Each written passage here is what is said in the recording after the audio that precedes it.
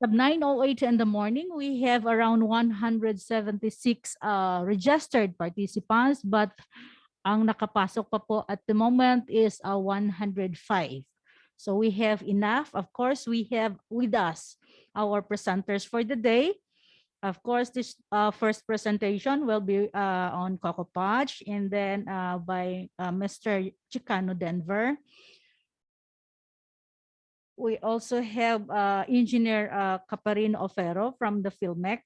From the government side, of course, we have three from our Philippine Embassy, Miss Jocelyn Havilosa, Miss Nicolas Jacqueline, and then we have Mr. Pete Lakian. From the DA, we have 14 representatives from the Department of Agriculture Central Office. We have 7 representatives from the DTI Central Office, and from provincial offices, we have from Aurora Provincial Office. We have from the EMB Export Marketing Bureau.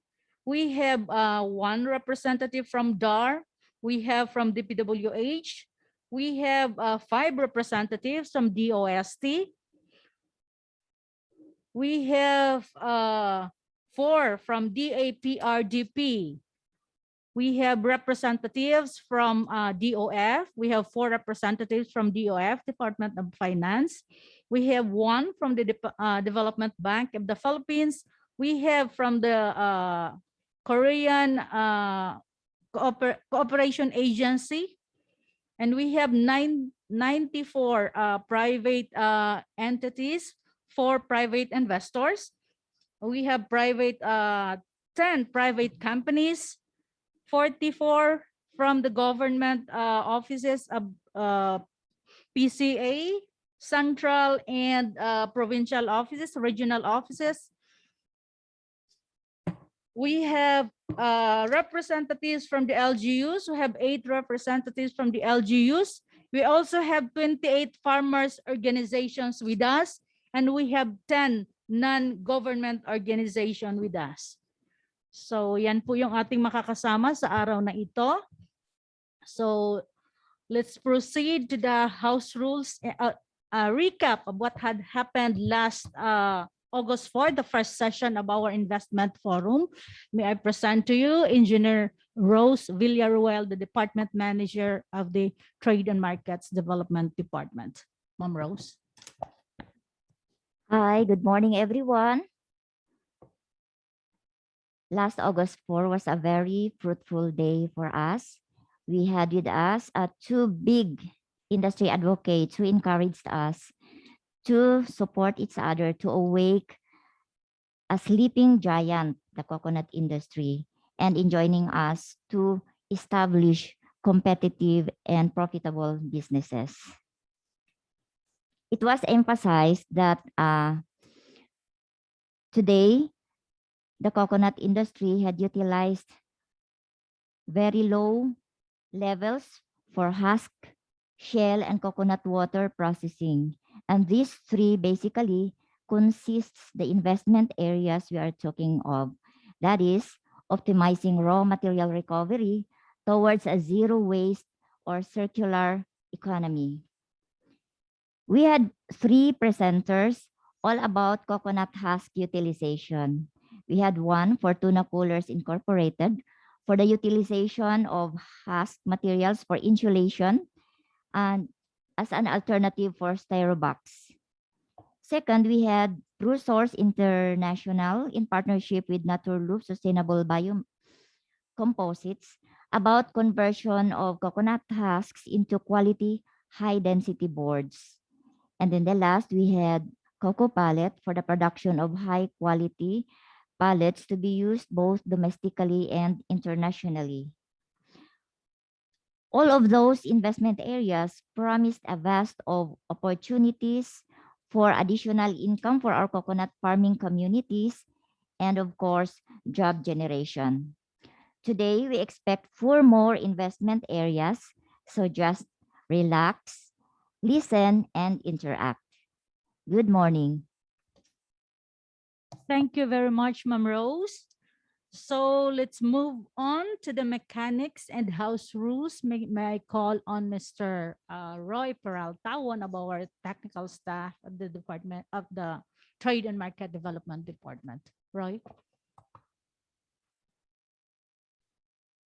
Thank you, Ms. Bem. For our mechanics, first, each presenter is given 25 minutes to present the project or business proposal. Presenter may use PowerPoint or video to present his or her proposal. For each proposal, there is a reactor for the concerned industry to vet the importance and relevance of the proposed project or business. A 45-minute open forum will follow. Due to limited time, questions will be limited to 4 or 5 questions only. Other participants can throw in use the chat box for the investors to capture their interest for the PCA to be able to assist the linkage of the project to possible partners and investors. An online Google form will provide in the chat box after each presentation. Contact details of the project proponent will be provided at the end of each presentation.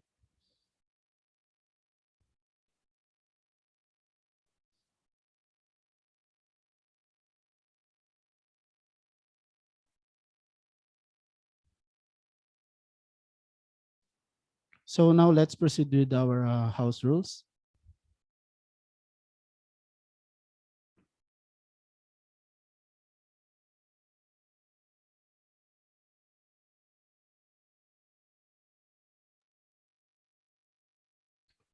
Okay, so reminders for everyone, kindly follow this format for your names, region, unit or office, and then your full name. Always put the microphone in mute.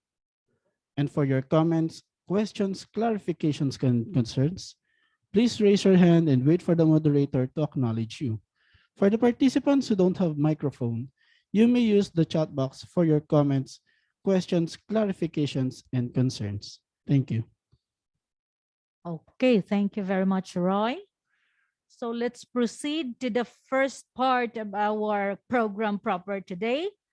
Our first presenter has served as a nurse as the burn unit of the Philippine General Hospital. He developed the Coco Patch as all-natural hypoallergenic moist wound dressing made from cocoa cellulose fiber impregnated with monolaurine, and he is now the proprietor of PatchMed Cosmetics Trading. Ladies and gentlemen, please welcome Mr. Denver Chicano. Hi, good morning, everyone. Good morning to all the listeners and participants in this forum. I'll be presenting to you the company and our technology that we have developed that's used for wound care. Yeah. Can we please share the slides?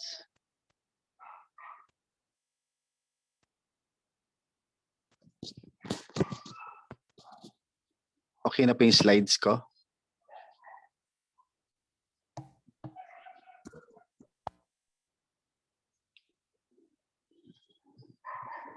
Yeah.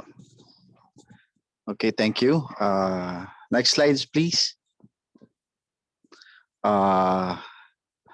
PatchMed is a coconut-based biomaterial solution. It's a company, a biotechnology company that focuses on the biomaterial used for damaged human tissue. Specifically, we call it a wound dressing. The company focuses on the production of cellulose and develop products for wound and skin care utilizing Philippine coconut resources. The active ingredient of product is also made from coconut, which is monolaurine. We created a bioengineered coco cells technology to support the demand of biomaterial need to wide range use of medical and cosmetic application.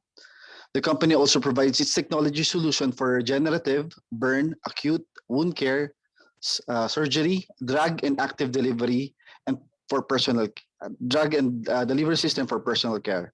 PatchMed was established way back in 2015, and the idea started way back in 2007 when I worked as a burn unit nurse in Philippine General Hospital. I've seen the need of developing the product because there's no locally available product or wound care products that is manufactured in the Philippines.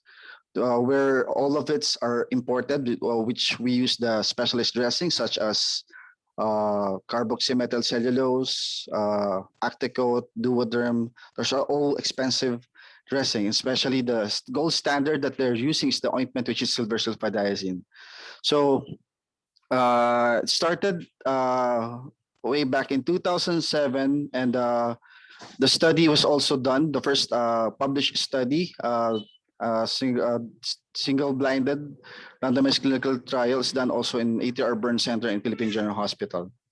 So the awards and citation, the project garners in PGH, the regional in PGH as Nurse Innovation Award, Regional Invention Contest of DOST, the most promising invention in 2011 by the Philippine Chamber of Commerce and Industry, the National Invention Contest, and also the Philippine College of Surgeons as best creative research way back 2013 or 14.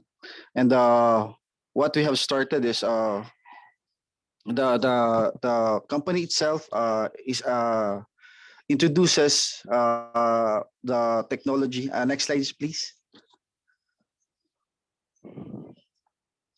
Introduces the biomaterial. It is a patented technology in the Philippines that we could use the nata de coco as a material for wound care products, which has the properties of ideal wound dressing. We develop natural solutions for protection and treatment, and the company focuses its pipeline, namely on bandage covering, ingredient delivery system, and for skincare products. This is all FDA cleared products with a clinical research arm because we have also started the community-based wound care clinic. Me and my wife have established it. It's a outside hospital setting that caters people who have problem with wounds, and we are using the product for the sustainability and the sustainability of the clinic, and also the comfort and convenience for the patient and their families. And as an existing revenue stream, we highly focus on the product pipelines and the companies targeting global market opportunity. Because way back, there's a lot of company from Australia, America, India, and Germany went here and offering me to buy the technology, but the X deal with them is the product will not be available in the country. So I opt to accept their offer. Next slide, please. So this is a breakthrough wound care product that we want to reinvent the gauze. The usual thing that we do here, or the standard here in the Philippines, is we put ointment, then we put gauze, and we dress it every day. So we have reinvented the gauze. That the three main factors that the patient should be solved, or the problem that should be solved, is the pain, basically, the moisture, because the full notion of the Filipinos that every wound should be dry, but this is a wrong notion. Every dry wound is a dead wound, and plus the protection. Some customs that we have is let the wound dry, air dry, and it's okay. So after this slide, these are all our actual patients, and viewers' discretion is advised. Next slide, please. So the property of the cellulose itself, or the cocoa patch, it has an ergonomic property. As you can see, it applies. It can be applied easily. It sticks to the wound bed, even though the wound bed is deep. Next slide, please. Especially like this one. This is a bed sore. Not all wound care product or wound dressing or specialized dressing do have this type of property. It's ergonomic. It conforms to the wound bed, which is very important. Next slide, please. It also has a moisture balance. This is the most important thing that a wound care product should have. Like what you can see in the white part of a burn child, the white part maintains the moisture, while the part of the skin that's healing, it dries up. So you could see a better evaluation of the wound if it's in progress and in healing. Next slide, please. It has also autolytic debris. The first slide is there are biofilms, as we call in Tagalog, mga nana, but it's not easily can be removed. But with the application of the cocoa patch, it is absorbed automatically. So this is after 3 days, and there's no mechanical debris was been done. Next slide, please. So cocoa patch number one for the patient is painless when removed because it doesn't stick to the wound bed, and those are the properties that so the patient and the patient and the caregiver could have a good relationship regarding with wound dressing change and its up and removal. Next slide, please.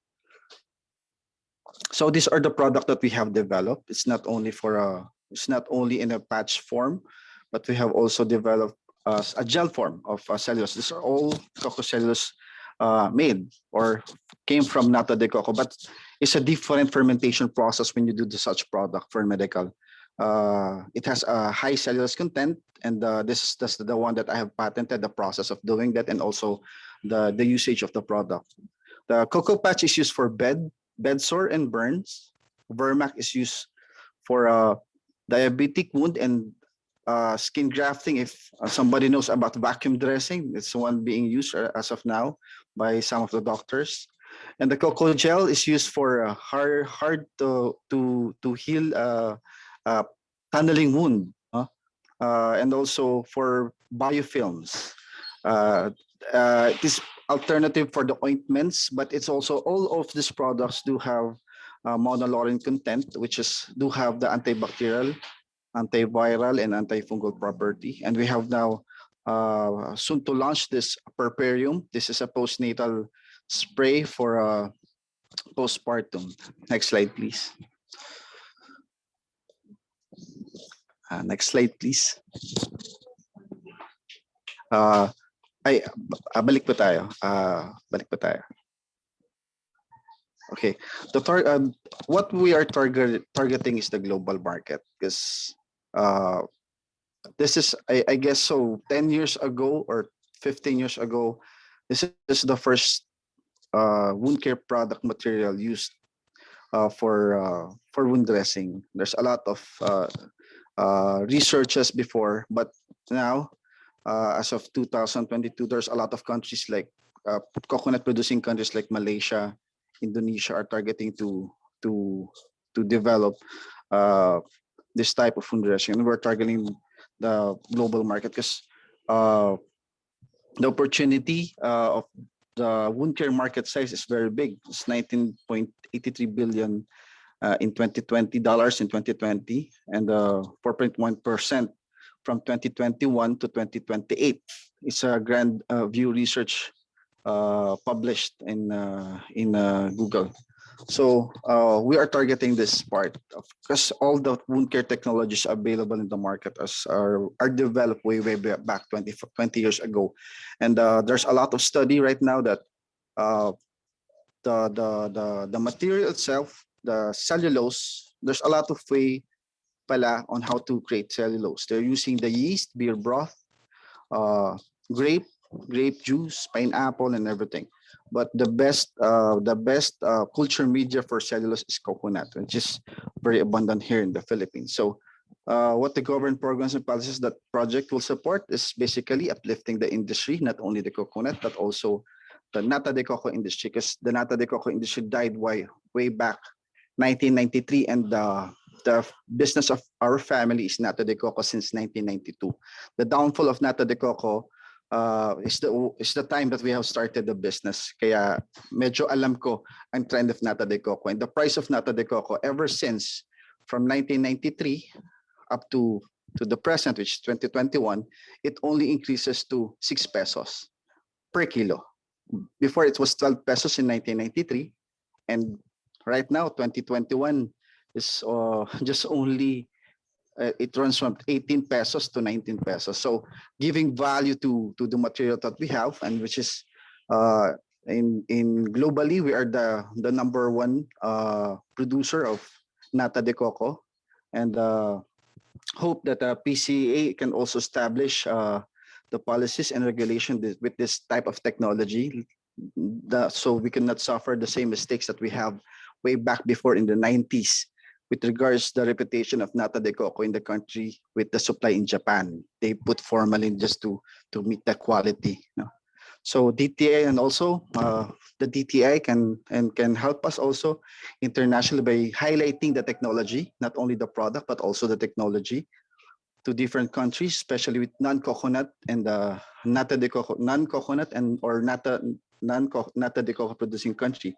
Also can have established the guidelines with technology transfer and implementation. There's also a company went here from India.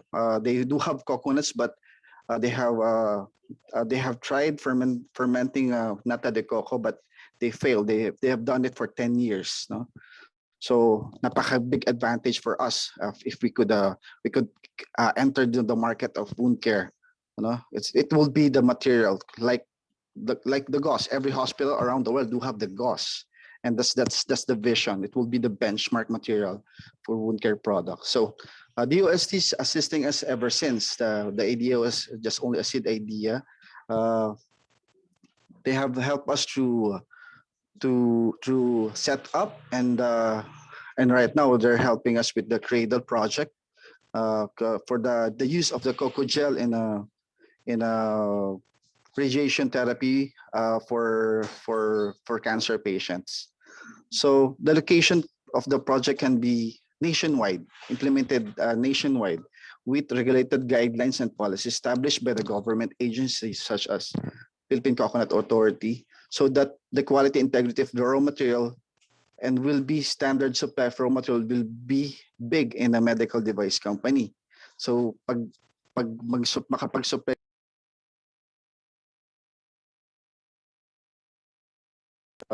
the German company that went here, they do have a lot big demand of it for 6 months, but they just refused that to give it because the product will not be available in the country. So there's other big companies like Convatec, do their Bebron, Johnson's and Johnson's, 3M. Those will be the global target market for the wound care products. Next slide, please.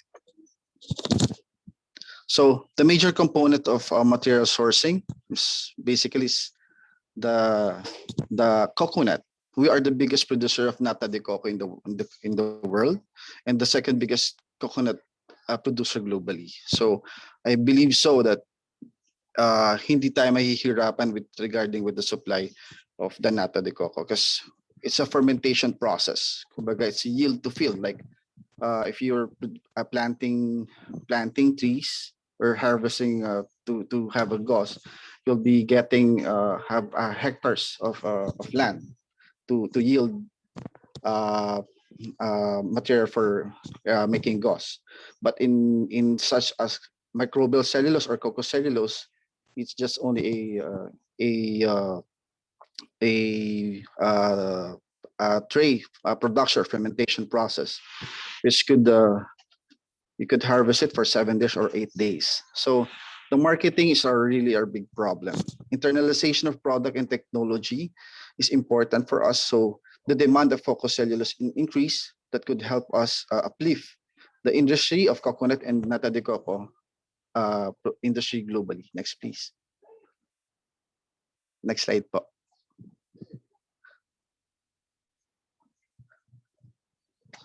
So how do we plan to run the business? No, we can sell the finished product, or we can sell the technology with a lock-in supply of raw materials from our country. That's the idea.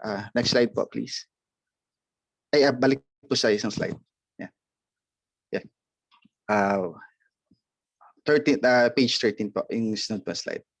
Balik po tayo. Yeah, thank you.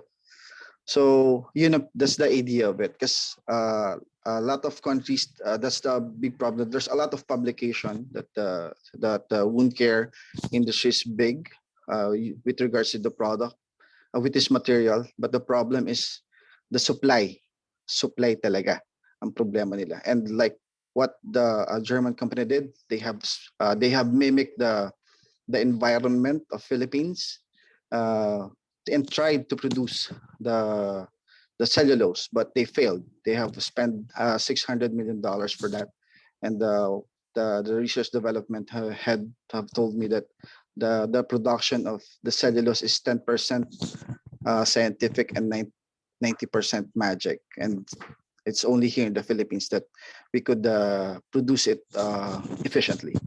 So what are the strategies ensuring the supply of the material? To ensure the supply of raw materials for us to give value to the coconut producer and also with the coconut fermenter producer. Because if you give value for the products that they have, it basically increases their enthusiasm to produce more. No, and because of the new industry that we're presenting, it excites them more that they will do the best. Like in Nata de Coco industry, there's only all the raw materials have reached high, but still the product is just only used for food. No, but it's a big industry basically. But if we have created another aspect of the use of the material, it could give value. So, what are the plans to make our projects operation efficient? The plan that we have created is efficient. We have divided all the operations in different business networks to protect the patent specifically, and also our company focus in the continuous research and development of cocoa cellulose. Cocoa cellulose, and we have sourced out the cocoa cellulose producers, which is the my dream that the producers will be more from Luzon, Visayas, Mindanao, if the demand of the material will be big. And also the processors of the raw material, we have sources out also. And we have also sourced out our toll manufacturer, which is a medical device and cosmetic manufacturer, which is FDA approved. So we founded a community, and we also founded the community-based wound clinics. We have also right now two wound clinics in the Philippines, and we are planning it to be franchised and make it franchisable. So not only making the product available nationwide, but also the services is very important, because there's a lot of people who suffer with the wounds like diabetic, bed sore, and it's really a big problem for them. Because when a family does have such problem, everybody's involved. The family is basically involved with who will take care of them, the expenses and everything. So Patchmed envisions to attend to people with wound problems one at a time. That's the goal of having the uh, wound clinics available in nationwide. How to make our products marketable and competitive. Basically, the product is made here in the Philippines, it's developed here in the Philippines. So the prices is way almost 40% cheaper than the gold standard or the imported products such as specialized wound dressing that's available in the market. So that's it. If economy of scales, we could also lower down the production cost if it will be a big demand. There will be a big demand. Next slide, please.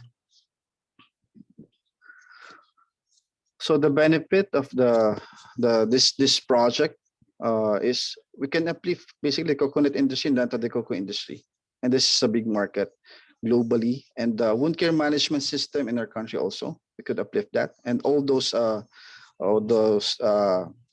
materials, the rejects, we have a standby technology on how we could use it. So nothing will be thrown with the cellulose if there's a bad fermentation yield. Next, please. So we are really looking for a serious partner who can market the product. or technology abroad. That's the main thing. That's if we want to grow big, uh, and to increase the demand of the supply and uplifting the industry, let's go globally. Because in everything we do, we believe in importance of patient comfort and healthcare convenience. Our wound care technology focus on the challenges of serving different status quo in the community with regards to their wound care needs. We believe in other brand with our wound care technology. We can serve different wound care market segments. The way we are challenged is by making our wound care products available, affordable, adaptable, acceptable, cost effective, especially simple to use. It's our passion to make great wound care products to make patients feel and heal better. Our vision is to make cellulose the world benchmark biomaterial for wound protection and treatment. Next slide, please. Thank you very much po. This is our product, Proudly Pinoy Coco Patch. Hashtag bayanihan po sa paghilom. Maraming salamat po. Thank you very much, Sir Denver Chicano. You really have a big heart. My salute to you, to your efforts, sir. Sabi ni Thank you po. Sir Denver kanina, Germany, there are lots of countries interested in this technology like Germany, Australia, India, and many others. But he turned off their offers because he want to have this technology in our country. Napakagandang layunin ni Mr. Denver Chicano. Palakpakan naman po natin si Sir Denver. Ito napakagandang technology ito. While healing the wounds of the victims, burn victims, this will also improve or provide livelihood to our coconut industry, our coconut farmers. So napakagandang teknolohiya nito. Maraming sir, you have a lot of listeners today. We have listener from Palawan, from Cagayan, from Zamboanga, from Batangas, from Iriga City of Bicol region, from Aurora province, and from CAR. So all over the nation, from Luzon, from Aparito, Hulu, ay meron po tayong nakikinig, merong nanonood at nakikinig sa inyong presentation. So napakaganda po nito, but may we remind our participants, we are in a webinar mode, so please use the Q&A chat box and not just the ordinary chat, so that we can address all your concerns and we can respond to your questions. While waiting for our reactor, supposedly Dr. Herbosa, the director of the Philippine Surgeon and Trauma, Injury, and Burn Care Treatment, hindi pa po nakapasok si Director Dr. Herbosa. Is Dr. Herbosa around? Nakapasok na ba? So, okay, while waiting for Dr. Herbosa, we can entertain question for a moment, for the moment. Okay.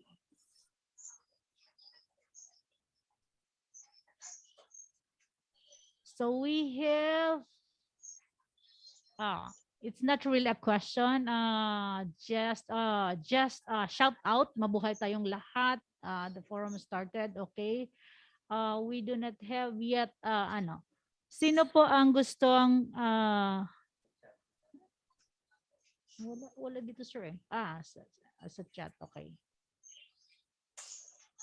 Okay, so we have here a request actually from Miss Lorna Ilustrizimo. Sir Speaker, can you please share to us your presentation?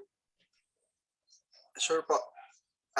Pwede pong hingin sa ng PCA kasi mabigat po yung file. Okay, and then from Miss Lorna pa rin. So ibig sabihin she's very interested. Sir, Mr. Speaker, good morning. Where can I buy the mother-like corp for the nata de coco making? Please help me. I'm a nata de coco producer, but sad to say, that my mother liquor has been lost po. Nawala daw po yung kanyang Okay, available. The mother liquor is available at Department of Science and Technology sa ITDI. It's the mother liquor is available there po. Meron po doon. from Executive Director Elsa Valenzuela of our Export Development Council. May we have a copy of the PowerPoint and contact details of the Coco Pot speaker? Yes, ma'am. Nasagot na ni Sir Denver, ma'am. We will provide you the copy. We have the copy.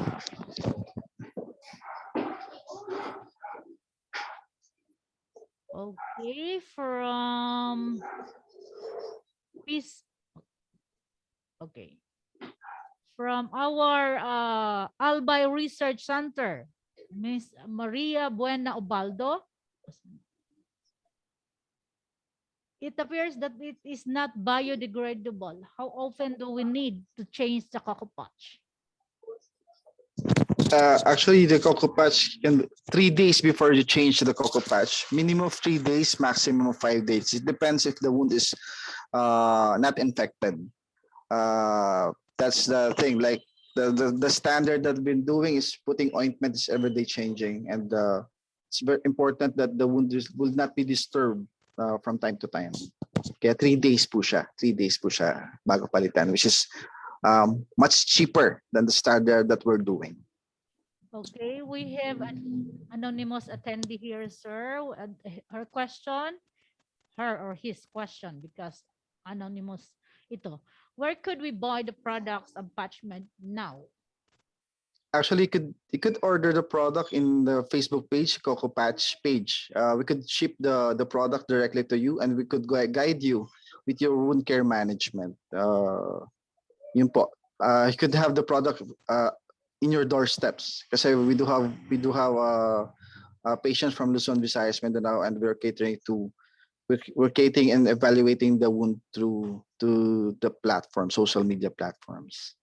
Okay, from Miss Dinamasa, may I know the quality specification of the nata de coco required for your product, sir? High cellulose content with opaque white, no? Kailangan po ganun kakapal. The standard is 1.7 basically, because it will undergo 12 process to make it viable for a medical device use. Yun po yung isa. And kailangan smooth po siya, smooth po siya to maintain the quality of the material. Okay, there's another one, sir, from L Alpha Light. Can we have somebody to teach the technology for us to supply the nata de coco? We are coconut farmers, Upland Barangays of Rosario, Batangas, Palakpak, Malinao, San Nicolas, Calantas, MPC. Okay. Actually, there's a program under Department of Science and Technology that could guide you in production of nata de coco, and also they do have also the mother liquor that can be used. No, dun sa ano, and basically they know how to produce the quality that we needed on our product.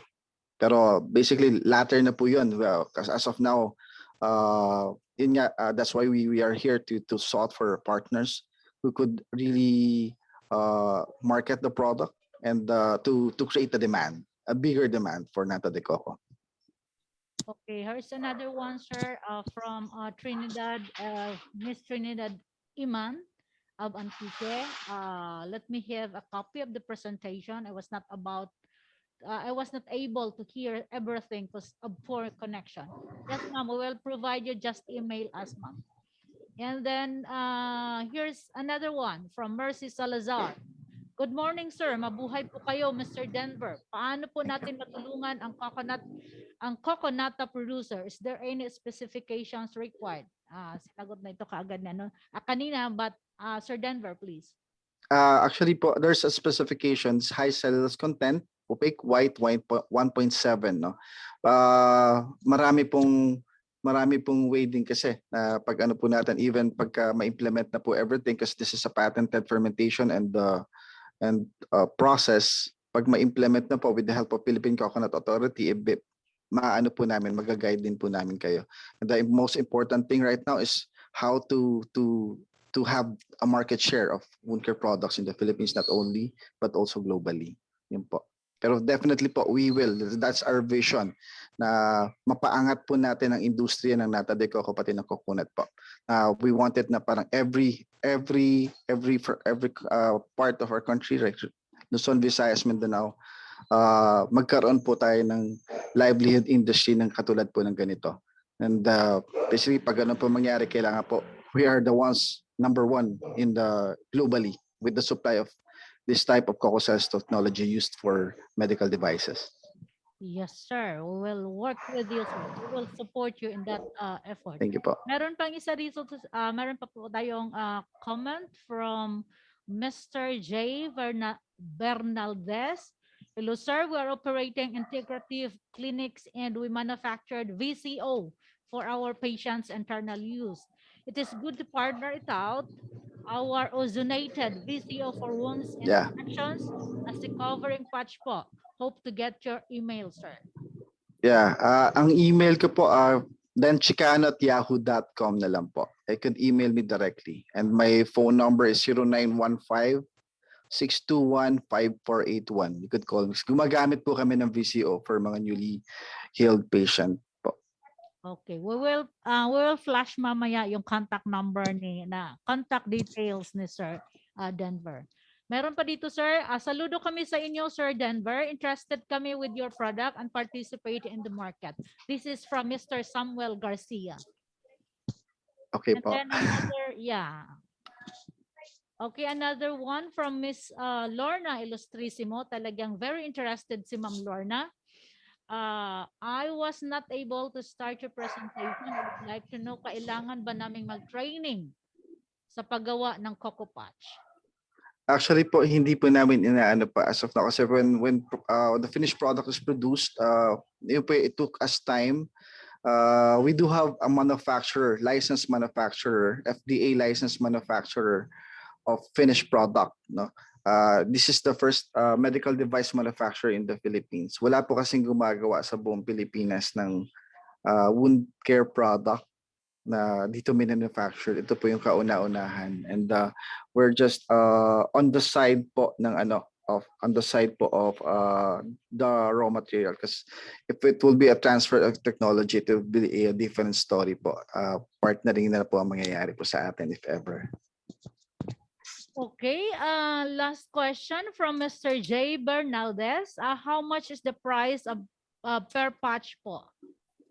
Actually, we do have three different sizes. The Vermac is 199 pesos, ang 4x4 inches size po niya.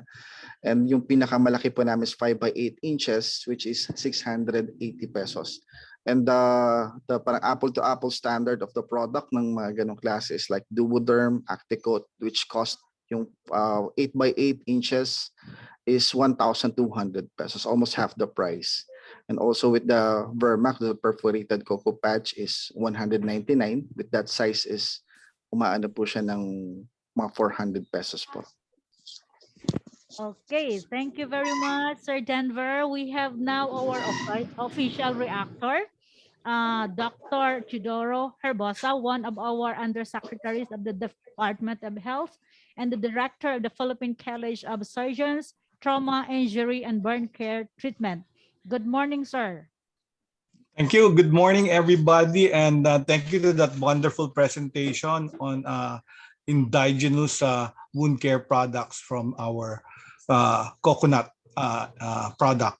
I reviewed the presentation, and it's actually very promising. No, this is very promising for both burn care and also chronic wounds. No, as in the several studies that were presented in different hospitals, they showed the practicality of using this particular indigenous product. The key now is to be able to mass produce them, because basically the wound dressings need to be changed regularly.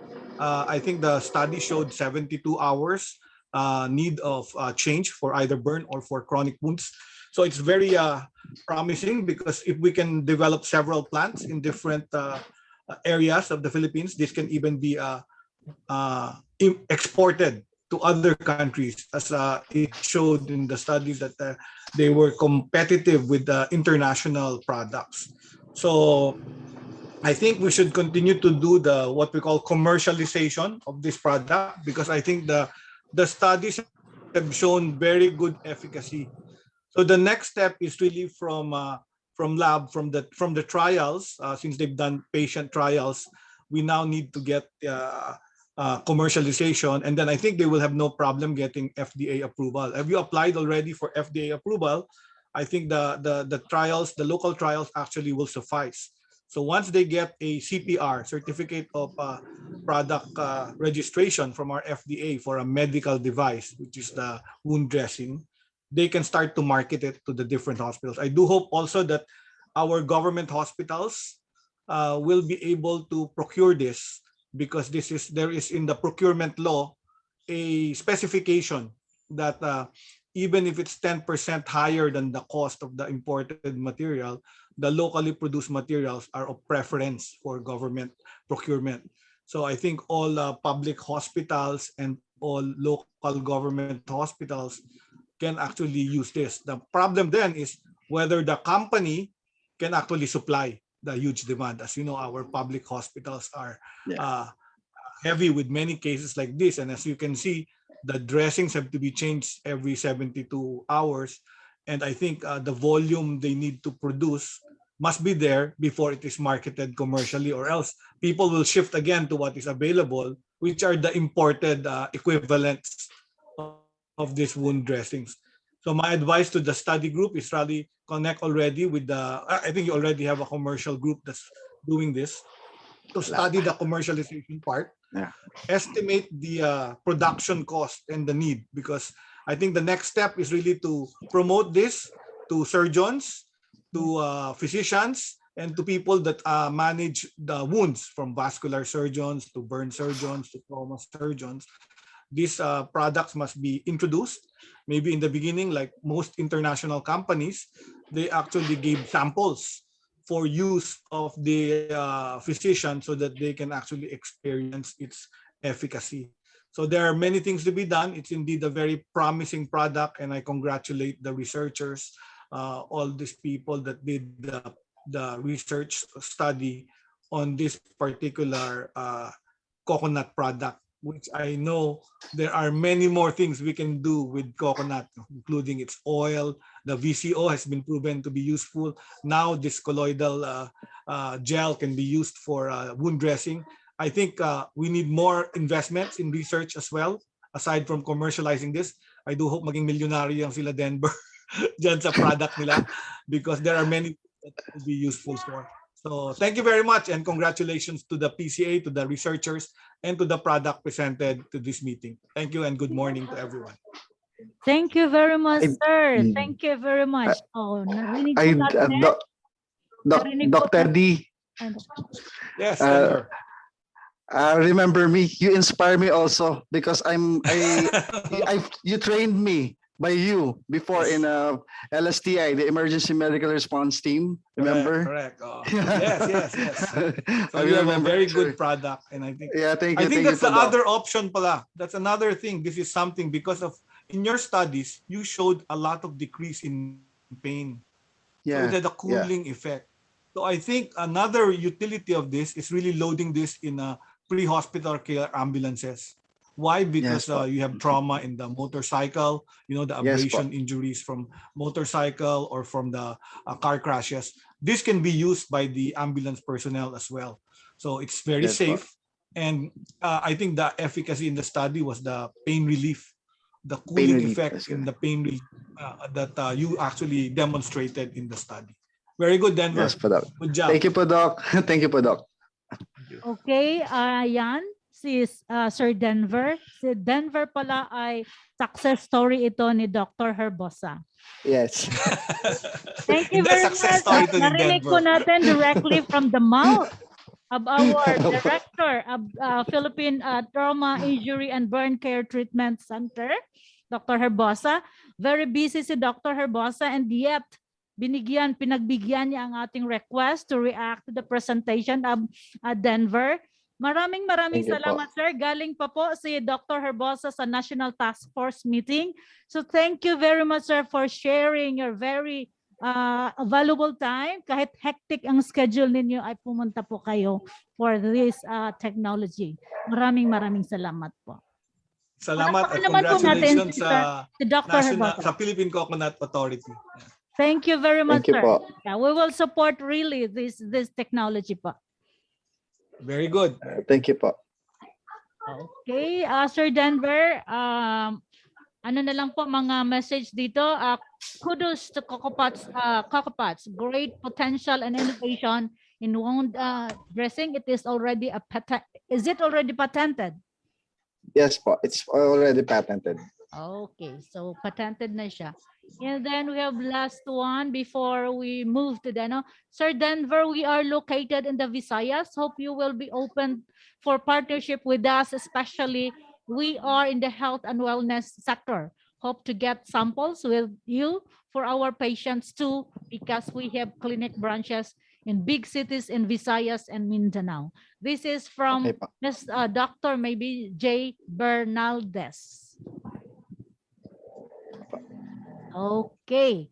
So gusto man nating pahabain ang ating balitaktakan with Dr. Herbosa and Dr. and Mr. Denver Chicano dahil napaka ganda nitong topic na ito, but we need to move to our other topics. So let's give a round of applause to Mr. Denver Chicano and Dr. Teddy Herbosa. Thank you very much. Okay, to present to us the next cocoa water processing. We have a village level cocoa water processing technology here. Our next presenter is the division chief of the Philippine Center for Post-Harvest Development and Mechanization. He is a graduate of agricultural engineering and PhD in biological and agricultural engineering at Washington State University. Ladies and gentlemen, please welcome Dr. Ofero Caparino.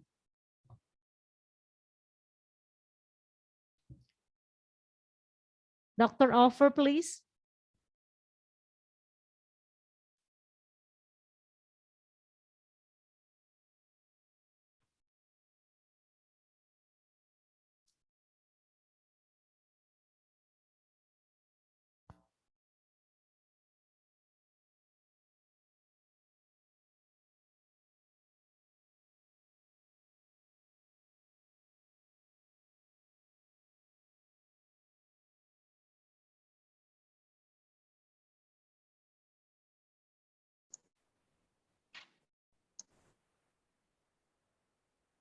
Hello, good morning, Magdem. Good morning, Dr. Offer.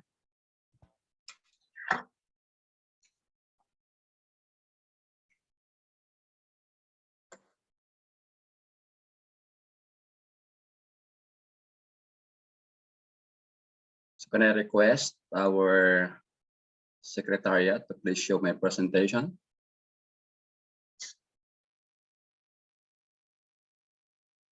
Okay. Magandang umaga po sa ating lahat.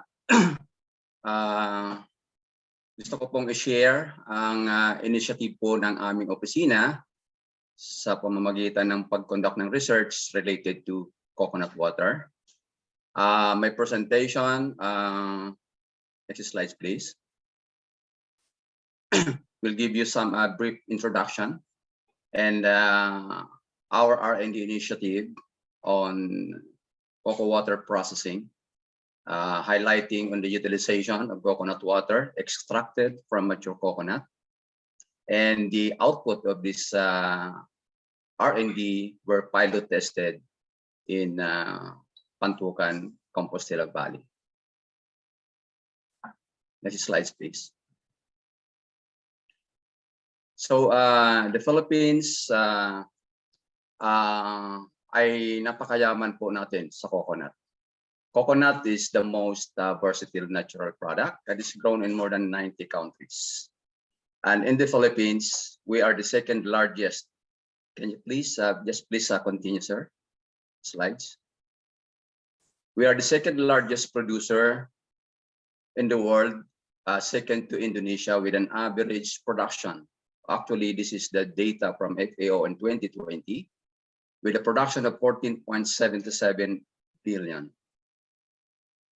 Next, please.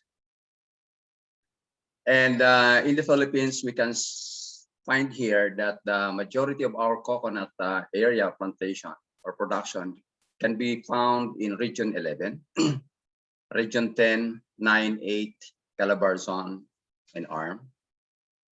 Next, please. Based on our assessment, we found a general process flow of producing different products and byproducts, starting from the husk mature coconut. So basically, yung ating the husk coconut will go into the shelling, and we can produce a desiccated coconut along the way. And the shell, we can produce this as a cocoa charcoal. The pairings during the production of BCO can be converted into feeds. And during the processing of BCO, we can also have the byproducts of skim milk and cocoa flour. So ditong ating industriya na ito ay hindi nagagamit ang coconut water natin. Slides, please.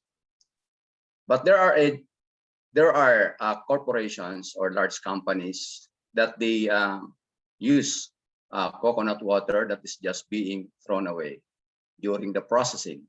And they can convert that into sterilized coconut water. They can also convert that into concentrated coconut water that is for domestic and for local consumption. Next slide, please.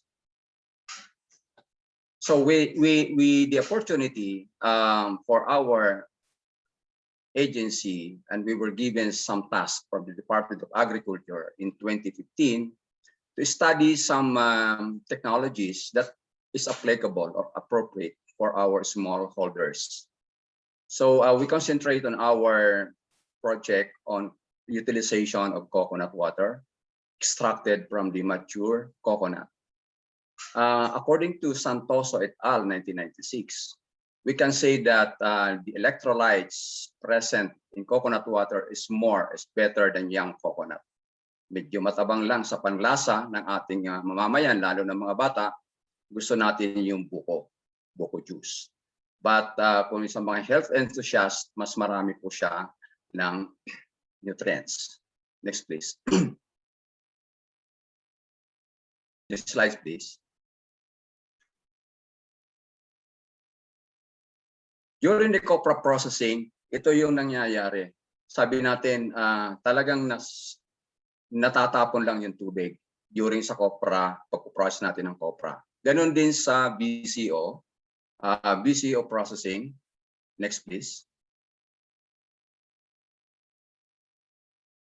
Next slides, please. Tinatapon din po natin ang ating tubig, but there are some large companies na they can utilize this and convert this into concentrate. Next, please. Can I manage to operate the slides?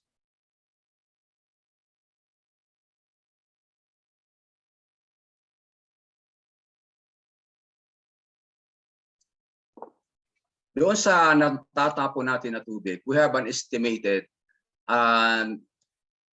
approximately 2.9 billion liters. Ito kung i-assume natin that 80% of our total production of 14.7 billion in 2020, we have an estimated nuts of 11.76, and the average coconut water from nut is around 0.25, meaning we can produce 1 liter for every 4 nuts, and that is the huge volume amount of coconut water na tinatapon lang po natin.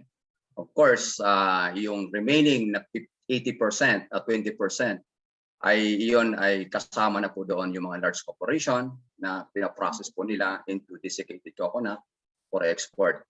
And of course, they can also process water. But sinasabi natin sa copra processing ay talagang tinatapon lang po natin yung tubig. Next slide, please. Next slide, please. So the research our effort, pwede natin talaga siyang makinapapakinabangan yung coconut water, but we concentrate on our effort on the utilization of this coconut water that could be utilized by our coconut smallholders. So ang idea is to process into a coconut water that is pure, natural, no preservatives, and no additives.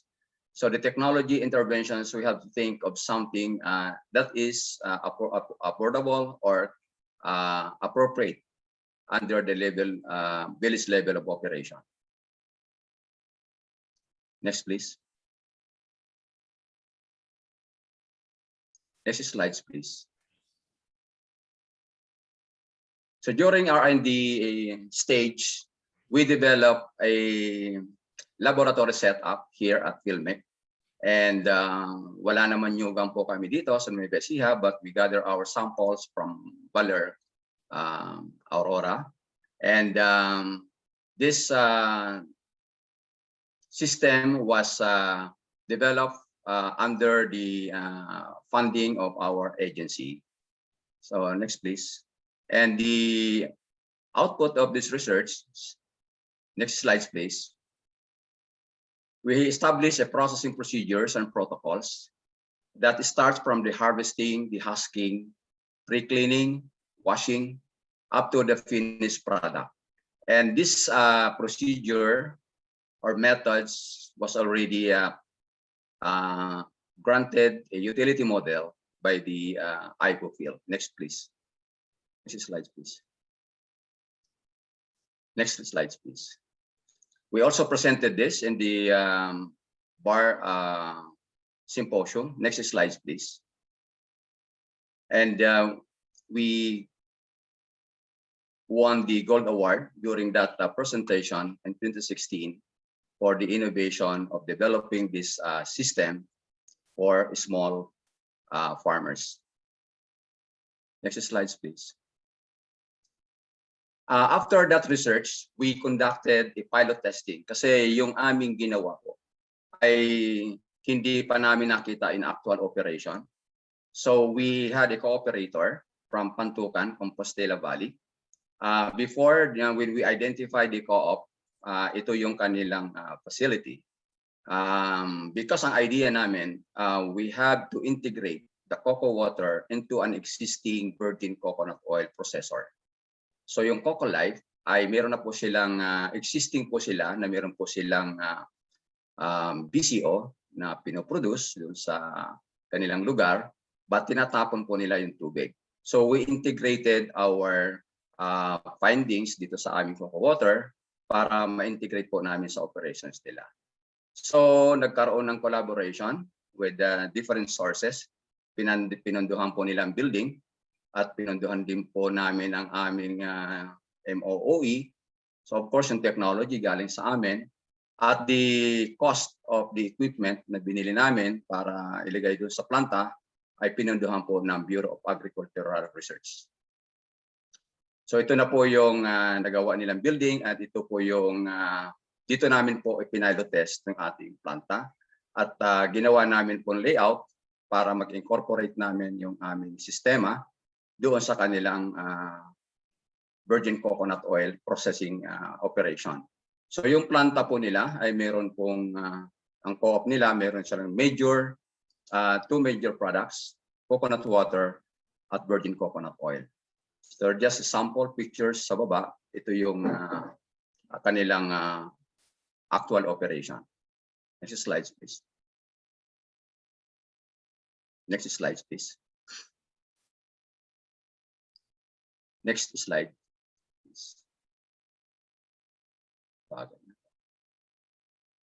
Ito yung kanilang brand, Coco Vitality, coconut water, 100% pure, no additives, and no preservatives. Next, please. Next, please.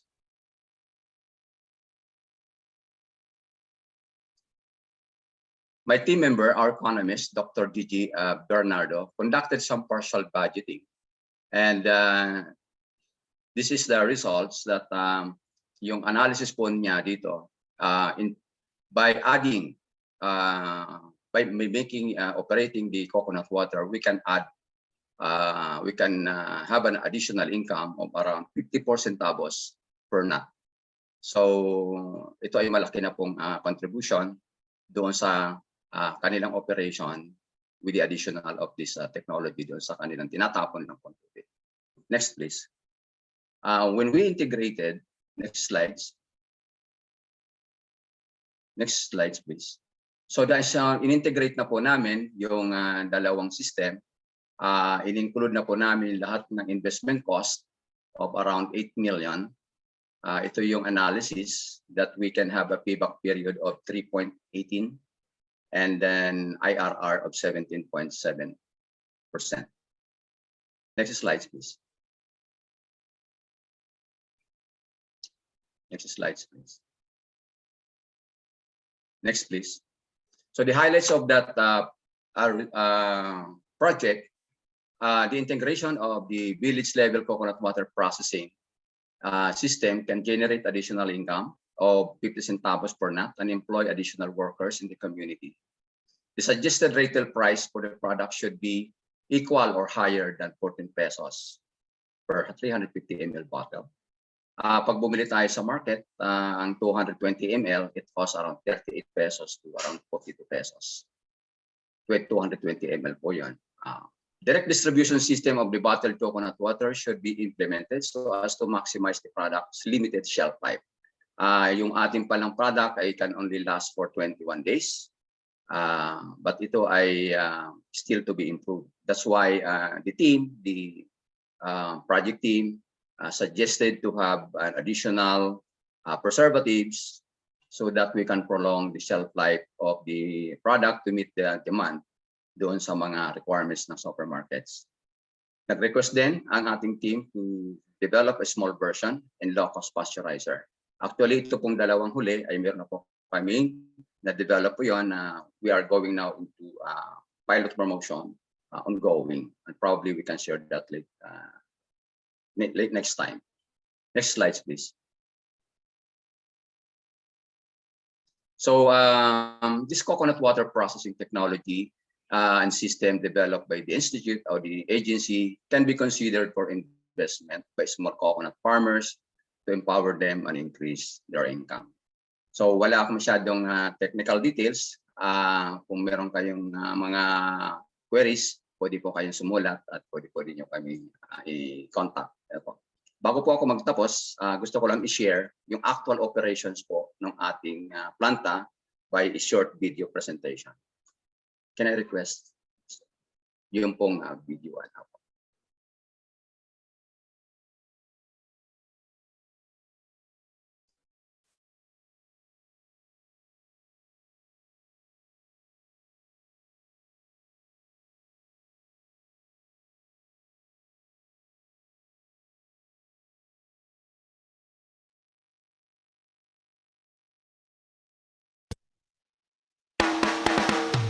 Village Level Coconut Water Processing System. Hindi na sikreto na ang Pilipinas ay nabiyayaan ng madaming kalakal na nagpasikat sa ating bansa.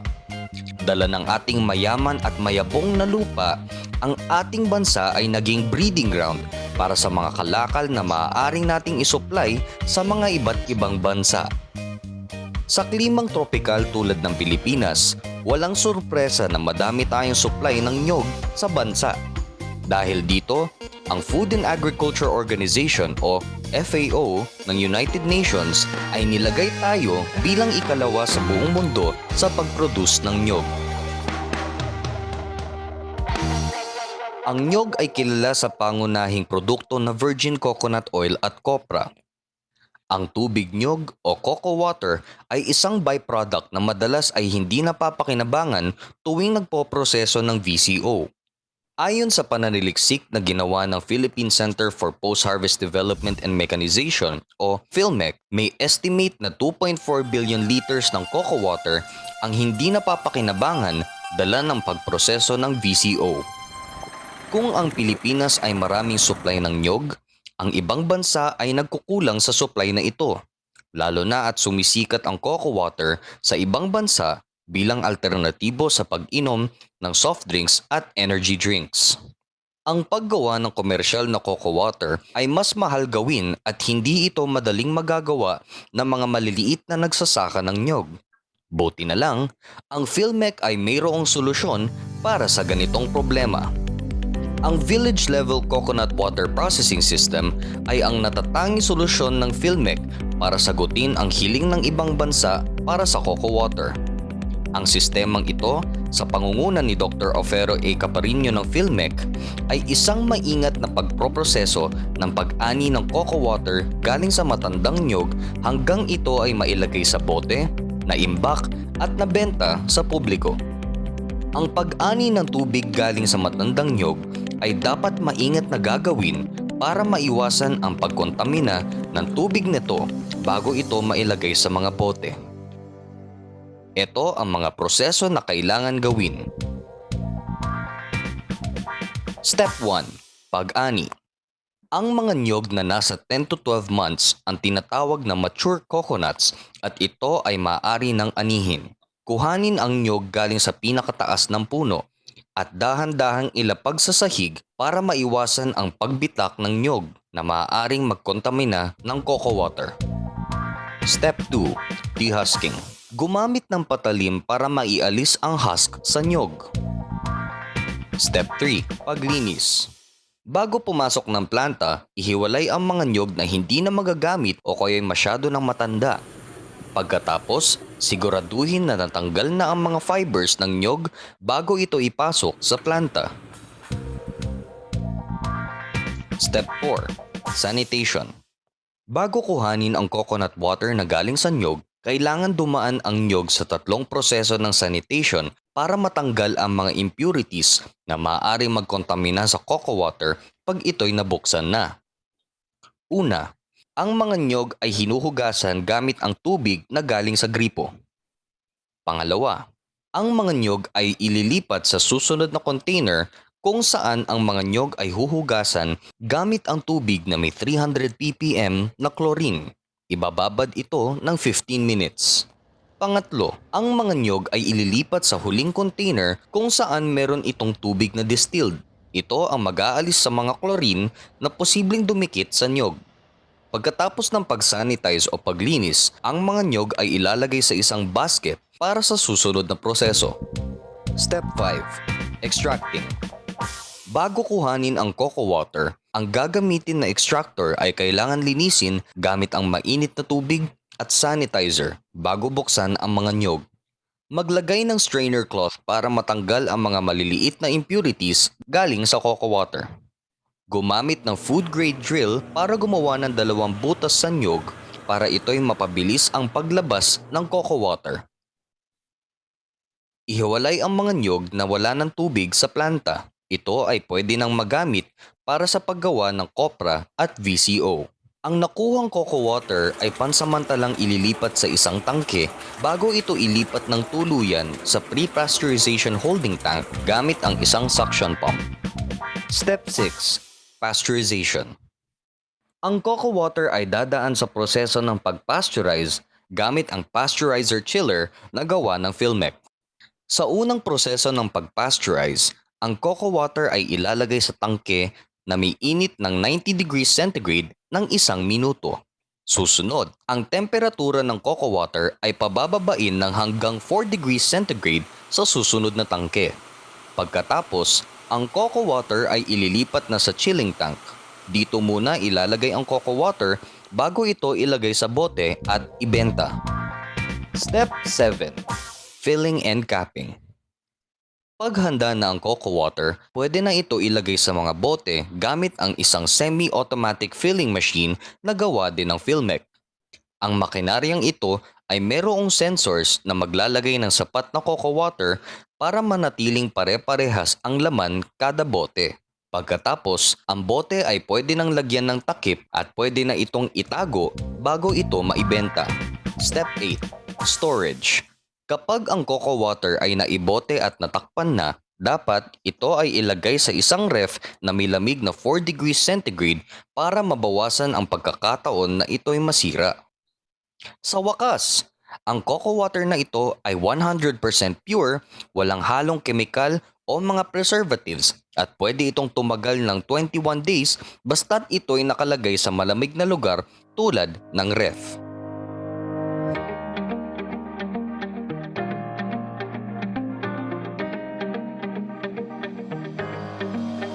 Ang mga bibili nito ay pwede nang masulit ang cocoa water dahil ito ay natural at punong-puno ng sustansya.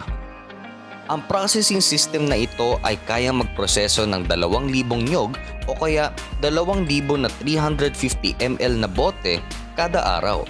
Maaari din gamitin ng mga nagsasaka ng nyog ang mga nyog na wala ng tubig para sa paggawa ng VCO at kopra. Maaari itong makatulong sa pagdagdag ng income sa mga nagsasaka ng nyog. Dapat masundan ng husto ang prosesong ito para makuha ang pinakahuling produkto, cocoa water na 100% natural na walang halong kemikal at preservatives. Kung sa iba, walang pakinabang ang tubig na galing sa nyog, lalo na sa paggawa ng kopra at VCO. Dapat nating mapakinabangan ang mga nyog dahil ito ay may kapabilidad para makagawa ng iba't ibang produkto. Ipagpatuloy natin ang paghanap ng mga bagong paraan para sa mga nagsasaka ng nyog para mapaayos natin ang kanilang panghanap buhay at kalidad ng kanilang mga produkto. Maraming salamat po. So, ang presentation po na ito ay medyo pinapolarize na lang po at kaya po lang sa time, but if you have some queries on the technical aspect, ay pwede po kayong mag-coordinate po sa amin. Maraming salamat po sa inyong pakikinig. Thank you. Thank you very much, Dr. Offer. Palakpakan naman natin si Dr. Offer. Okay, those who want to participate in the Cocoa Patch project presented earlier, please may we remind you to fill up the survey form on Cocoa Patch that is provided in the chat box. The contact details also of Mr. Denver Chicano is provided in the Cocoa Patch. Okay, so while waiting for our official reactor, we can entertain questions at the moment. Please throw in your questions.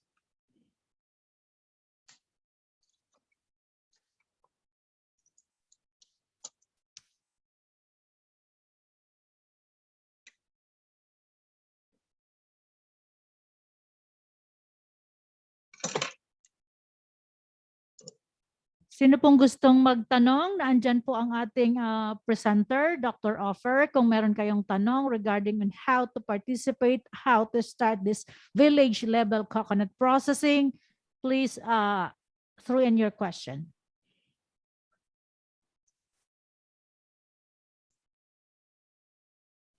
Meron ba dito?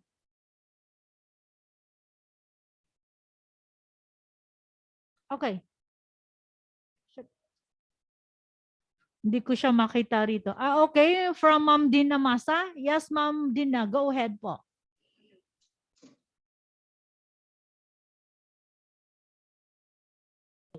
Yeah. Hello, good morning.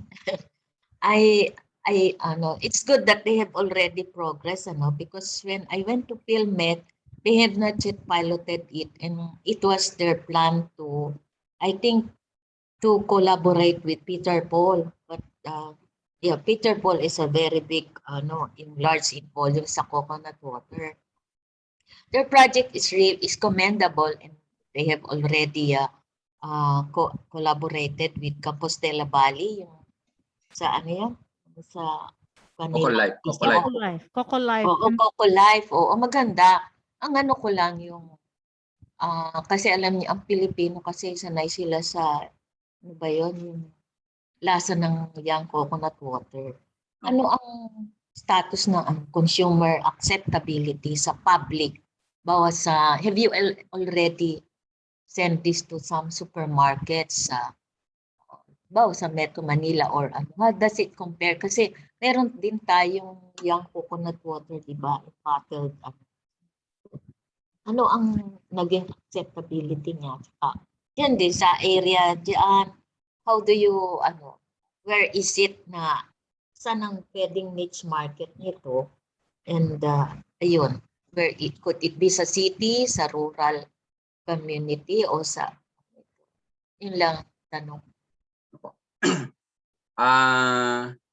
Magandang umaga po, ma'am. Hindi na, we met po nang dumala po kayo dito, and thank you very much po sa inyong mga publications po. Naging reference po namin yun sa pagbuo ng aming research.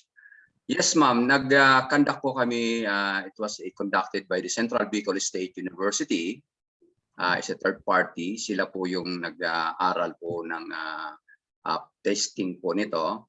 Aside from that, kami mismo, nag-conduct din po kami ng sensor evaluation by a third party agency dito sa Central Luzon State University. Ang ginawa po namin, nagbumili kami ng tatlong brand, top brand sa Pilipinas na available sa groceries. At nagbigay din po kami ng sarili nating coconut water galing po sa mature coconut. At yun po, hindi na po na-sample dito sa presentation kasi technical presentation po yon. Lumabas po talaga na out of 100 panel, mga ano po ma'am ito, hindi po sila trained. Karamihan po doon, hindi naman din sila umiinom ng nyug kasi wala naman nyugan dito sa LSU. Meron naman po dyan, young coconut talaga makita nila. But on the comparison lang po, hindi namin sinama yung young coconut. Doon lang sa tatlong brand available in the Philippines, na pag tinignan naman po natin doon, meron naman din po doon ng galing sa young coconut. At sa result po ng study na yung namin is talagang significant, highly like yung ating product na na-produce po namin in comparison with the other three na available doon sa market na binigay po namin sa kanila. Coded lang po ang binigay namin sa kanila during the evaluation. Hindi namin binigay sa kanila yung brand ng pangalan, but we submitted the ready-made for analysis na for sensory evaluation. So far, yun lang po muna namin, but in the actual situation, nag-conduct po ang CBISWA, Central Bicol State University sa Bicol. Lumabas nga po ma'am talaga na lalo na po sa mga young, elementary, sa school, kasi ang target po ng project natin is maganda maipasok sa mga schools dahil meron po silang directives na bawal nga po ang soda inside the school. So this is an alternative energy drink para po sa kanila. And lumabas din po doon sa study na medyo dihado ng konti ang ating product kasi nga ang hinahanap nila ay yung matamis. Katulad ng young coconut. So with that, nagkaroon po ng panibago kaming project na actually tapos na po. Ngayon may ongoing po kami ngayon. We blended ma'am yung coconut water natin galing sa mature coconut with different blends. Natural blend ang ginama natin. Example, we blended it with carrots, mint, cucumber, lemon, melon, and there are 7 blends, but a very small amount para lang magkaroon ng konting attractiveness. Kasi yun ang nakita din nila, yung ating product ma'am is medyo cloudy ng konti po. Hindi katulad ng young coconut talaga na very clear. So yun po ma'am so far ang status po dun sa ating sensory. Maganda i-pursue yun. Kasi since I was actually recommending yung ipe-blend ng young at saka matured. Then at the same time, merong isang producer ng coconut wrap sa Cebu. Ayun, nung minsan kasi lumapit sila sa akin. And they were looking for how to, preserving young coconut water. But siguro you can, link with them. Yeah. The coconut wrap in Bohol, kalimutan ko. and they are no in, I'm sure they will be interested kasi sila yang naman ang ginagamit nila. Oh, yang naman po. Kaya tapos diyan sa pool meron din mga gumagawa ng BCO na may matured. So hindi problema, you can both have the young and the matured. Yes, ma'am. Para kasi actually sa mga desiccated coconut companies, ganyan ang ginagawa nila, di ba may matured. Pero nag-export kasi sila, pero they mix now. Kina-concentrate. Then they also mix yung young at saka yung matured. Yeah. So yun. Maganda naman pala. So Opo, I hope na maganda naman po, ma'am, ang naging. Actually, ma'am, we noticed also kasi when we conducted our research, we see to it that we have to profile yung mga location kung saan namin po kinuha yung sample. Like for example, in Compostela Valley. So we noticed na yung mga nyog na medyo malapit along the coastal line, about 3 kilometers away, ay kahit na mature coconut po siya, ma'am, ang kanyang TSS, average na nakita namin, for the young coconut, it will range from 5.5 to around 6.5 degree breaks. Pag sa mature coconut, kapag nandun ka sa along coastal line, TSS po niya ay nagre-range siya from 4.8 to hanggang 5.8. Actually, napakaliit lang, ma'am, ng medyo hindi mo na masyado siyang ma-detect. Opo. But if you are taking samples from the inner side, ayun, bababa na po yun hanggang 4.2 na lang, 4.5 ang kanyang Mahalata nyo na, ma'am, yung medyo bland ng lasa. So, strategize namin, if we are processing 2,000 nuts per day, we mix it with those along the coastal line, yung medyo at saka yung nandun po sa medyo inner, para makinabang din po yung, kasi kung nandun sila sa inner, di na mabibili ang kanilang nyog na mas mahal. Kasi may added cost mo ang aming nuts pag binili sa farmer, may dagdag na po yung presyo because of the benefits na makukuha din sa coconut water. Isa pang suggestion, ang daming BCO producers dito sa Quezon Province na nagpo-produce ng BCO. Byproduct nila matured, Tapos they also are producing yung, alam niyo, coconut sap syrup. Actually, meron akong, I have a patent. Sorry, naubo. So, konti na lang to. I have hindi ko alam, pinapatent pala ng TAPI DOST. Kasi yung pinidevelop namin, yung young naman, na in bottled young coconut water. Tapos, kasi di ba, instead na adding white sugar, what we added was coconut sap syrup. Tapos, pina-analyze namin yung glycemic index. Tapos, alam mo, naging glycemic index niya is very low. Siguro parang 37. Kasi 35 ang cocoa sugar. Tapos, pag nag-add ka ng coconut sap syrup, nagiging, lang siya, 37 ba o 38. So, kung may mga gustong gawin nilang sweetened, ang suggestion ko, you can touch base with the producers in Quezon. You have yung technology nyo, pwedeng ganyan. And then, tapos, di ba, may mga producers ng BCO dyan. Meron din dyan buko, yung buko pie, na tinatapon lang yung tubig. And then, meron dyan nagpo-produce ng cocoa sugar and cocoa syrup. You can use the syrup as a sweetener and come up with a low GI coconut water drink. Yan kasi ang aking technology developed din by I developed that tapos with my fellow researchers at PCA before. Tapos ang title kasi is high electrolyte, low sugar coconut water drink. So yan ang isang na innovation na you can continue kasi meron kayong mga equipment to keep it kasi akong ginawa ko lang frozen. Wala naman akong mechanical engineering prowess na gaya ninyo.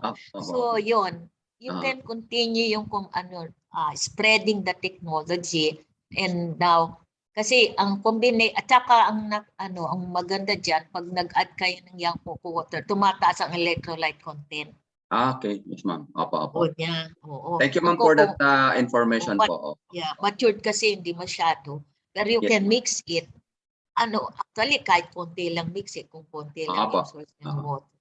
So, yun lang. Thank you, ma'am. Thank you very much. Thank you, ma'am Dina, for your Oh, opinion and advice po. Thank you. Thank you po. Okay, thank you very much, Ma'am Dina, for your reaction and recommendations, suggestions. So to proceed before we entertain more questions, let us hear first the reaction from our Coco Ascenso Corporation, the CEO of Coco Ascenso Corporation, Mr. Isa Feinstein. Isa, please. Yeah, hi everyone, and thanks for that really interesting technology and impressive technology that you guys have developed for coconut water, and I was thinking about it sort of in the context of the business model of my company, which is what we do is we produce desiccated coconut at kind of the village level, which we then sell as low-cost material to VCO manufacturers who buy our desiccated coconut and then do further processing to produce the final product. And a big advantage of that is that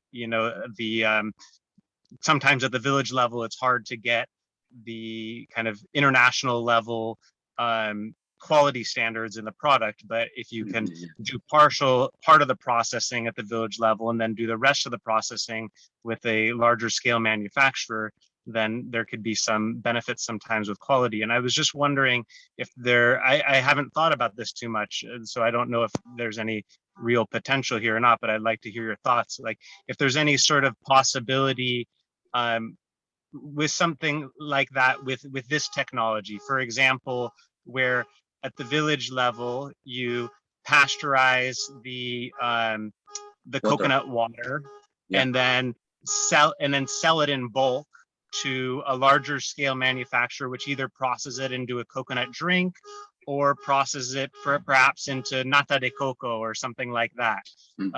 I was just wondering if that's something that you guys have considered at all for this technology.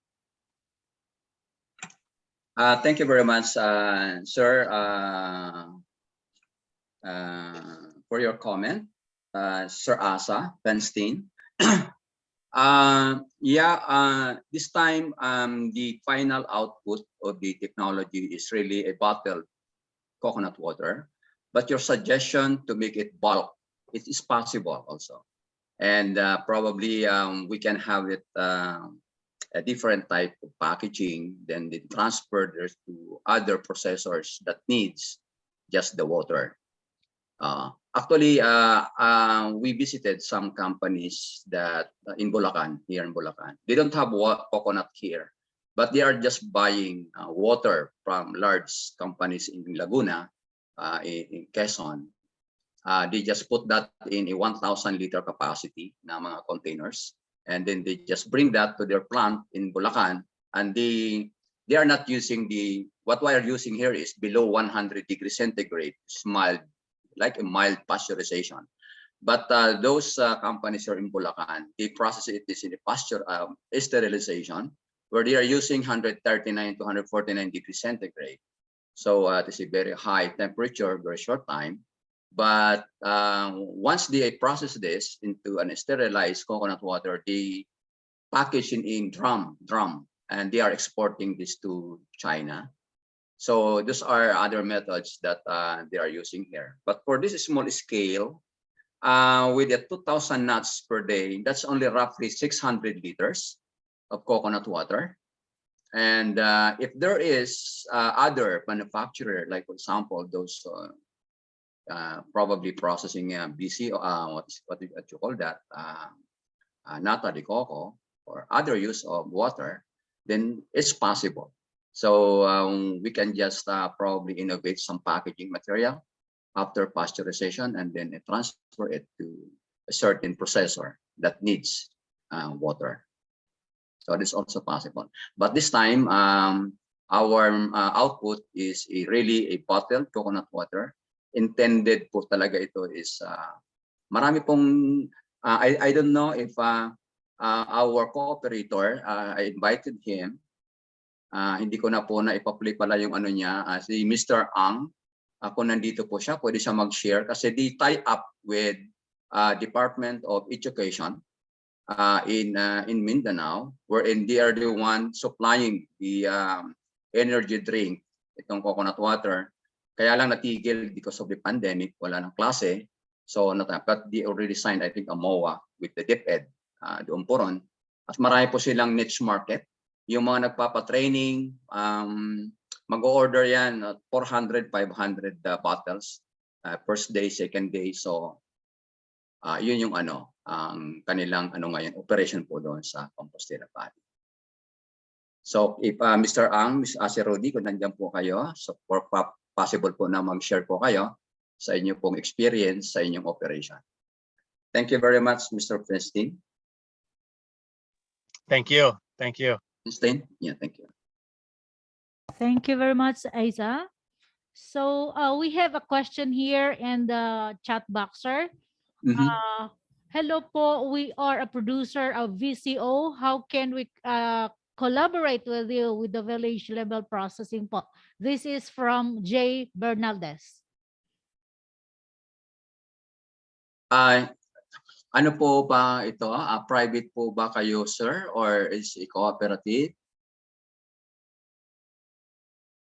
Anyway, kung private po, pwede po kaming magbigay ng assistance po sa inyo. Tulungan po namin kayo. We have that function also to provide technical assistance, putting up, integrating po itong ating technology doon po sa inyong existing virgin coconut oil processing plant po ninyo. Kung sa cooperative naman po, probably this is a potential for inclusion doon po sa ating project ngayon sa Coconut Levy Fund starting next year. So, kasi yung ating planta doon sa Pantukan, actually malaki po yun. They can accommodate up to 10,000 nuts per day. So, yung ating dinidesign po ngayon, we have also that model na pwedeng integrated ang BCO sa coconut water para mas ma-maximize natin ang kita natin ng single nut natin. And this can probably, if you are a cooperative, pwede lang po kayong makipag-coordinate sa ating PCA, provincial, regional, and goes to the central office. And just for the information, ng nakikinig po ngayon, ang PhilMIC po ay naatasan po sa batas na kami po yung mag-implement ng shared facilities under the RA 125, yung batas natin sa Coconut Levy Fund. So wala po sir problema, sulat lang po kayo sa amin para po mapag-usapan po natin paano kami makakatulong po sa inyo. Salamat po. Okay, there's another question here, sir. How much is the production cost per bottle of cocoa water? This is from DTI Aurora. Production cost daw po, sir. Production cost? Itong binigay po kasi sa akin ng aking economist is very summarized lang po.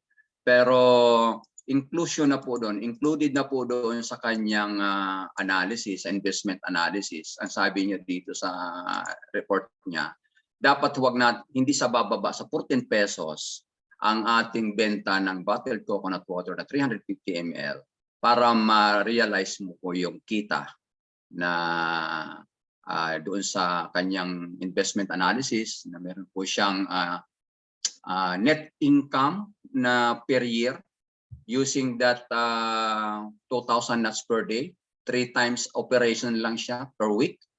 You have a net income po dito sa presentation around 2 million per year. Possible income po yon. Ito integrated na po ito sa BCO po ninyo at saka yung coconut water. So kung ang ating coconut water na nabibili po dyan, actually pwede naman po natin i-compare doon sa available sa groceries. Although yung mga nasa grocery kasi i-ano na po ninyo, i-observe lang po ninyo.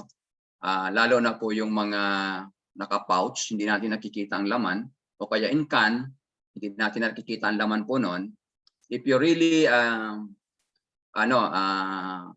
see the detail ng kanilang ingredients, makikita nyo po ron, merong isa doon. Ang ingredient nila ay fresh coconut water concentrate.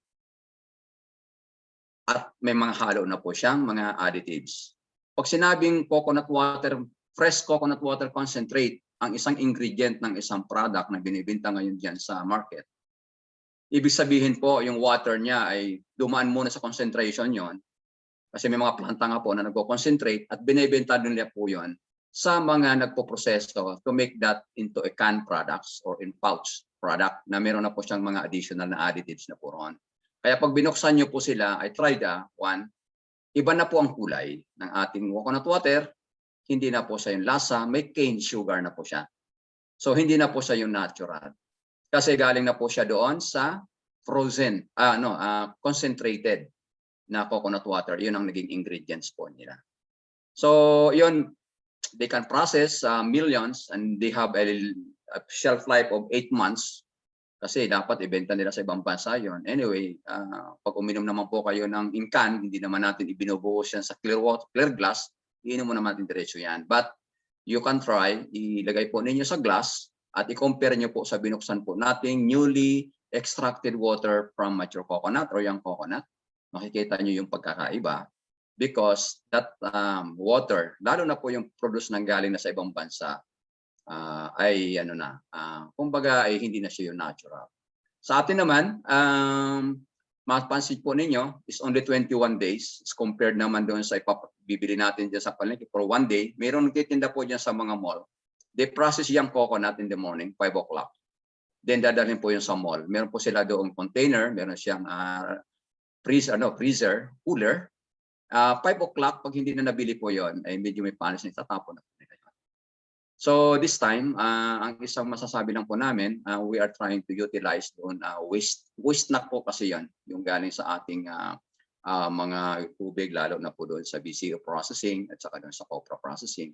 So I think there's a potential then na we still need some improvement in the actual putting up. Depende po sa inyong location, depende po sa inyong lugar, capacity po ninyo, ang laki ng size po ng inyong operation. So I think we can tailor fit po. We can make some i-tailor fit po natin ng inyong planta para ma-integrate po natin itong ating technology. Salamat po. Ma'am Sally Bulatao is raising her hand. Ma'am Sally, please. You have the floor, ma'am.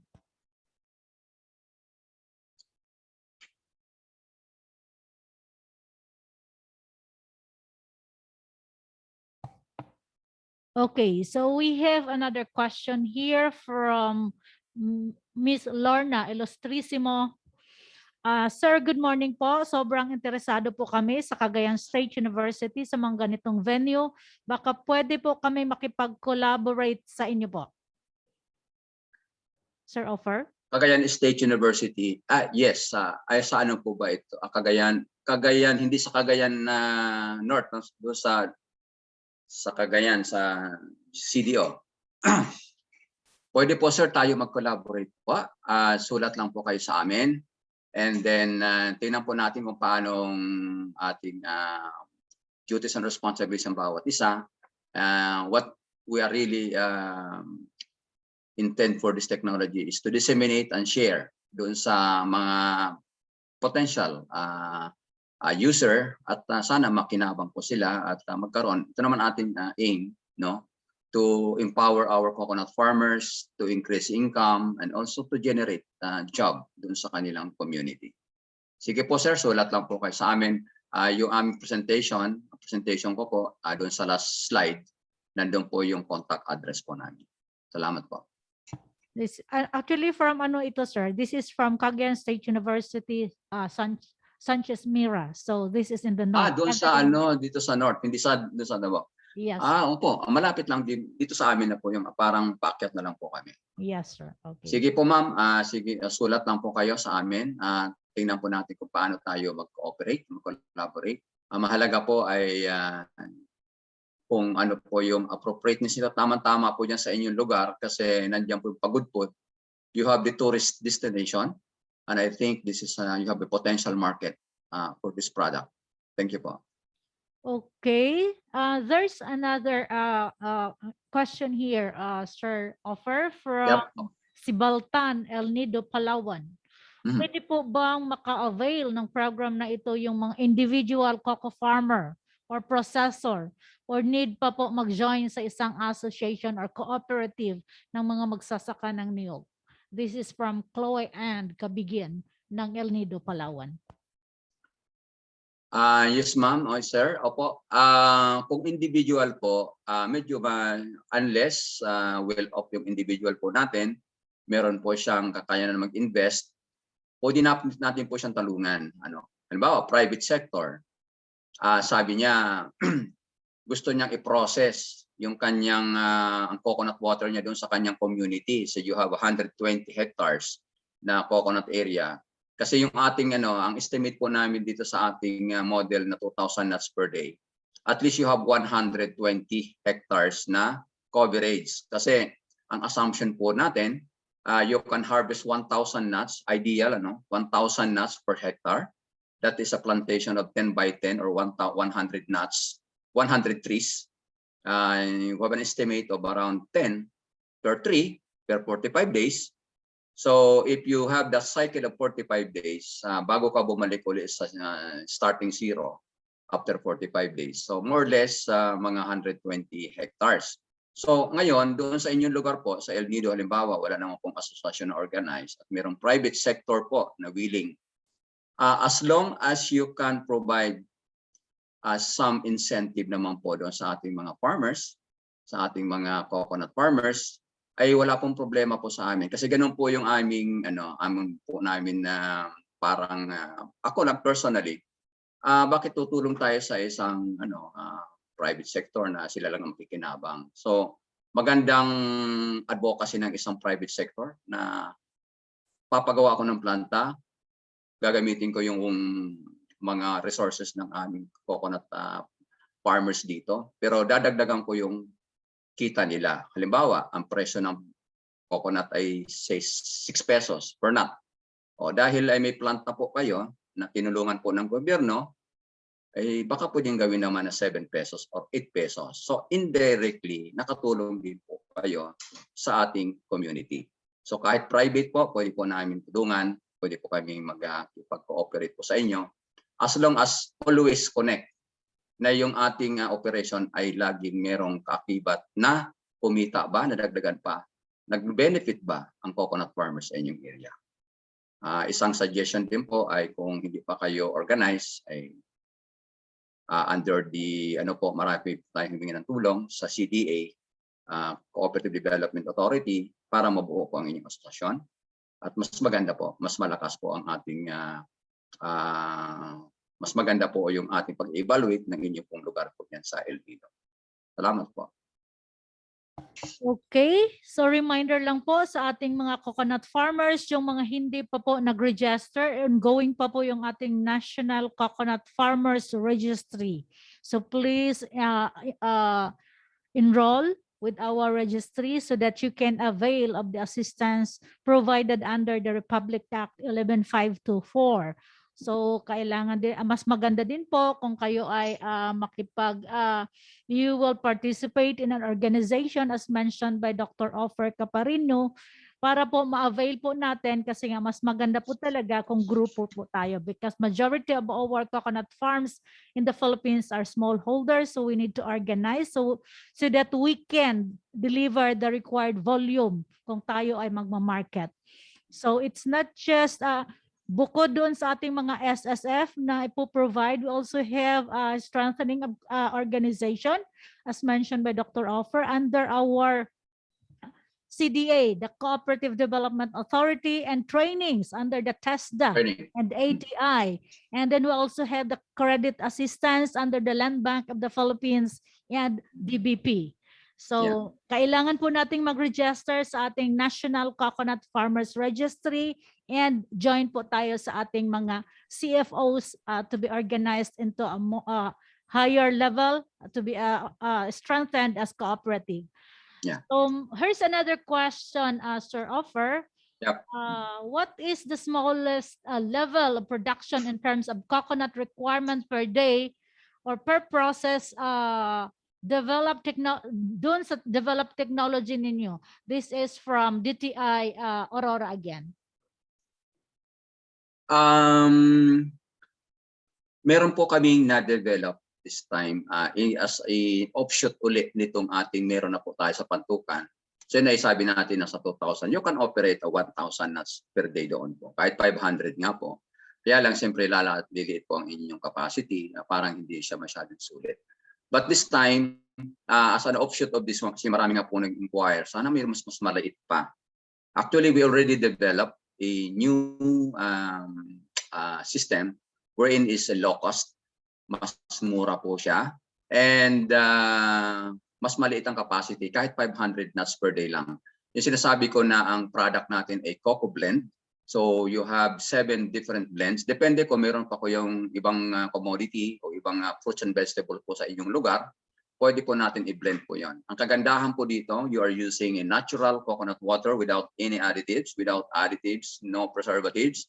And then yung ating blend na ating na-develop din, this is in cooperation with the Central Bicol State University, ay natural din po ang ating ilalagay doon sa ating water. Isang napakaganda nakita namin yung using ternate, just very small amount of that flour, no, ay naging blue ang kulay ng water natin. So walang distortion sa lasa, sa ano. But I think nung isinaw ito sa mga bata, naging attractive, no. Mahirap kasing i-alok, mahirap sa sa mga bata, lalo na sa mga bata. Yung painumin natin sila ng lalo na galing sa mature coconut. But kanina nga nakita ko, studies shows na mas maraming electrolyte present, magnesium, potassium sa mature coconut. Yes. Kaya lang, siyempre sa lasa, ayun nga po yung medyo may konting blandness, difference of around 0.5 to around 1 degree breaks. But kung ikaw ay hindi ganun kaselan sa hindi mo na masyado siyang malalasahan ang kakaibang difference, no? So, yung maliit po na yun, pwede rin po kayo mag-inquire po sa amin. Then we can probably have tie-up with the project. Itong aming maliit na ito, you can press around 500 knots per day. Okay. Actually, meron po kami ngayon, pinapilot promotion, isa sa Giporlos, Samar. And then we have here dito sa Bicol, sa Camarines Norte. So amin pong idinala namin na aming sistema doon wherein they can process different blends for testing din po, for market din po doon sa kanilang lugar. Okay. Salamat po. Okay, so before we request Sir Ang to give his sharing of his experience, meron pa pong isang question dito, sir, from Trinidad Ayman of Antique. Hello po, how can you implement your village level production when in village we do not have your kind of equipment? Thank you. Ma'am, hindi ko narinig yung huli. We don't have what? Wala daw po sa kanila yung equipment na Opo. promote ninyo, sir. So, This time po, sir, ma'am, yung ating machine, so siyempre kami nga po ang gumawa. We are accrediting a manufacturer na doon po tayo mag-a-avail ng package o ng machine. So kung makakuha po kayo ng source ng funds, tulungan po namin kayo to have that manufactured or fabricated. At pati doon sa paggawa po sa inyong lugar, pag-layout sa inyo, pwede po kami makatulong kung paano natin i-incorporate po yung ating technology doon sa existing ninyong processing. okay, Sige po. so nandito na po si Sir Rodi Ang. Siya po yung partner ni na Dr. Offer Caparino sa Pantukan, Davao. Yes, Sir Rudy, opo. Sir Rodi, Thank you po. please.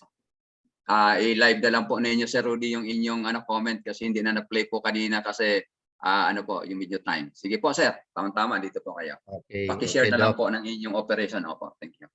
Okay. Magandang umaga sa iyo, Doc. Kay Ma'am Maraming Bim. umaga po, Sir Rudy. Maraming salamat. Narinig niyo ako, Doc?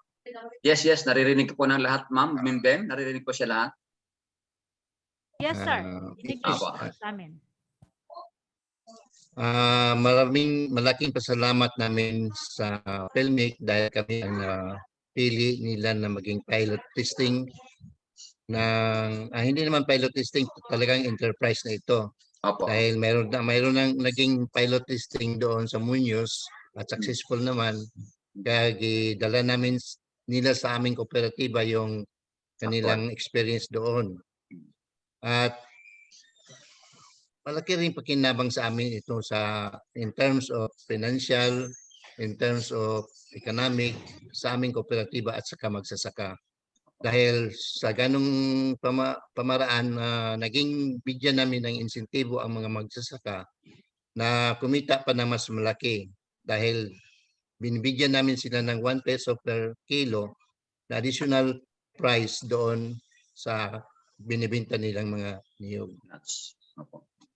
At saka yung experience namin dito, sir, ma'am, ay napaka-interesting talaga dahil nag-umpisa kami sa pag-tasting ng mga niyog.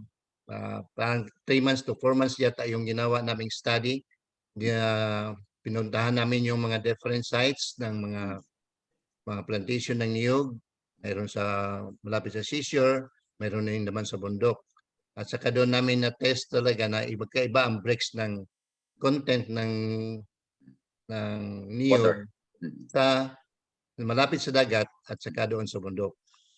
Konti naman lang diferensya rin mga yung sinasabi ni Sir Ofer na 1 breaks ang diferensya. At saka in terms naman sa economic naman, nagkaroon na kami ng produkto, na-install na yung mga machine, nag-testing na kami at saka nakita natin sa presentation kanina na nag-operate kami. Doon sa economic side naman, mayroon kaming commitment doon mayroon kaming marketing agreement sa lahat ng schools dito sa aming lugar, sa Compostela Valley or Davao de Oro na ngayon. Mayroon na kaming, nag-umpisa na kami magbenta sa mga schools at sa mga offices naman ng mga private public, nagbebenta kami ng mga bottled coconut water para sa kanilang mga seminars. Yun ang in-order nila sa halip na soft drinks ang kanilang gagamitin.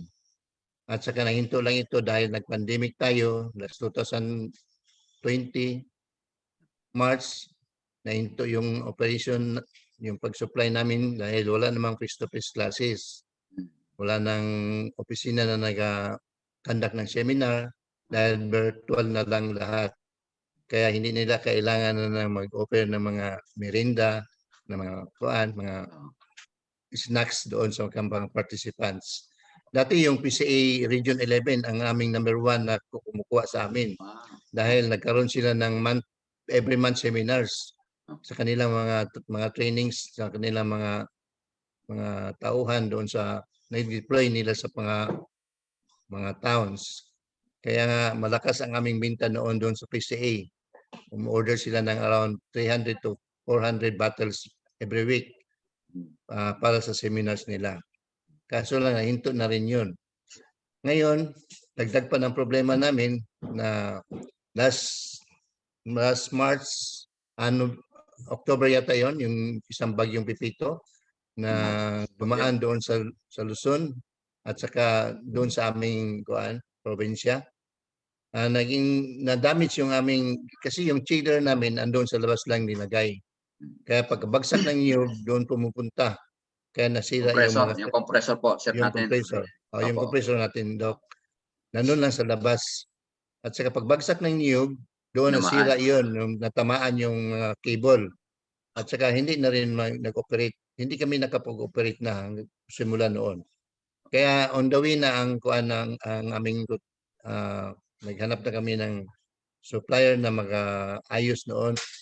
At saka mayroon naman mga nagko-quote naman. At saka nasubmit na rin namin doon sa opisina sa PELMIC ang mga dapat gagastusin. So po. Yun na masabi ko, Doc, malaking tulong talaga ito sa amin itong coconut water na sa simula, tinatapon lang namin. Nagkaroon na kami ng higwaan doon sa may-ari sa katabing bahay na sa planta namin dahil naamoy na nila ang baho. At saka yung pag tinapon mo yun sa environment, talagang Oo. Oo, umaamoy in 3 hours talaga. time, mabaho na yun. Ferment na Mabaho yun. na yun. Oh. Yun lang siguro ang maisabi ko, Doc, na maraming pasalamat namin doon sa PhilMic at saka marami na rin interesadong mga co-ops karate, mga Barangay, sa ibang kabayan. lugar. O na gusto nag-benchmarking na doon sa amin. Gusto magpagawa rin ng ganong model. At saka hanggang Iligan pa yon, galing hanggang Butuan. O, tinitingnan nila yung aming facilities doon. At saka yun lang siguro ang masasabi ko, Doc. Malaking tulong talaga sa amin yung PhilMic at saka yung malaking tulong sa mga magsasaka dahil naka-avail sila ng additional income doon. Yun siya, maraming salamat. Maraming salamat po, si Rudy. So siya po ang cooperator namin. Very active, very supportive. Actually, hindi maging successful din ang project po namin doon kung wala yung counterpart nila ng co-op nila. Kasi ang amin is machine, wala naman kaming building. So from 30 cooperatives na inano namin, sinelect, we visited around 10, nandito na sa 11, ay sa 5, and finally sila po ang amin napili dahil nandun ang kanilang talagang eagerness to participate. Kaya nga sila ay na-encourage talaga magtayo din sa sarili nilang building for long-term plan din nila. And gusto ko rin din pong i-inform ang body at lalo na po sa ating sa PCA na sila po ay nadagdagan din po ang kanilang grant ng mga facilities kasi naging recipient din po sila ngayon, I think, ng Bayanihan. Tama po ba? Bayanihan 2. Yes, Doc. Yes, Doc. At ma-expand pa ang kanilang operation. So I think, thank you very much, Sir Rudy. Yung inyong repair ng ating machine, yung compressor, ayusin po namin kasi yun ay part pa rin ng aming obligation. So maayos po natin para magpatuloy ang inyong pong operation. Salamat po sa inyong sharing. Thank you po. Thank you, Sir Rudy. Napakaraming interesado dito. Marami po dito sa ating chat box.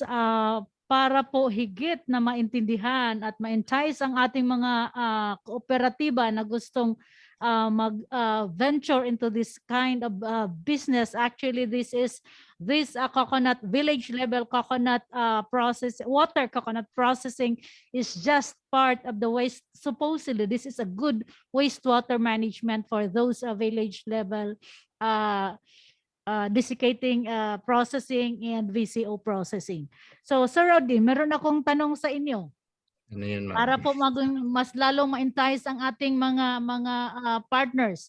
Magkano po ang kinikita natin sa isang niyog ngayon from water alone? Because ito yung ating gustong i-address kasi as mentioned by Dr. Offer kanina, 80% of our coconut production is processed into copra, and yet tinatapon lang yung water. So ganun kalaki yung volume na tinatapon natin. Actually, we are throwing billions of money every day to the drain. So magkano po ang minimum na kinikita ninyo sa palagay natin sa isang ano po, sir? Isang run. Isang niyog, oo. Sa isang Okay, run. coconut. Ideal na run po ninyo. Ideal, ma'am. Meron kami siguro mga 1 peso per nut. Additional. That's the additional ano na yun, sir. Okay. Actually, for those who are interested into this, venturing into this cocoa water, village level cocoa water processing, malaki po, meron po tayong ready market for this. But at the moment, medyo humina nga as sabi nga ni Sir Rudy Ang, dahil isa sa pinakamalaking market sana natin dito locally is the Department of Education. Meron pong memorandum circular ang Department of Education dahil pinagbabawal na po ng DepEd ang paggamit or pag-serve ng artificial juices and soft drinks sa lahat ng canteens ng mga eskwelahan. And then second, we also have this memorandum circular from the Civil Service Commission ordering or encouraging government offices to use cocoa water, to serve cocoa water during official functions. So ito po yung ating pwedeng sandalan na merkado to have an assured market dito pa lang sa ating local market. Okay, meron pa po tayong tanong dito, Sir Offer. Mukhang talagang napakahaba ng ano ninyo ngayon. Box office po ang ating mga questions dito, box office. So, how much is the investment to the complete setup for the 500 nuts per day capacity plant daw po?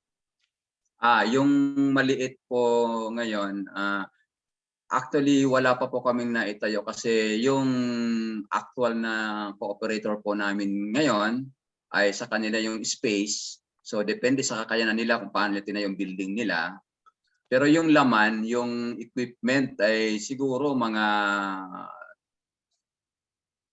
kasama na yung mga chiller, kasama na yung mga basic lab equipment, instruments. Mga 2M siguro ang pwede natin i-invest doon. But you can produce hindi lang 500, you can increase it to 1,000. Pero ito na yung masyadong maliit na ano natin kasi habang lumiliit ay lalo naman hindi gano'n naman kababa ang ibinaba ng kanyang cost. Kung magawa ka ng kunyari 500 nuts per day na machine, kumpara mo sa 1,000 nuts per day na machine, hindi ibig sabihin na doble ang cost. Kunting difference lang po yon.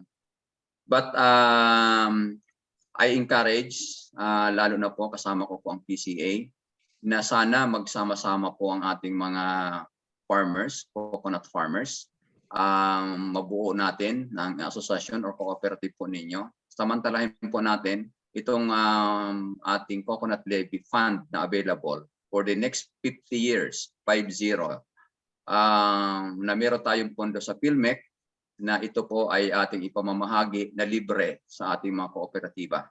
So ito po ay shinare ng PCA to be downloaded to PhilMec kasi ang budget nga po natin, na-mention ko na po dito,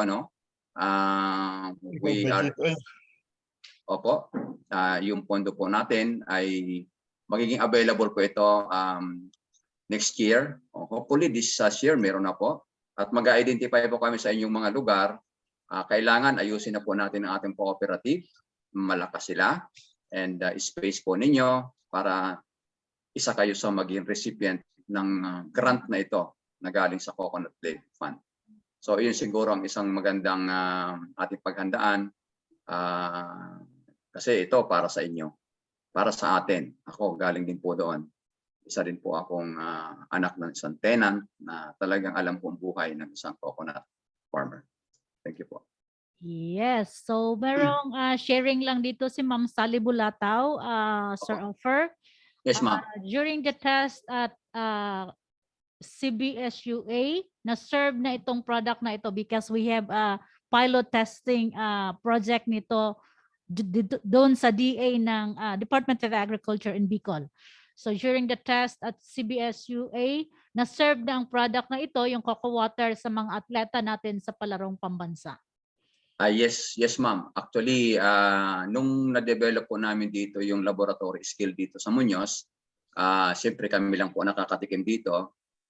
It was during the time of Secretary Alcala, instructed the PRDP, Philippine Rural Development Program, to fund for the installation doon po sa DA compound ng Region 5, and we are very thankful to DA Region 5 for allowing that, have the facility doon sa loob mismo ng planta nila, sa loob ng compound.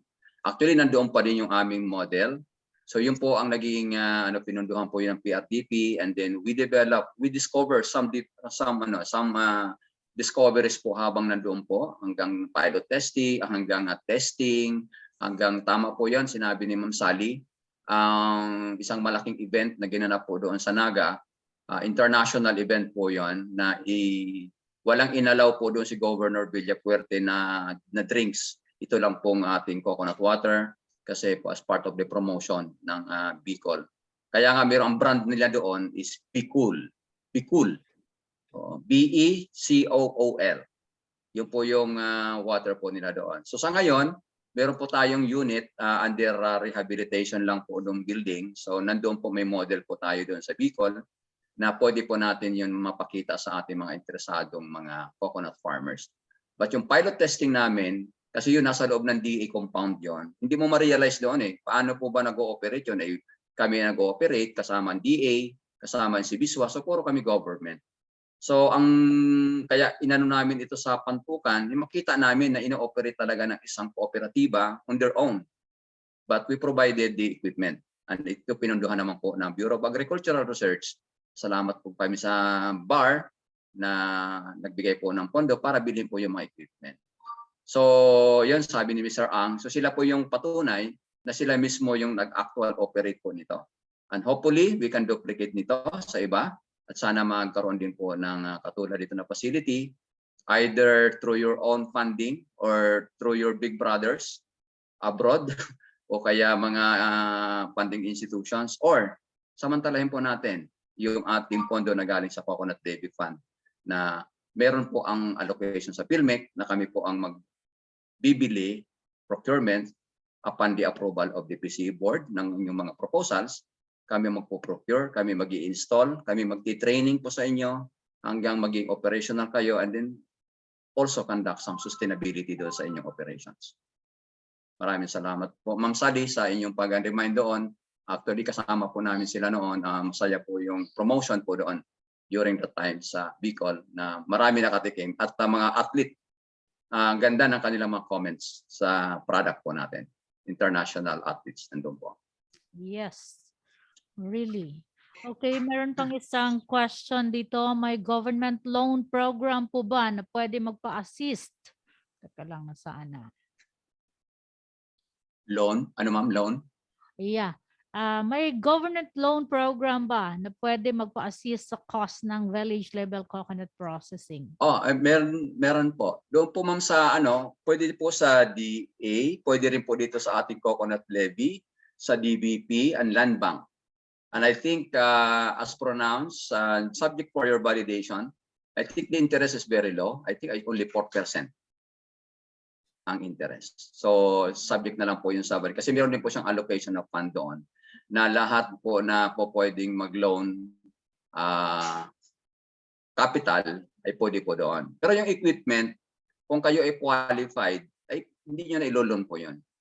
Bibigay po sa inyo ng libre po yun, yung facility. Pero if you are a private sector and then you can have your own facility and merong available po na window para sa mga loan sa Land Bank po at saka sa DBP. Yes, we also have the Agriculture Policy Council. Meron din po silang window for small farmers. CPC, opo. Yes, ACPC. And then lahat po ng mga bangko, lalo na yung government institution, financing institutions, ay meron po tayong Agri-Agra window for agriculture value chain. So lahat po ng kahit saang bangko po kayo pumasok, ay meron po silang window for that, for the agriculture sector. So hindi lang po natin kasi sila nalalapitan. So yun yung sabi ni Dr. Offer, under the Republic Act 11524 or the Coconut Fund. Meron po tayong portion doon for credit program. This is handled by DBP and LBP. So isang question dito, pwede ba maka-avail ng program ang isang Coconut Farmers Association? Sir Offer, how do Coconut Farmers Association?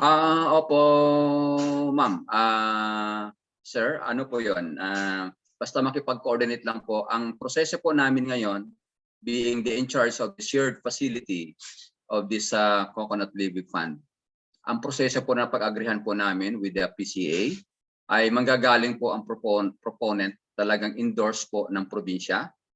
Province endorse to regional, ang regional to central office. Pagdating ng central office ng PCA, it will be approved by the PCA board. And then pupunta na po sa amin ang inyong request for us for final validation and then procurement na po. At sa akin bibili na, itatayo na po natin doon sa inyong lugar. At kung na-identify natin na co-op, ay say halimbawa, sabi natin, ay kailangan nyo ng 100 hectares na coverage dito sa plantang itatayo natin. Ay ang problema pala ay yung mga lugar naman ay wala naman pong kalsada. Mahirap naman pong puntahan at mahahakot yung ating mga nyog. So wag po kayo mag-alala. Kung kayo ay qualified, kasama din po yan sa programa ng ating batas kasi pupunduhan din po yan ng DPWH dahil meron din po silang allocation ng pondo para doon sa infrastructure. Yung sa shared facility po namin, ang aming proposition is kasama yung building, kasama yung mga lahat ng mga building equipment at saka mga ancillary equipment including hauling truck, pati mga siguro kung mahirapan tayo sa pag-akyat, we can also provide yung mga climbing equipment, moisture meter and the like. So as long as yung inyong kooperatiba ay nag-qualify na po doon sa inyo, PCA po ang mag-evaluate ng inyong co-op. Pwede po kayong mag-coordinate kung saan po kayong lugar. Punta po kayo sa PCA natin, provincial and regional offices. Okay, thank you Thank you po. very much. Klarong-klaro yung sinabi ni Dr. Offer. Ang ating coconut level law ay kumpleto po, complete package. Meron po tayong SSF or shared service facilities for our processing or kung ano mang enterprise ang gustong gawin ng ating group of farmers. But we need to have our farmers organized into cooperative. So naandyan din po yung assistance ng ating Cooperative Development Authority to strengthen our cooperatives. And then we have the TESDA and ATI for the trainings. We have the DPWH for the infrastructure na required. So yun sinabi ni Dr. Hopper. DOST for Our R&D. DOST for our research. We have the Land Bank and Development Bank, the Philippines for the credit program. And we have the DTI for the marketing of our products. So complete package po. Just be reminded na kailangan po nating mag-register sa National Coconut Farmers Registry para po tayo ay makapag-participate in the coconut levy projects. So bago po tayo magtapos sa umaga ating session itong umagang ito, may we remind everybody to fill up the survey form for the village level cocoa water processing. Naandyan po sa ating chat box yung link para po kung anong what part of the project that you want to participate. So maraming salamat po Dr. Offer. Ito po ay napakagandang regalo natin sa ating mga magsasaka dahil ito po ay talagang kayang gawin at our doorsteps. So thank you very much. Palakpakan po natin si Dr. Offer Caparino from Philmec. Maraming pong salamat. Maraming salamat po sa inyong lahat. Marami pa pong nakasulat po doon, ma'am. Siguro i-ano na lang po later on. Kinukuha naman po siguro ng ating secretariat yung mga messages at saka yung mga questions. Pa-request ko na lang na summarize din makahingi na lang din po kami ng copy. Yes, sir. Pinaka-last dito ay congratulations from Ma'am Sally Bulatao. The last message here is congratulations, Doc Offer and Philmec for taking village coconut water equipment forward. Please continue improving the model, pati yung ecotourism farms. Maraming salamat po, ma'am. And then there's a thank you. Maraming salamat from Colayo and Kabigwin. And then a good job from Pedrito. So yun po, sir. Okay, thank you very much. Thank you very much, sir. Thank you very much, participants. We will resume our session this afternoon. Pwede bang early tayong pumasok instead of having based on our program? We are supposed to resume our program at 1:30, but para po makauwi tayo ng maaga dahil ECQ po tayo ngayon. ECQ na pala. Let's resume at 1 o'clock. Maraming salamat po. Salamat, ma'am Ben. Thank you po. Thank you very much, sir. Thank you. Maraming salamat.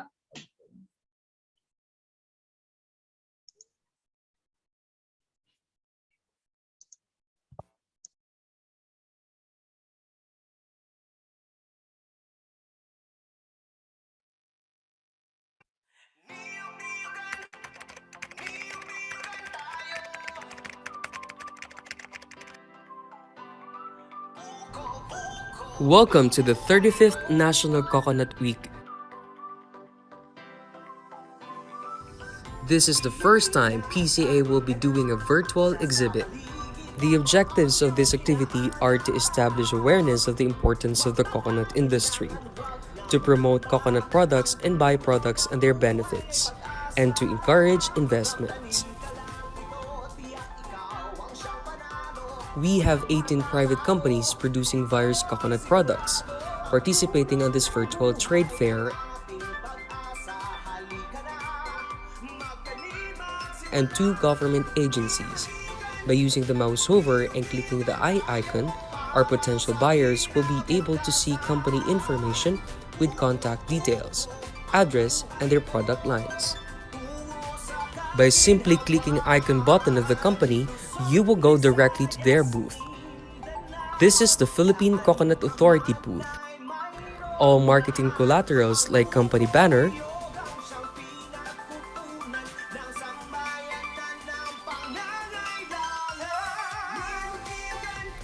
AVP, posters,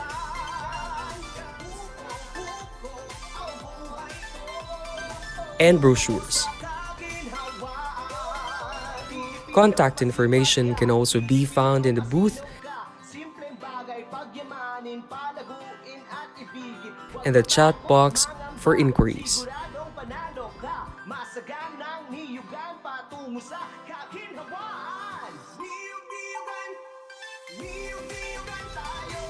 In central setting, it showcases coconut products. All furniture are all made of coconut wood. The directory can also be found here.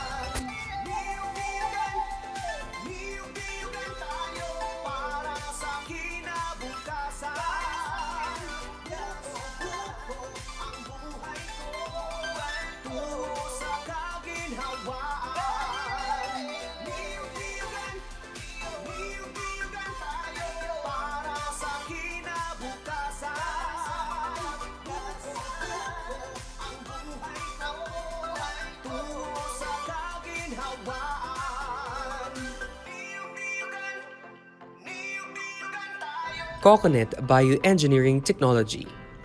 The technology refers to the use of coconut materials to stabilize slopes and minimize soil erosion by placing materials in sloping land and embankments.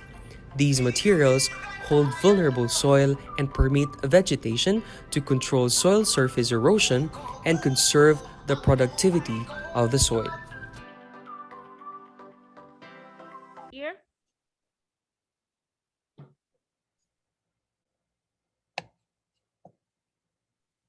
We'll start, ano sir, exactly 1 o'clock. Okay. Okay, thank you very much, sir.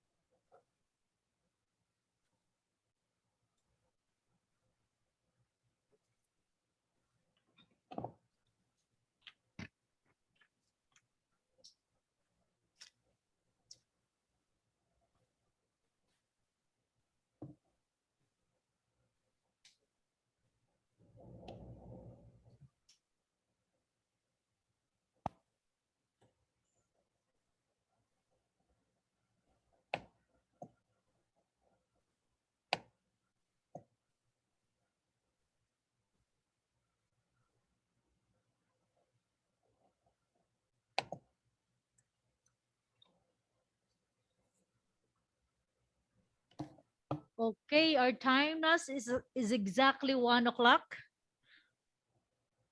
Mayong hapon, Visayas ug Mindanao. Magandang hapon, Luzon. Hope everybody has a good lunch. So to start our afternoon session, our first topic this afternoon is on the presentation on core processing and coconut bioengineering application. Our speaker this afternoon is a PhD, having PhD at Tsukuba University in Japan, won several national and international awards, including Presidential Golden Shell Award and Global Ecotech Award from the World Expo in Aichi, Japan in 2005. Has attended and awarded a scholarship to Tokyo University of Education, where he completed his bachelor and master's degree in science in Master of Science in Agricultural Engineering. He is the CEO of Coco Technologies Corporation. Ladies and gentlemen, please welcome Dr. Justino Arboleda. Hi, good afternoon, everybody. I have been busy the past several weeks trying to recover from the very catastrophic 2020. I had a misunderstanding on my presentation. I thought it would be on the cocoa fiber industry as a whole, not only bioengineering. But anyway, let me share some slides. I'll go through it. Let's go through it, and I'll discuss bioengineering. I also discuss other possibilities of investment in the cocoa fiber industry. So I have a lot of slides. I'll go through it, and then please just ask some questions. I would like to share a screen. So this is, I would like to present opportunities on cocoa fiber and cocoa peat industry in the Philippines.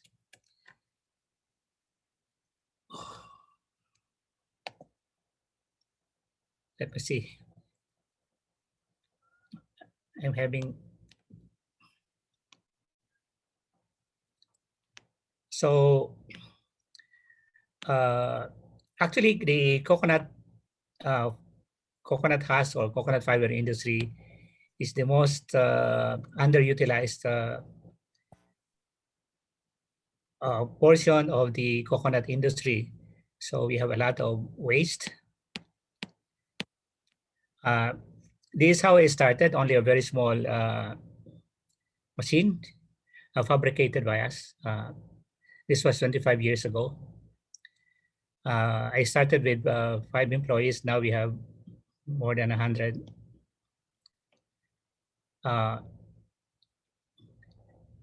In talking about coconut fiber for so many uses, we have to understand the unique characteristics of the coconut fiber. As you can see, the structure of the coconut fiber. If you look at the microscope of the coconut fiber, you can see a lot of holes, a lot of space. Actually, 1 gram of coconut fiber has around 30 square meters of surface area if you compute all the surface area. So it absorbs water.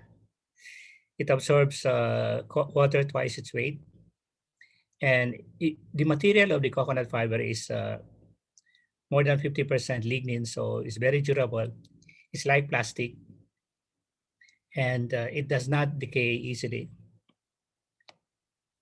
So we started our company started in the cocoa fiber industry by exporting or selling coconut fiber in baled form.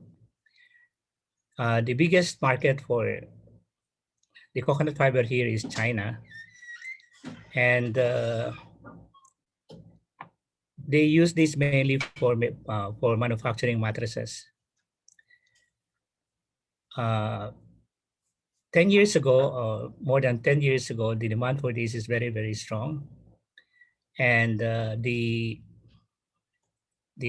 market price has risen a lot. It has risen from $100 per ton to almost $400 per ton at one point. But since the market cannot supply the needs of China, naturally they would look for other forms or other materials to manufacture bed. Unfortunately, the palm fronds were converted to palm fiber, and they are selling it to China at $100 less per ton compared to coconut fiber. And they have also discovered other forms of foam. So even if the demand for coconut fiber in China has decreased, the price is still varies from 280 between 280 to $300 per ton, depending on demand season. So this where they use it for beds. Cocoa fiber beds are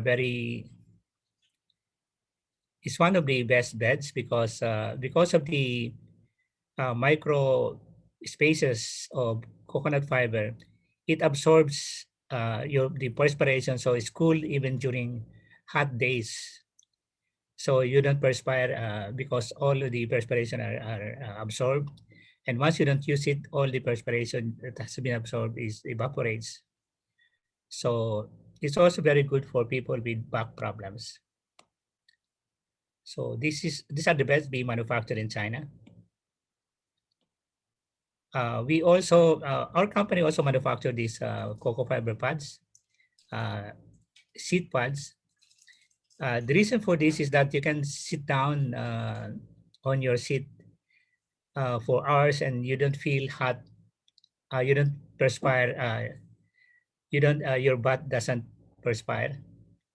It also absorbs smell, and so it's very comfortable. So let's talk about erosion control materials.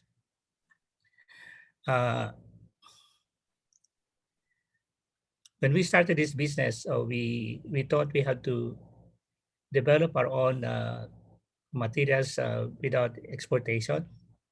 So our company started to make cocoa fiber nets. In contrast to plastic nets or wire nets, etc. The advantage of this is one is it provides livelihood to so many people. The nets are made, the twines are made manually, and it really provides a rural livelihood, and it makes the rural sector very active. So it's also being woven in the rural area. And the Ford Foundation made a research on this project, and they were so surprised that the money earned by the poor people making these weaving nets and making nets is multiplied by 5 times. The ripple effect in the rural areas around 5 times. So it's because these people, once they have money, they really spend it, and the money rolls several times within the community. So what is good about the nets is that it absorbs water very readily. So if it rains, since the coconuts absorb so much water, all the water falling down from the rainfall is absorbed by the net, and it flows on this ring, not on the ground. So the erosion is practically zero.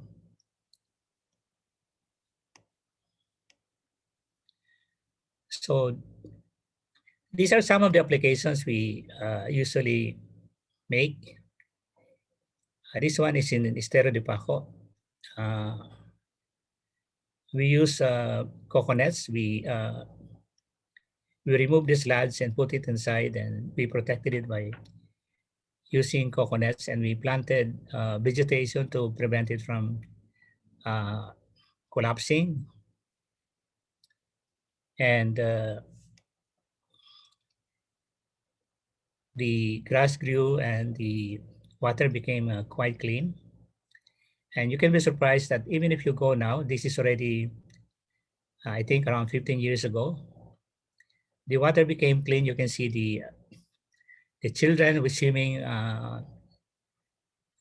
in the far area. And until now, this bioengineering protection is protecting this Estero de Paco. And all the plants are still there, and after so many floods, it's still very quite intact. This also in Estero de Paco. So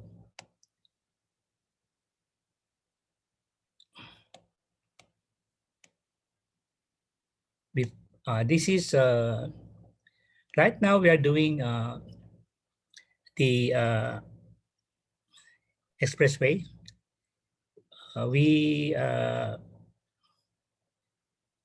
We protected we made a slope protection for Subi Clark Road. We use around 1.2 million square meters of coconuts. We just finished the T-Plex. We consume around 1.4 million square meters of coconuts. We also started Silex. But until now, the Silex is not yet finished.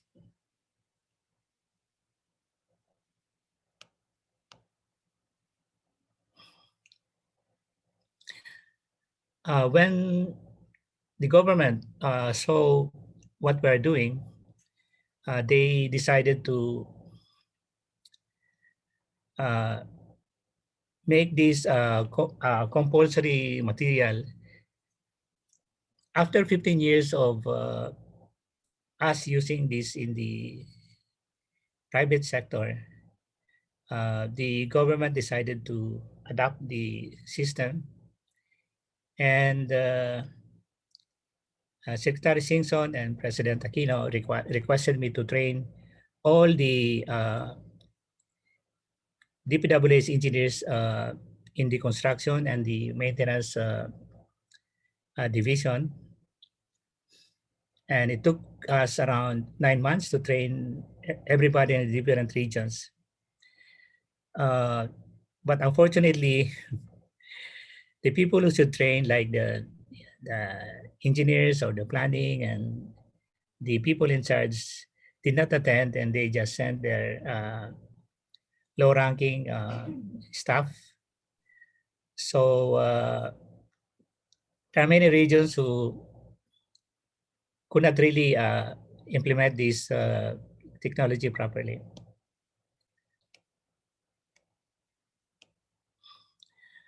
Many people believe that the coconut technology started in India and Sri Lanka. That is not true. As you can see here, December 12, 2004 is in the newspaper. I was invited by Sri Lanka through USAID to help them understand how coconut functions. After 5 years, I was requested by a company in India funded by the government to help them. They were able to copy the coconut from us, but they did not know how to use it.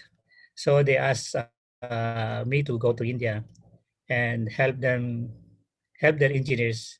So I provided training for engineers how to use the nets. One critical area they wanted to understand was in in Bombay, they have these Konkan railways, which is often closed because the cut slopes keep on collapsing. So we advise them how to use coconuts, and they were very happy about it. So there are there are a lot of other bioengineering examples. Maybe you can just look at our website. But unfortunately, the reason why we're looking at other uses of coconut or of cocoa fiber is that even if we calculate all the needs of the DPWAs and the mining industry, it will only provide employment for around 15 decorticating plants. Unfortunately, because perhaps of our initial success, many people wanted to get into the cocoa fiber industry and produce coconuts, but they cannot all be accommodated by the needs of the industry. Imagine if I count all the decorticating machines supplied by the many different agencies supplied by PCA, CIF, Department of Agriculture, Department of Agrarian Reform, and DTI, and DOST. There would be around more than 200 decorticating plants distributed all over the country, and many of them are not functioning. So we have to be able to look at other opportunities for them to do it. So, for example, car manufacturing is, we have so many car manufacturers here, but they're not using cocoa fiber it can be used in so many other parts.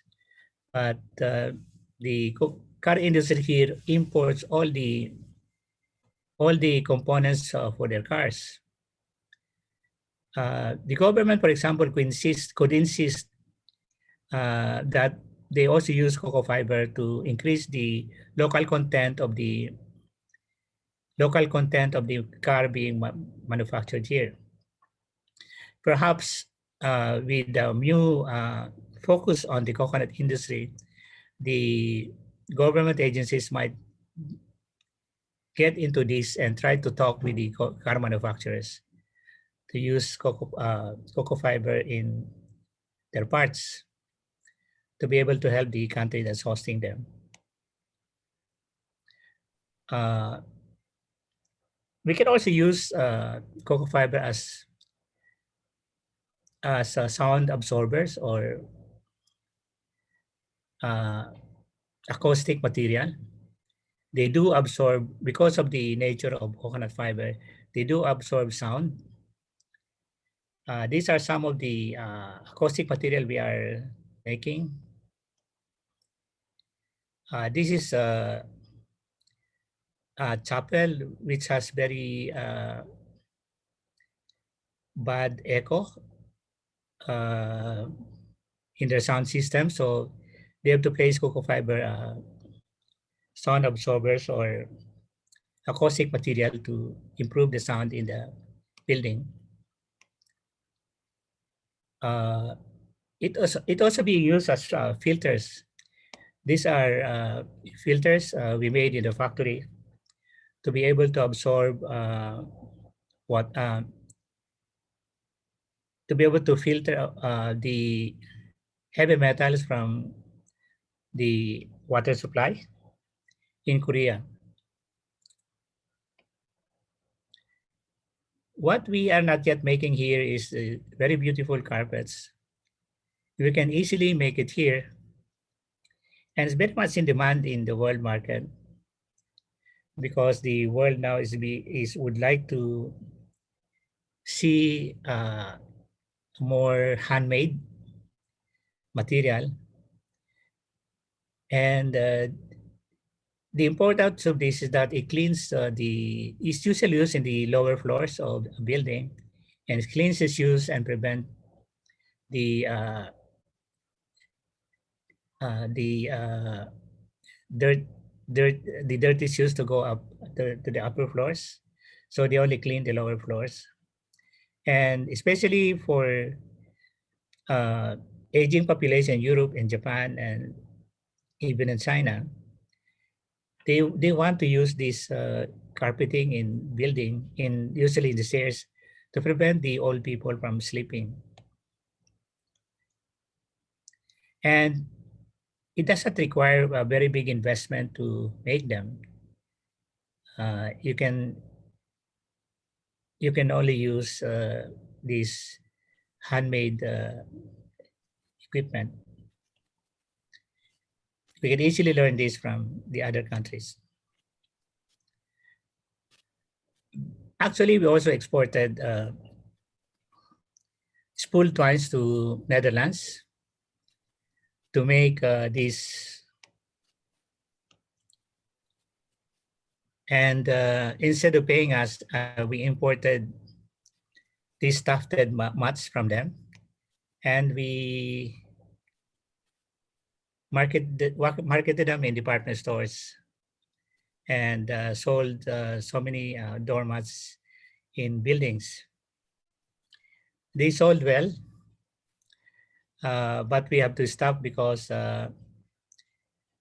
we were not able to, the euro value became low, and the purchase value for our spool twines dropped, and it's no longer, it was no longer feasible for us to, it was better for us to use the twine in coconuts than export it to them. So we stopped importing this, but it's very saleable and because it's very durable. If you can remember, we donated this doormat, entrance mat in PCA and the DTI. I don't know if it's still there, but the one in DTI is still there, and it's already 15 years old and still usable. We can also produce pots. This sells very well in the local market. But if we can produce pots, we can also produce this. We are not yet producing this. We are still exploring the cost in the market because we have to invest in making molds. But this will really replace styrofoam.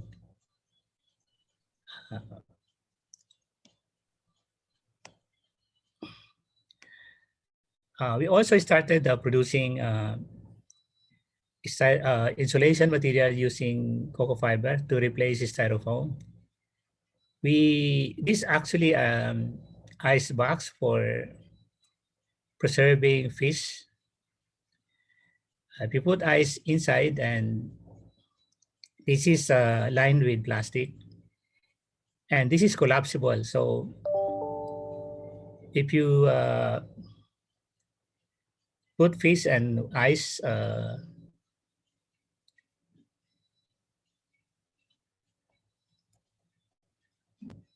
excuse me.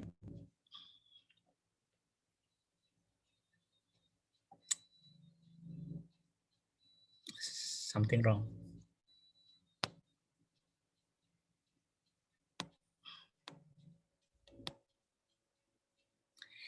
If you put ice and fish here, we tested this in several times in Bicol to Manila. If you put ice in Bicol and put the fish, the temperature is preserved for 24 hours. And once it reaches Manila, it's transferred, and we collapse this and bring back the container. So this was adopted by an American company for tuna cools, and they got assistance from the United Nations Development Program, and they have started to order this for the United States market. We can also produce so many other items. It actually imagination only the limit in using cocoa fiber. These for cats.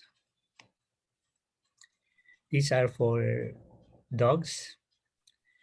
If the dog buys cocoa fiber toys, it cleans their teeth. This is from our waste. We produce slippers. Maybe you have seen this in our exhibits. We have not produced this commercially yet, but our initial response from our clients are very positive. It can be produced very cheaply, especially for the one for the hotels and the one for the houses. It absorbs food perspiration and is very, very durable. And it's also very cheap.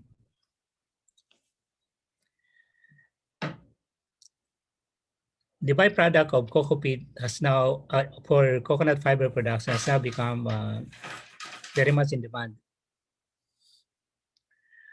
When we started, cocoa peat is regarded as waste, and we were selling it at 25 per sack. But now, people are in Manila, and even in our province, people are willing to buy it at between 100 to 130 pesos per bag. Yung rice sack bag. Because people now have discovered that the importance of cocoa peat, it harbors a lot of. This is cocoa peat. The one on the right is cocoa peat once it came out from the machine, but once it goes to the ground, it is filled with microorganisms, which really makes the soil very fertile. Cocoa peat itself is not a fertilizer because it does not decay very easily, and that is the advantage of cocoa peat. But because there is cocoa peat in the ground, it's like you have added charcoal on the ground, and the microorganism stays on cocoa peat, like as you see in the picture, and it makes this microorganism eat the waste of the plants, and it gives nutrition to the plants. It's very symbiotic relationship. So this is how we sell cocoa peat. So how we sell it in the department stores.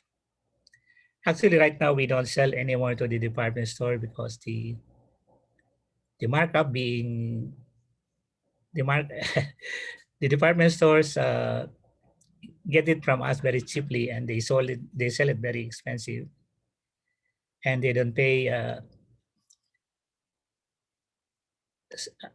at once. Before we were exporting cocoa peat to Japan, only to one cooperative, but they were very disappointed with us because we could not supply what they needed. They needed it for the cattle farms or animal farms because it absorbs smell. And once they mix this with water and put it on the farm, it makes the farm very fertile. So we started with this with the Nagoya University, which Nagoya province had a big problem when their cattle farms. Before they were outside the city. Later on, as the city expanded, they really become surrounded by residential houses. The residential houses were complaining. So when they used cocoa peat, the smell disappeared. So we are also selling, the most smelly manure is cat manure. And if you use cocoa peat, It's very popular with the pet stores. If you use this cocoa husk material, the smell disappears.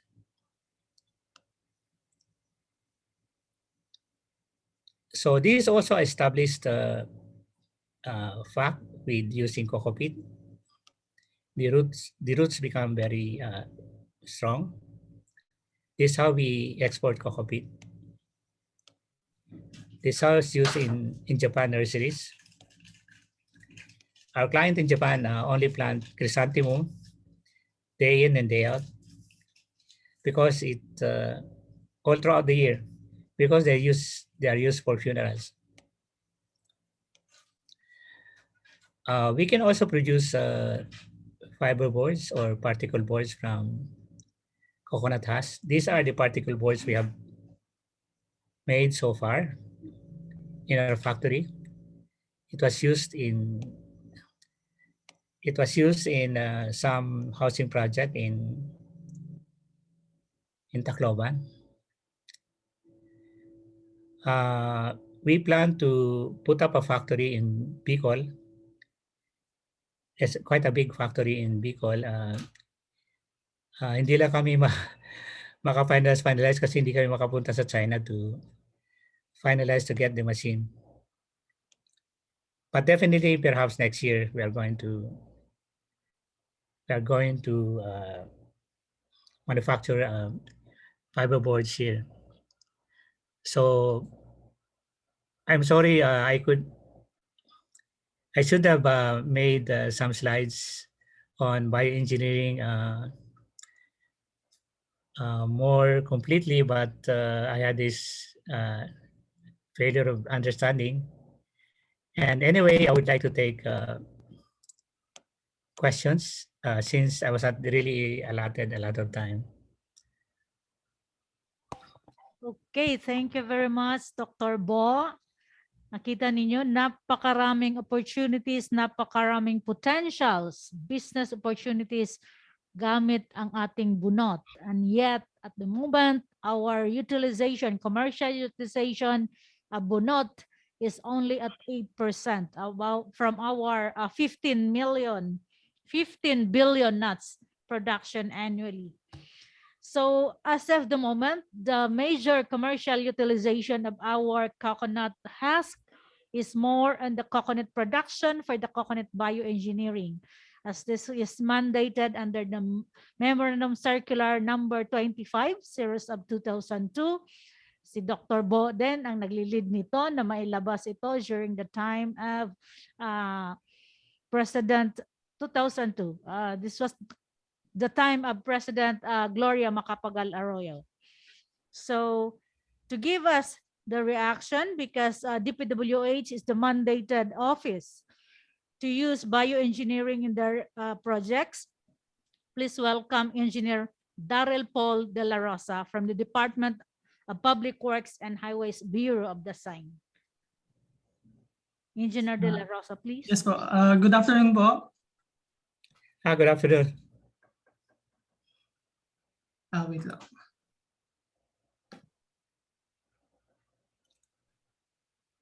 Ayaw po ng webcam. Sige, good afternoon po. First of all po, I would like to thank everyone, especially PCA and the coordinators of this event for inviting us again. Navivinig po ba ako? Ay, yes. Sige po. And also to Dr. Justino Arboleda for a very insightful presentation about the different uses of coconut fiber. Pero for the purpose of this reaction po siguro, I would like to focus on the importance of this technology to erosion control and slope protection, since doon po kami mas involved sa DPWH po. So first, in DPWH projects po, we have around 1,500 program projects involving the use of coconut as slope protection. And out of the 1,500 projects nationwide po, we have a total of 1,092 completed projects as of June 25, 2021. And it has really proven to stabilize slopes and minimize soil erosion while also permitting vegetation to grow and conserve the productivity of the soil. And share ko lang po sa Bureau of Research and Standards of DPWH, they conducted a study of the use of this technology, and it showed that coconut acts also as protection for the developing vegetation, since it provides partial shading, moderation of soil temperature, and moisture retention, as mentioned nga po kanina by Dr. Arboleda. However po, yung main goal natin for erosion control and slope protection will not be achieved without the proper growth of the plants and vegetation, which is why siguro po I would also like to give emphasis on the importance of hydroseeding paired with coconut bioengineering, which is yun po yung ina-apply po namin sa projects. And lastly, and I believe this is important in our government projects, to always find the most efficient and cost-effective technology or solution for our projects po. And I agree with Dr. Arboleda that coconut bioengineering is definitely a very low cost, easy to install, and environment friendly po, and has proven to be tough and durable if used and maintained properly. So I guess po my hope for us in the future is to continue to work together po for continuous learning on innovation and proper application po of this technology on our projects. So ayun lang po, and once again thank you po Dr. Arboleda and to PCA. Okay, thank you very much, Engineer Paul. So yon, narinig ninyo ang sinabi ng ating representative from the Department of Public Works and Highways. Sila po talaga yung main user natin ng ating coconut bioengineering solutions bukod sa ating mining companies. And then our National Irrigation Administration, kasama din po natin silang gumagamit nitong coconut bioengineering technology for the slope protection of the dams and irrigation canals. So tapos na po ang ating, let's open the floor for those who wants to throw their questions. Pwede na pong magtanong. Dr. Arboleda is nandyan po, at si Engineer De La Rosa to answer your questions.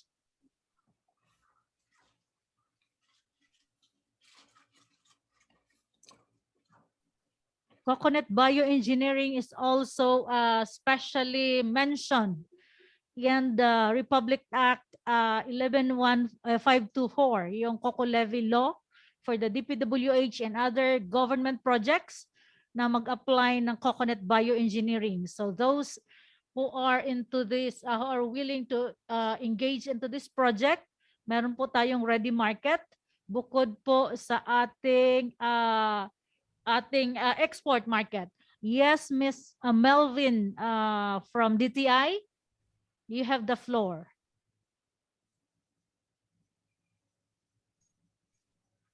Melvin.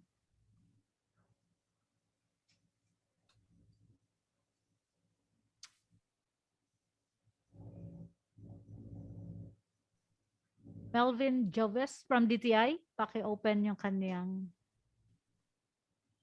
Salamat. Thank you. Now I am unmuted. Tama ba, Miss Bem? Yes. Thank you, Miss Bem. Yes. Hi, Dr. Arboleda. Magandang hapon po and good afternoon po, everyone. Si Dr. Bo, I'm interested to know kung ano na nangyari after 2001 when we had the first demo farm installed in Guangdong, China. At that time, natalo tayo sa bidding kasi ang ating production cost is higher than the market or the selling price of our competitors. Nagkaroon na ba tayo ng pagbabago after that, Dr. Arboleda?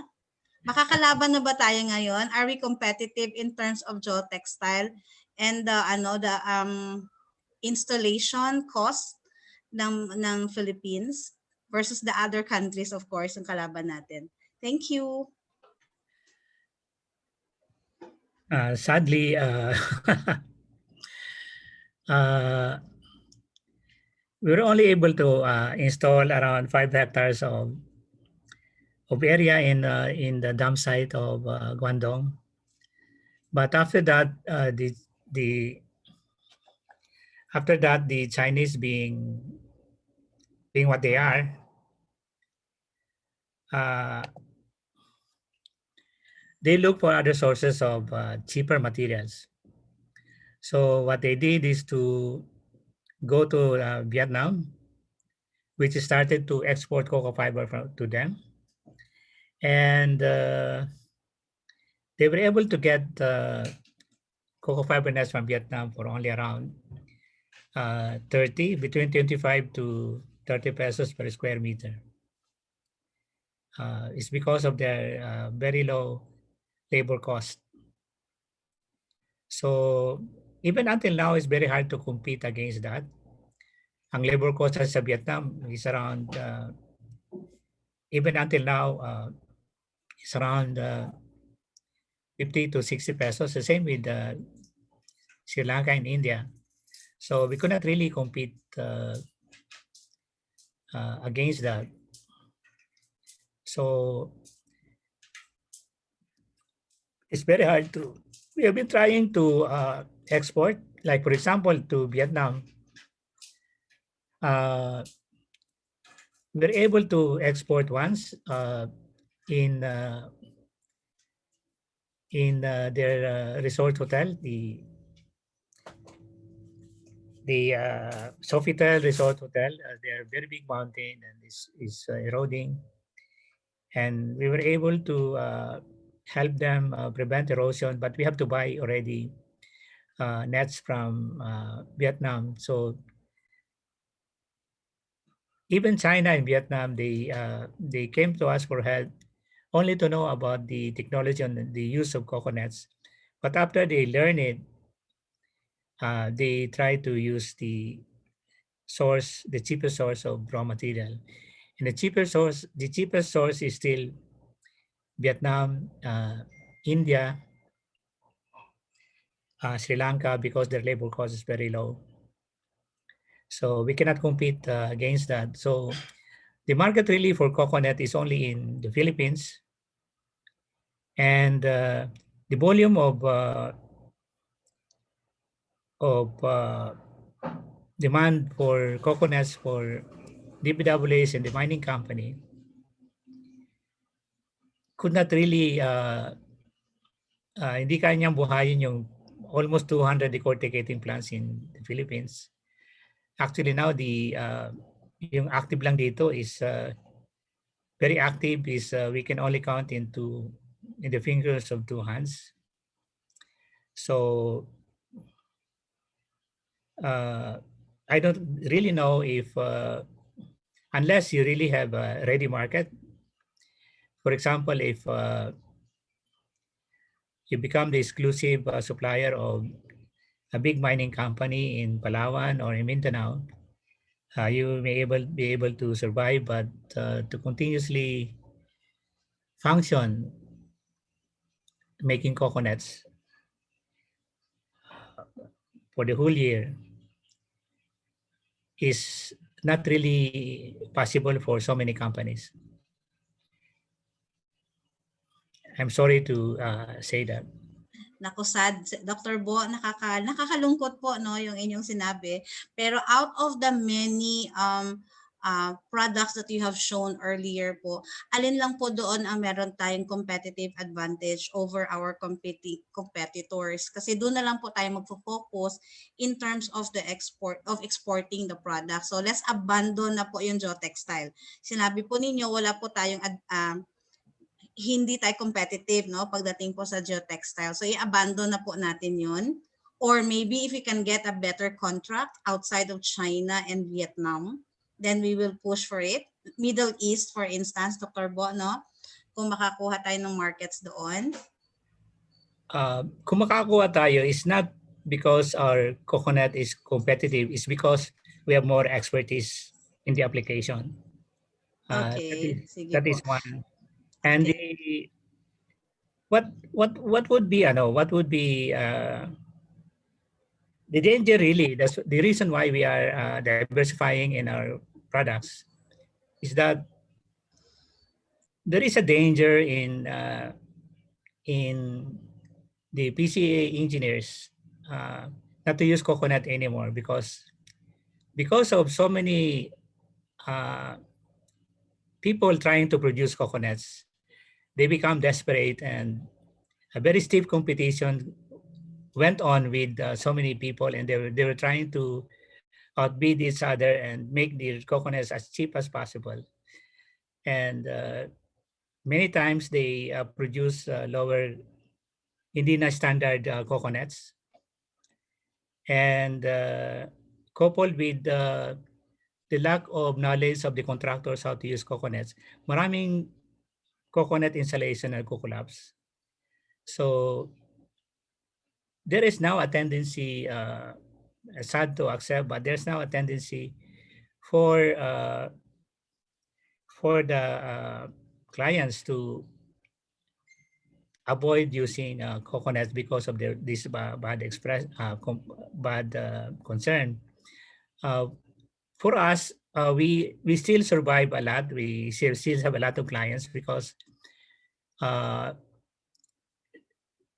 our clients know that we provide quality services, or we provide uh, they are very much assured that the slopes we work on are okay. Like for example, San Miguel, Ayala, uh, and so many other developers. Once they have a new project, they already consult us and we already plan how to apply coconuts in their projects. Yeah, that's good to hear, Dr. Bo, kasi institution naman na talaga kayo, sir, pagdating po sa geotextile So, and its application. Pero Doc Bo, sinabi natin nga kanina, wala tayong advantage over the other products. But I just would like to hear from you for the benefit po ng PCA of course and the DTI. Kung meron po ba tayong advantage pagdating po sa tufted mats? No, o kung meron man po, sino yung market natin? Would it be the domestic market or meron pa tayong market overseas po? actually, nung pinag-aralan namin yung tufted mats, in-import namin yung tapos we explored the market here in Southeast Asia. It's very competitive if properly managed. Una, ang advantage natin dito sa Asia, like for example, Japan, China, and so on, we have a trade agreement with these countries surrounding us, and India and Sri Lanka and even Europe do not have them. Our transportation cost is cheaper, and even if our twines are more expensive, it's not really considering the price of the doormat. It's not really that expensive. So kung gagawa tayo ng doormat na mano-mano, isang doormat, it's very expensive. But if we do it by machine, it will support the making twines, and we can market it first locally. Ang kailangan lang naman i-develop muna is the local market. Hindi tayo makaya-export kung wala tayong hindi natin na-develop yung local market. And DTI can already help in the marketing. Kung nagawa namin na pumasok sa mga department stores when we were importing it, any other guys can do that. Dedication lang ang kailangan. Yun lang siguro ang difference ng company namin. Other companies, mas committed kami sa industry kaysa sa iba na nag-ano lang, yung empleyado lang o government employee. Yeah, okay. Thank you, Dr. Arboleda. And sana po nating i-share yung ating technology dahil sabi niyo po, kinokopya ng ating mga kalaban. Yun lang po. And good luck, Dr. Bo. Thank you. Okay, thank you, Ms. Melvin. Actually, the problem ng ating core industry here is much more on the consolidation. Kaya sabi ni Dr. Bo, mataas ang ating cost of production, ating cost of labor, kasi majority ng ating mga projects, coir processing projects are below the tawag nito break even capacity, and it is hindi siya nakadugtong-dugtong. So the cost of consolidation is very high. Ang daming projects ni Dr. Bo dito sa Luzon, and yet the production area of our coir processing, most of our coir processing projects ay nasa Mindanao. So ito yung ating mga problema. So dapat yung pagkadugtong-dugtong, yung location. So sana andito ang ating mga projects. That's why we invited our partners, DTI, DAR, DOST, lahat ng may mga projects on coconut, dahil po kailangan nating, we need to put our acts together.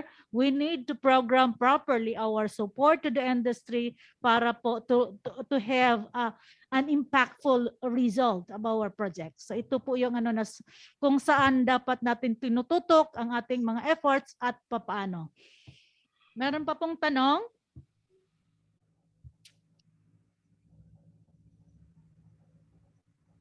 So kung wala na po tayong, teka lang. Okay.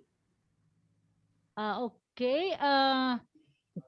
Yes, we have here an comment or question from an anonymous attendee. Instead of abandoning geotextile, we could focus on making better quality products than our competitor, as stated by Dr. Arboleda. Yes, yesterday nakita natin yung presentation ng Coco Cools. Isa po yun na siyang tawag nito. It can utilize the production of our current coir processing na abandoned coir processing projects. Napakarami po natin dahil yun nga po yun. Actually, the issue on coir processing industry is chicken and egg. Na andyan yung market, majority of the market, kahit siguro si Dr. Arboleda, yan yung naging problema niya, walang supply. Dr. Bo, that's a problem. Ang sabi naman ng mga producer, walang market. Why? Ang ibig sabihin, there's a missing link. Ang isang problema na nakikita ko dito, I've been working for the coir industry for quite long. Itong patsi-patsi at magkakalayo na maliliit na mga projects. So how can our project survive kung ganyan? Dapat po, we should in this coir industry, this is an industrial product. We need consolidation. We need volume. So kailangan we have to work together. Kailangan dito ang value chain management approach. Nakita ko pong tumaas ng kamay si Miss Agnes. Miss Agnes, please. Yes, good afternoon. Good afternoon, Miss Bem. Dr. Bo, good afternoon, sir. Good afternoon. Nice seeing you here. Yes. Pero actually, I wanted to make a comment, no, because I remember some years ago, I listened to you in a forum wherein you did say that if we were not careful, we will be importing our geonets, and guess where we are, no? So and you were encouraging more people to be doing geotextile so that our infrastructure can use it. However, tama po yung sinabi mo na part of the failure, or would we call it a failure, is that the full use of geotextiles is not only in the making of the textile, it is also in the application. When the installation is bad, and of course, guguho yun, it will give the product a bad name. And I understand that's what caused a lot of problems in the recent past. Tama ho ba? Sa DPWH, yun ang naging problema din? Yes, ma'am, I think so. The reason why sinabi ko na baka mag-import tayo ng coconuts is that alam mo ma'am, yung Vietnam is selling coconuts at 25 to 30 pesos per square meter. Yes. We're selling it here at 50 to 55. If we Yes. import geonuts from Vietnam, ang landed cost dito would only be around kung 25 doon siguro mga 30 pesos per square meter. Yes. So, kung ako ay contractor, bakit pa ako bibili sa local na 55 when I can buy it at maybe 35 or 40 from Vietnam? Yes. I understand. And nung nag-usap po tayo a few months ago, nabanggit nyo din yung you also mentioned about the competition. That's why the price goes down and the quality goes down as well. No? So talaga we really recognize these challenges. However, mabalik lang ako, Miss Bem, no? Mabalik lang kasi ako when I was studying this industry, I saw a roadmap that was done not too long ago. 'Di ba? I understand kasama kayo ni Sir Dr. Arboleda, kasama yata kayo doon sa pag-craft ng roadmap, and I think it has to be revisited kasi marami na hindi na po applicable, di ba po? I think the biggest challenge of this industry is logistics. Logistics talaga. Yung papanong ibababa yung bunot, di ba po? Kaya nagiging mahal, kaya nagiging mahirap ay yung pagbaba ng bunot papunta sa inyo. So this is a shout out to PCA. This is one of the things this industry has to address. Yung bunot. Sir, yung yung present nga nung isang araw, lahat puro bunot, pero ang bottom line, logistics, transport, bringing it down to you, to the processor. So anyway, sir, mabalik ako doon sa tinanong ni Miss Hoves kanina. So saan dapat tayo nagko-concentrate? Tufted ho ba? Rugs? Bumili po kami nung rugs sa inyo. Ang ganda talaga, sarap talaga sa paa. So ang ano ko, we should be promoting this in government offices, our embassies, our consulate should be marketing this product kasi sa atin to di ba po? Ma'am, I have some ideas on how to develop the cocoa fiber industry. Okay. Una, So we already have an asset of around 200 decorticating plants all over the country. Yes. Alam mo ma'am, yung ginawa ng Vietnam, ang Vietnam, ang coconut producing province sila isa lang.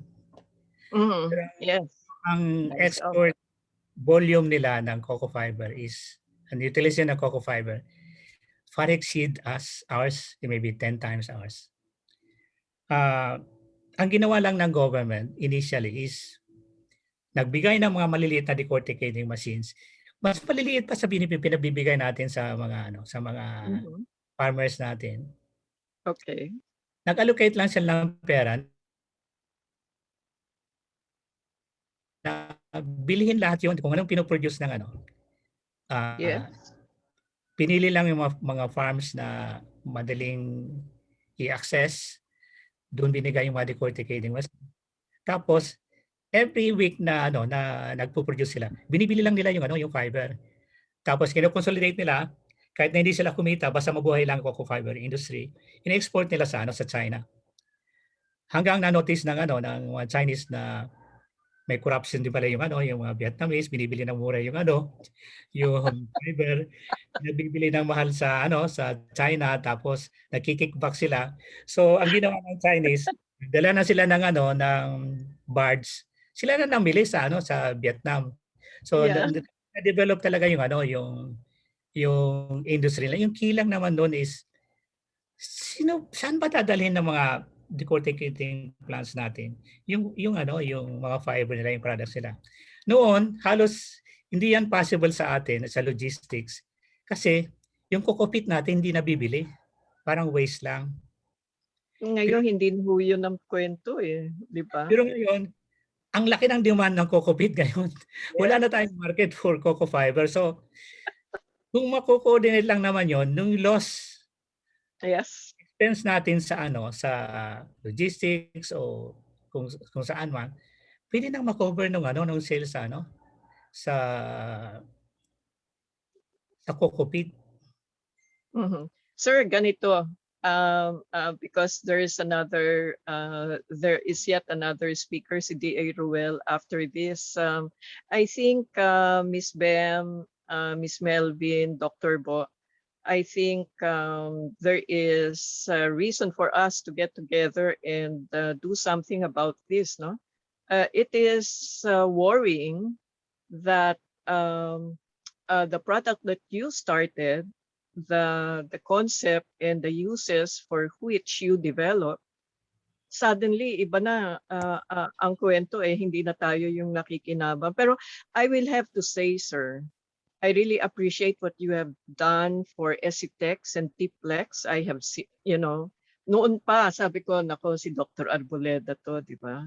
And that is a legacy. Thank you very much, sir. Pero ma'am, there is another product we can really develop. Ang galing ng mga Pilipino gumawa ng handicrafts. Yeah. Absolutely. Yes. True. So yung disadvantage lang after 2 years iba nang gumagawa ng handicrafts na yon. Pero we are very inventive, so it can be done. Ang problema yung mga nag-handicraft sa province, na-try na namin yan. We tried to get them, we tried to sell it to the department stores.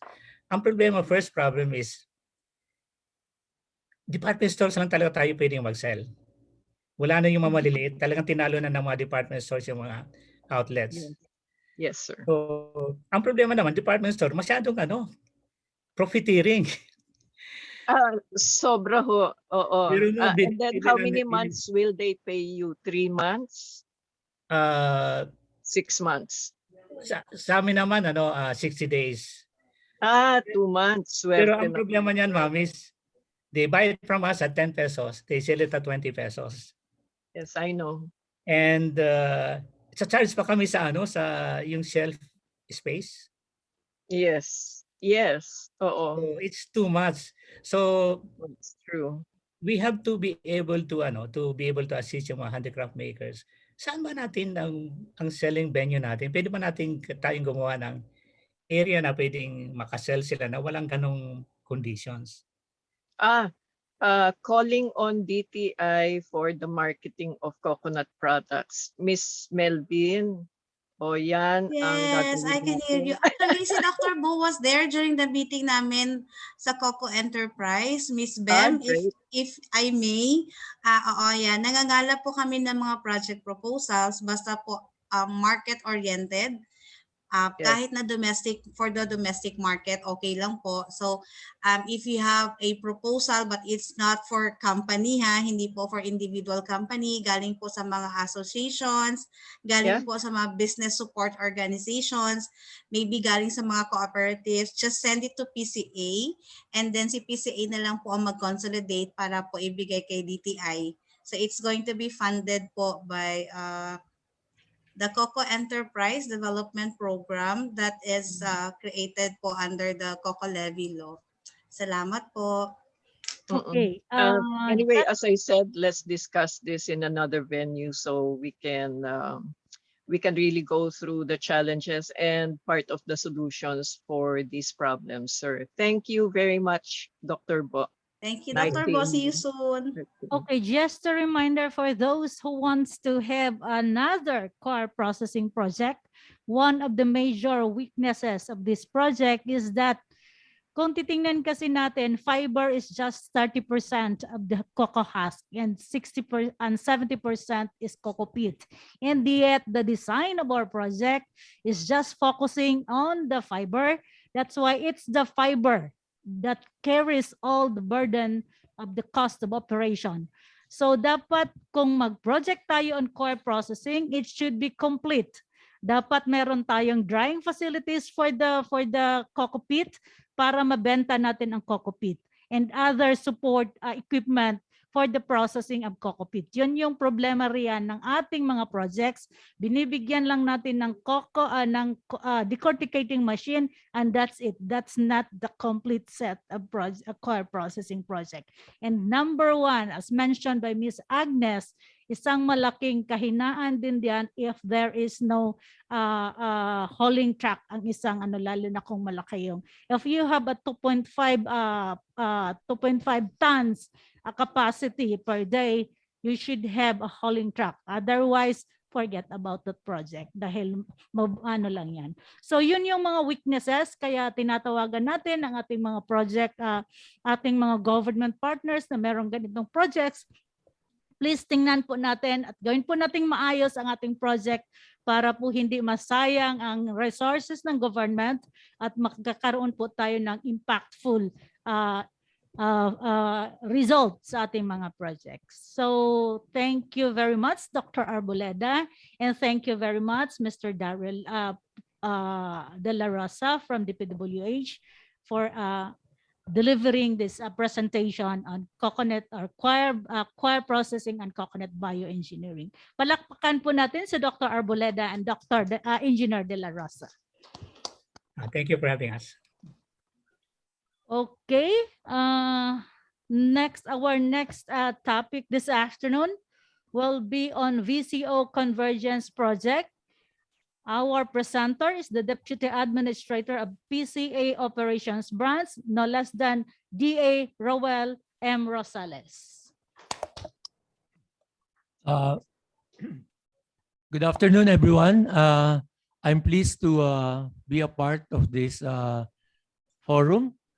This time around on government program calculated to excite the private sector towards the production of, there you can see me, focus on the production of virgin coconut oil. So the project is entitled, can we now show the presentation? So this is a program of government under the Bayanihan 2 law, wherein the government intends the industry will be able to recover after the initial onslaught of COVID-19. So this is one of the modalities designed to be able to look into how we can be able to surmount the difficulties brought about by COVID-19 and move on towards our resilience towards the future. So the project is implemented to augment rural-based livelihoods, should stimulate industry linkages. Thus, there should be a promotion towards employment generation as well as increased incomes of coconut farmers. We ask ourselves, why VCO? The virgin coconut oil industry is perhaps one of the most exciting non-traditional performing markets for the Philippine exports. If we look at the chart right now, we can see that export is on the upside. In fact, comparing 2019 to 2020, the volume, looking at the volume table, actually increased by 20.7% between 2019 and 2020. And you can see in the development for 2021, even at the onset of the year, there is already a very apparent increase in the volume being exported.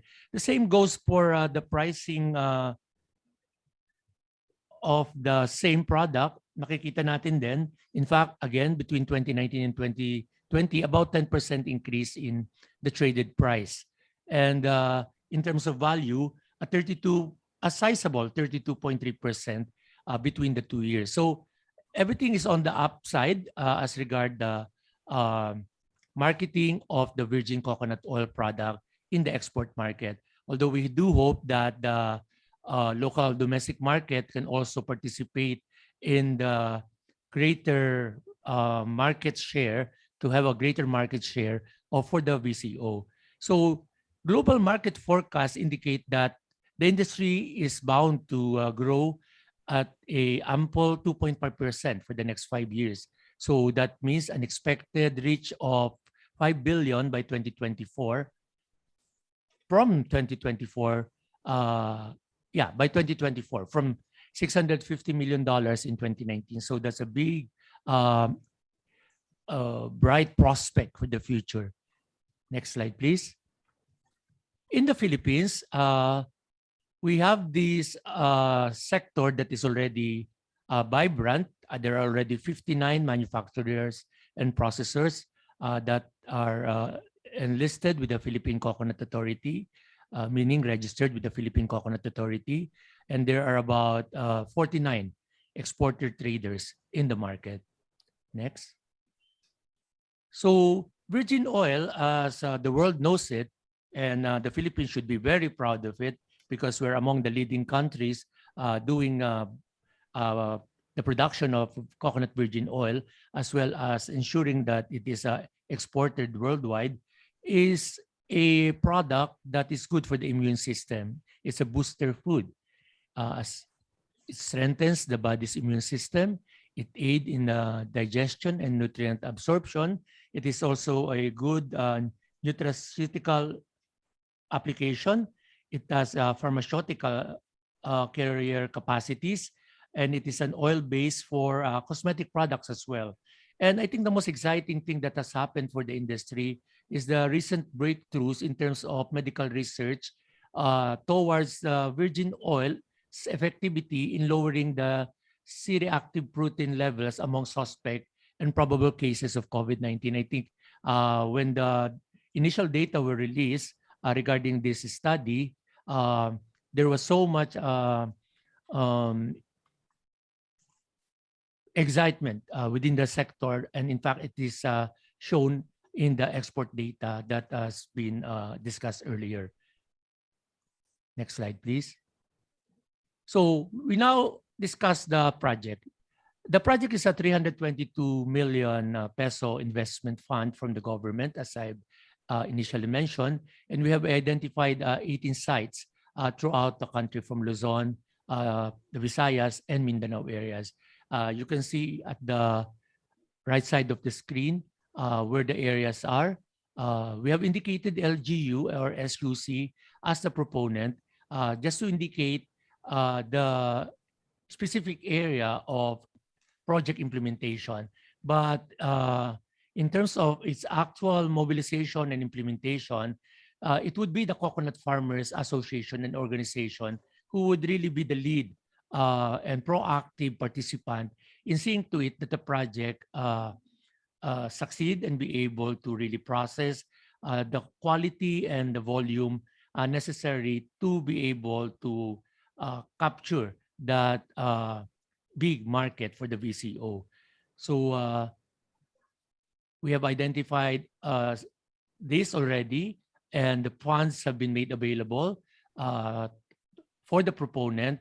And within the next few weeks, we should already start the procurement as well as the bidding and construction of the said facility. So this is really a call for you to see the presentation and to excite the private sector as well as the coconut farming sector that there is this enterprise that needs to be looked into in terms of entrepreneurial consideration, investment portfolio considerations as well, so that we can ensure with the convergence efforts of government this time around, not just the government working amongst themselves, the different LGUs with the government agencies, with PCA, but this time around we want to partner also with the private sector. Next slide, please. So I want you to go through the environmental scanning that we have made for the 18 sites. First, showing you the raw material requirements of the 18 sites vis-a-vis the supply base from each area. So the project will not require as much in terms of raw material requirement, as you can see on screen, compared to the available supply within the adjacent area of the project implementation site. Of course, we have to take consideration also, we have also to look into the competing industries on coconut within the same area of operations. Next slide. So we're looking at this on a area to area basis. Next slide, please. In terms of, next slide. Yeah, in terms of the specific requirement on a per municipality basis, we are now showing you the supply availability of each municipality where the project will be operating on. Again, vis-a-vis the processing facility requirement. So this would more or less highlight that the requirement of the project will not really affect so much the viability of the coconut supply base within the municipality. And in fact, this augurs well for this new facility to be utilizing the probably idle raw material availability in certain areas. Of course, we can identify some areas here where there is some or a good level of competition, and perhaps we would be looking at the areas of, say, Haro Leyte and other areas as well. Kasi within that area, marami na tayong other coconut processing facilities. So we will discuss on how we will be able to really address that concern that despite competition for raw materials, we can still make this program work. So in this case, we are now showing the competitors assessment. Ito yung mga VCO facility that are within the adjacent area or within the proximate area of where we are to establish the project facilities. Next slide. The DCN areas, the DCN areas for processing, again, vis-a-vis the project area of where we will be operating. Next.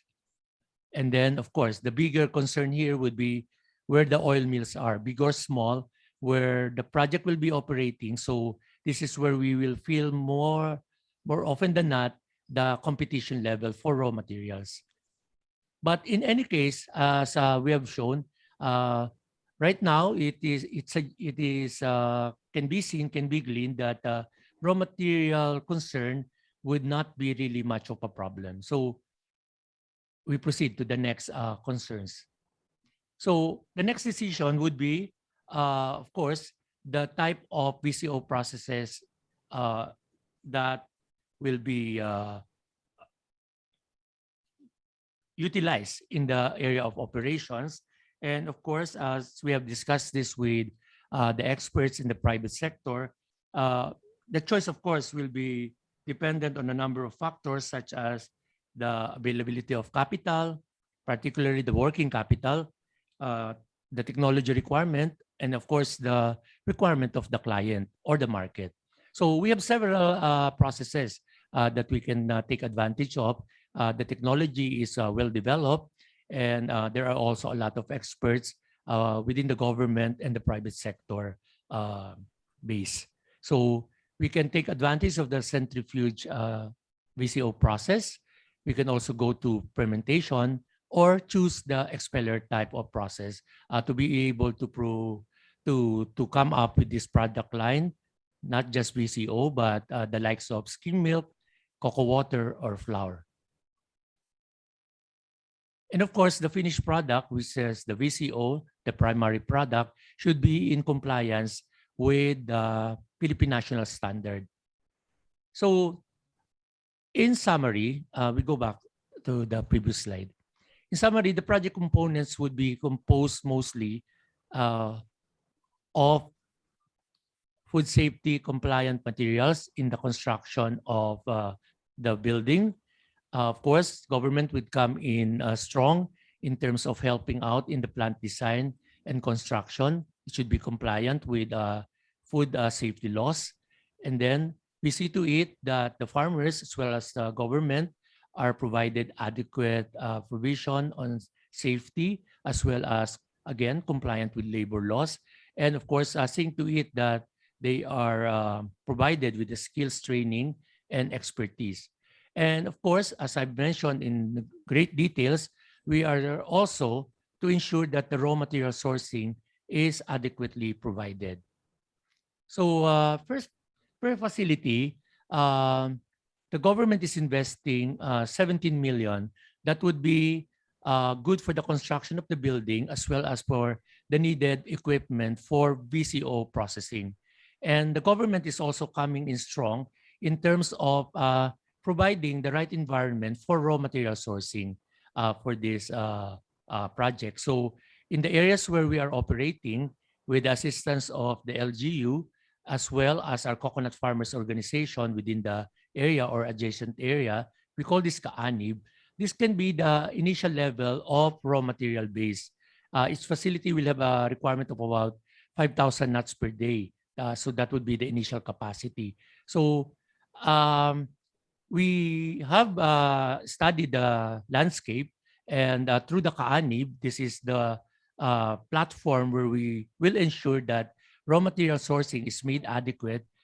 We will see to it that the project will be ensured of a constant raw material availability to see to it that the project works well. So again, the LGU and the PCA shall perform a facilitative role in galvanizing all partnership strategic linkages in ensuring the continuous supply of raw materials. Next, please. So consolidation would be a major factor here. And to sustain the enterprise, again, PCA particularly would be working closely with the Department of Trade and Industry, with other government agency, as we have already started the discussion, say in Caraga, of getting the other government agencies involved to see to it that there is really this convergence of efforts for government to see to it that the project will work.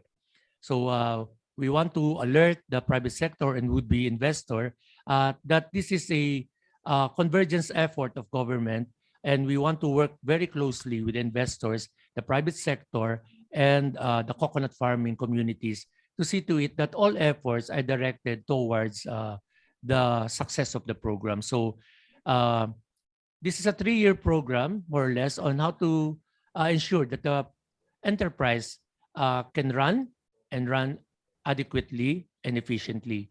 So in 2021, we will see the construction of the facility, the procurement of the equipment, and complementary to that would be the training, the relevant training of the farmers, not only on the VCO production and the production of other commodities, but also seeing to it that they have adequate knowledge in terms of organizational development, because this will be managed by an organization. Also seeing to it that they are also trained on facilitating linkages, not just with government, but with other coconut farmers organization and the private sector. So we have also presented below the boxes that we are showing what the PCA development programs and projects are to complement the raw material base or the production side of ensuring the raw material availability. So we have included therein the hectareage for coconut planting and replanting in all the sites, as well as the coconut fertilization project. Seeing to it and looking forward, seeing to it that there will be adequate raw material in the project areas so that they need not source the raw material from area that are removed or remote from the processing plant. So this the government intends to do. Next slide, please. So in terms of business strategy, an effort towards providing the mechanism for marketing, establishing local network at the initial to see to it that the production is made available initially at the domestic market. And once some level of confidence in terms of production quality standard, branding has been made and assured. We now look into possible joint ventures with, again, the private sector. And then at some point, the bigger export market is being looked into for the product line that will be processed and manufactured by this facility. We are building confidence, as you can probably see in the presentation, for the coconut farmers to prepare themselves adequately to be able to penetrate the market and establish constancy, as well as really see to it that their market niche is ensured again for this project. Next. So we concur, we adopt the marketing mix strategy in terms of what the product should be, in terms of its packaging. Branding is very important. That's why DTI is into the configuration of things. The OST is also a part of the consortium that we will create to see to it that the project succeeds. And of course, certification and compliance to standard. And always, as it goes with business, place, location, location, location. As they say in business, we see to it that the logistical services are made available to see to it that the products actually reach the market. So it is inspirational that the Republic Act 11524 came into the picture, because this will provide the impetus to really provide all the relevant services to partner or complement this specific program under Bayanihan 2. Because under the coconut levy law, we are looking at other interventions that will really ensure that the processing industry, their manufactured products, are made available in the market at the right time, at the right place, at the right volume, with the proper support and intervention. And talking about intervention, we should be able to promote the product as Philippine made. Let's go back to the former slide. So we are to promote the products of our as Philippine made. So that would be the national branding. We have to determine the niche market for this, and we have to really showcase that this is made in the Philippines. So of course, price will be also a major consideration. Next slide, please. So we adhere basically as regard the project implementation. We see to it that, again, the convergence effort of government is made clear and apparent and institutionalized in the project area. When we say the creation of a PCA technical working group, we will see to it that all the government agencies that can be contributory to the success of the program, that does not just include PCA, the Department of Agriculture, the DTI, or the OST, but we are also looking to the direction of the say Cooperative Development Authority. We are also looking at the prospect of having the DPWH comes into the picture to see to it that the logistical services are made available. But other agencies like the DOLE maybe also be made partner to see to it that, again, we are looking at the holistic side of program implementation. And it adhere also with the strategies of farm development of the Department of Agriculture when we say farm clustering and barangay agri-cluster. And we will also accede with the provincial agricultural and fisheries extension services. So, and of course, more importantly, we shall continue to consult with the stakeholders, particularly the private sector partners like the VCOP, of course, always constantly with the DTI. The DTI has been very, very active in really seeing to it that the VCO market is properly taken care of. So this presentation is really to showcase that the government is really serious in seeing to it that the gains of product development, of research and development, the marketing efforts that has been made by the private sector is really concretized through the assistance of government, uh, including the provision of capital investment to really harness the potential of the coconut virgin oil industry to really obtain that niche market in the greater arena of the VCO market. So again, the government is providing for the equipment outlay, which is about 14 million. In terms of building, we are providing a 3 million grant for the said facility.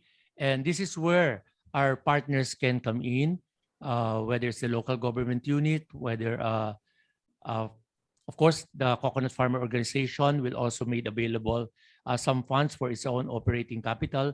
But we are pretty sure that with institutionalization, with the building of this facility, we should be able to generate additional investment to see to it that the project will succeed and be able to really work more efficiently and effectively.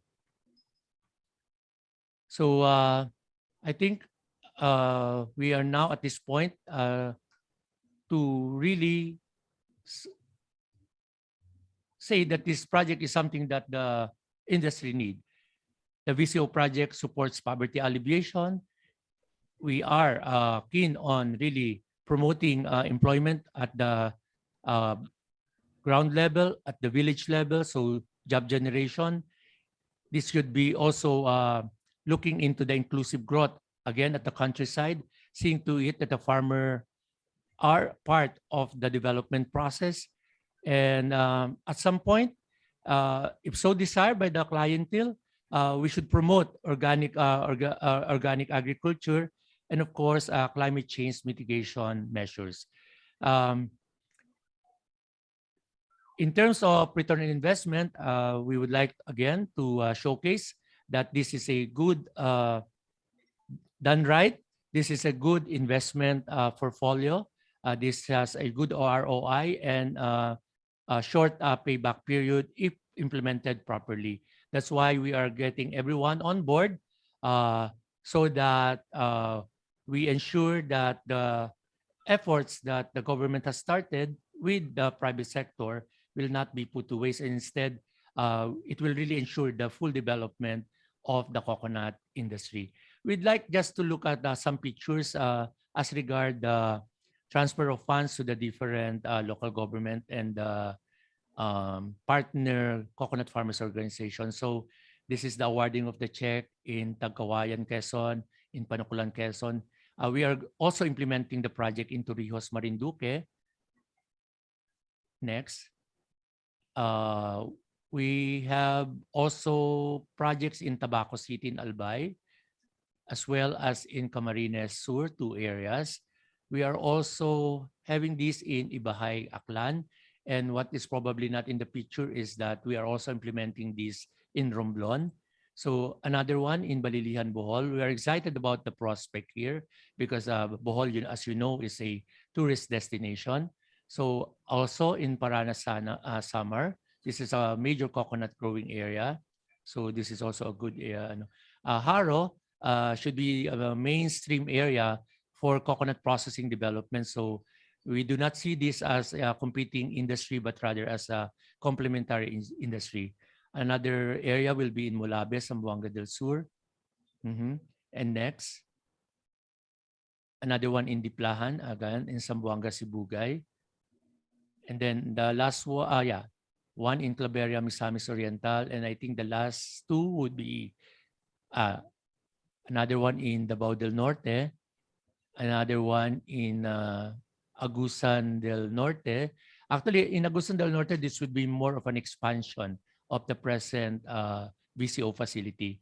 And finally, another one in Basilan Farm. So my call really is to present this and allow the private sector, the would-be investor, to have this excitement about the developments of the industry, particularly the virgin coconut oil industry. So we hope that with this intervention, we are certain that we are moving forward towards expanding the export market and also promoting the domestic market for this very, very useful product, especially useful under the COVID-19 circumstances. So, ladies and gentlemen, thank you for the opportunity to be able to promote, excite the climate for investment for the coconut virgin oil industry. Thank you very much.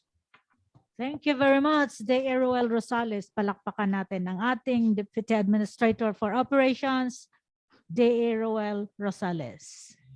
Okay, to have a reaction for the presentation of De Rosales, may we call on the Executive Director of the Virgin Coconut Oil Producers and Traders Association of the Philippines. Please welcome, ladies and gentlemen, Ms. Agnes Cristobal. Yes, good afternoon.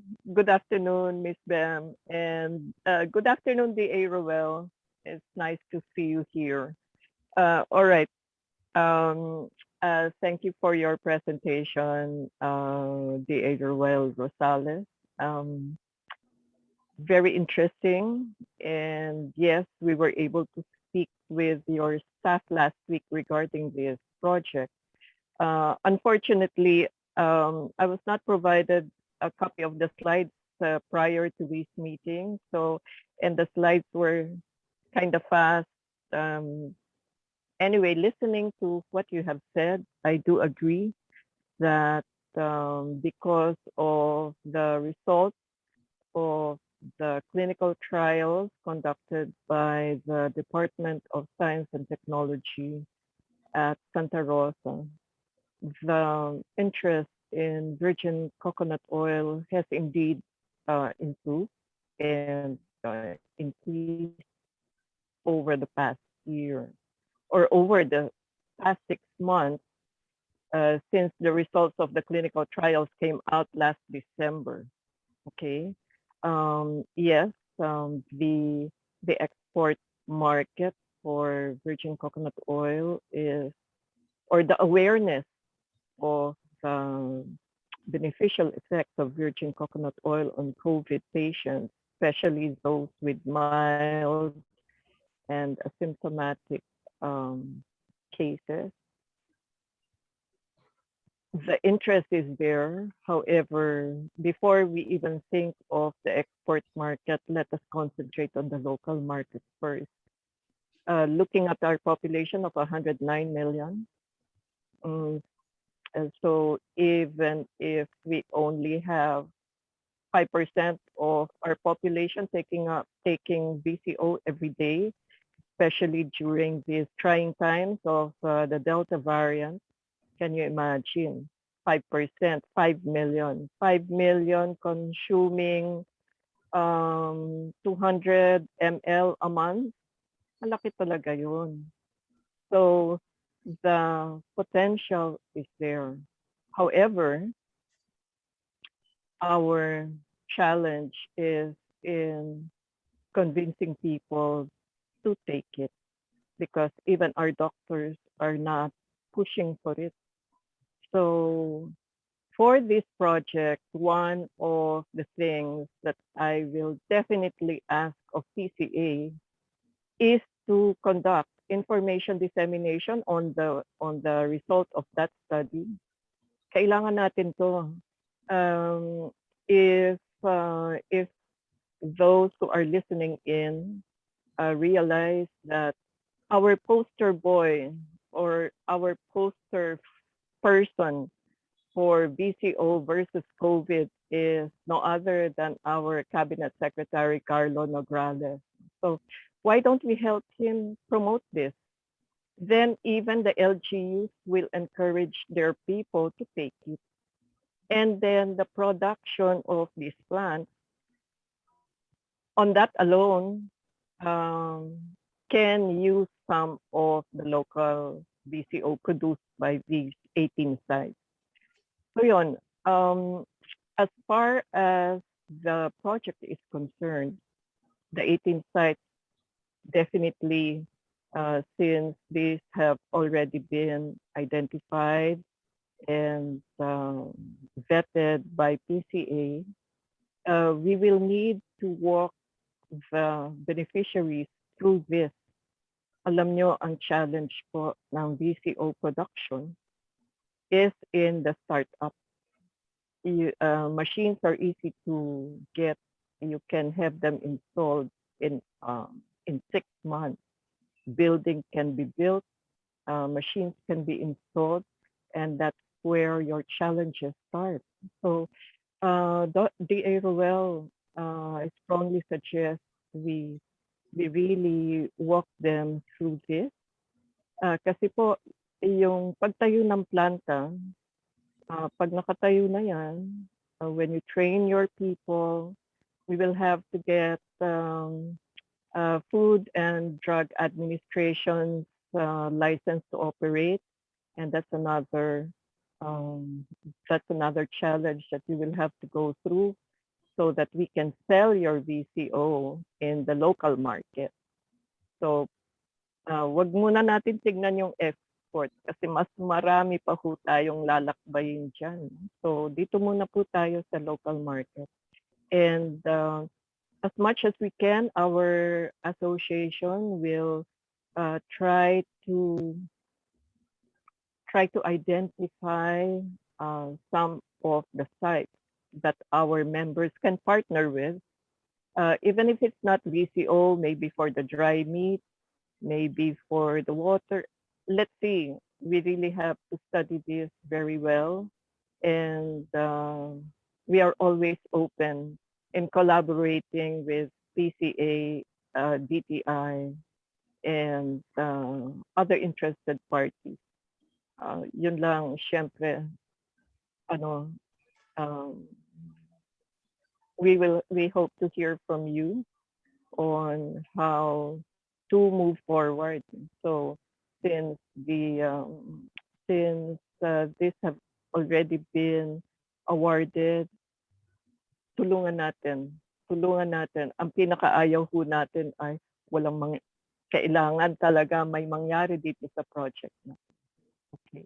At maraming salamat sa pag-imbita sa amin, Philippine Coconut Authority. Thank you very much. Thank you very much, Ms. Agnes, for your reaction and recommendations on how to improve, on how to make this project a success. Thank you very much. Okay, we will proceed to our open forum. The floor is now open for those who want to throw their questions. We have here a question from Mr. Andy Albao. We are a private entities, and how can we apply for this VCO project? From Andy Albao, sir, we are a private entity, and how can we apply for this VCO project? Yes, sir. We presented this project so that the other participants, those who are not in the mainstream of the construction of the said facility, can also come in through other intervention. Like if you are located in the vicinity of one of these facility, we can partner in terms of the raw material production or supply base, or in terms of eventually when the facility starts producing, again, we can partner in terms of the market side. There are many areas of partnership that can be had. Of course, this is a facility that will be established in certain areas. I'm sure the other question would be, when can we avail of a similar facility? So those other concern we will have to look into that. I think there will be more demands for certain facility, not just VCO, in the coming days. We welcome this, of course, but this have to be strategically planned and considered to see to it again that the hindi magsisiksikan in a certain area. Also, to see to it that the gains of the programs are spread in other areas. As I also mentioned earlier, we have this law, the Coconut Farmers and Industry Trust Fund Act. It's provide for certain government intervention. Actually, this is the Farmers Fund under the being so under the law. Actually, pera naman yan ng coconut farmers, but with the government utilizing it for and in behalf of the coconut farmers. So there are many components there that suggest that, yes, the coconut farming sector primarily can be allocated a certain common service facility under the program. So we will institute a system of prioritizing consideration of suggestions of proposals towards this end. Ano pong mga facilities ang pwede nating i-prioritize under the law para this can be available and availed of by our coconut farmers organization, and to some extent even by the private sector, probably using the other funds from government like from the GAA. So I hope that satisfies your question. There is in the near future a venue for us to be submitting proposal for the submission of projects for as common service facility for the benefit of our coconut farmers. So we really have to thank our president in this end for signing that law, providing more avenues for our coconut farming sector to go entrepreneur, go into the processing sector, more so rather than just mere raw material producer. Thank you very much. Okay, thank you, sir. Hope Mr. Andy Albao ay nasagot po ang inyong mga tanong. Meron pa po tayong tanong, sir, dito from Miss Lorna Ilustrisimo from the University, Cagayan State University, particularly Sanchez Mira Campus. Gusto naming ma-receive ang coconut production namin, like ma-revive ang coconut production namin, like unit VCO. Ang problema namin ay fund. Alam po natin na nakapakahirap ang katayuan ng mga HUCs. Kailangan namin ng assistance. Nasa amin ang mga equipment pero luma na. So wala namang training sa VCO production. So thank you, ma'am. As you can well see, we have partnered with the Romblon State University as an initial undertaking as regard the processing of commodities for coconut. I'm sure in the future, of course, entailing, of course, efforts to repopulate the coconut stand of the northern provinces, particularly in the Cagayan province, in the northern provinces. We hope that in the near future, we would be able to provide for some intervention towards that end. But the closer intervention right now is the firm determination of government to really repopulate the coconut stand of Northern Luzon. That covers Region 1 and part ng Region 2.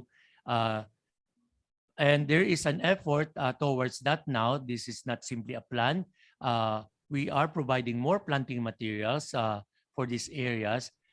We are targeting new coconut farmers, would-be coconut farmers who are interested in the venture of probably at the start a small venture, and then of course seeing to it that there is organizational development towards product consolidation, again, initially raw material consolidation. So we have a very, we have this firm determination to see to it that the northern provinces are made a part of the development plans of the coconut industry, that they will also be at the mainstream of the developmental effort. So we start first with the planting and replanting program, organizational development in that area, and then slowly we are coming up with interventions on village level processing. So once there is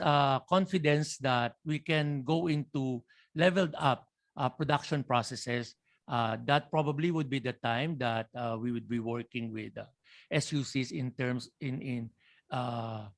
terms of processing facility. But there are also other intervention areas where we can already start working on, like research and development. In particular, that area sa Sanchez Mira, you have this peculiar coconut variety that we should be looking at more closely, yung inyong Sanchez Mira variety. That is a exceptional variety. So perhaps we should start some tinkering on that one as an initial undertaking. Thank you very much. Okay, there's another one question here, sir, from Ideas, Roger Karinga. Do you see or envision the role of NGOs, especially those who are into social enterprise development, in this new program of the PCA?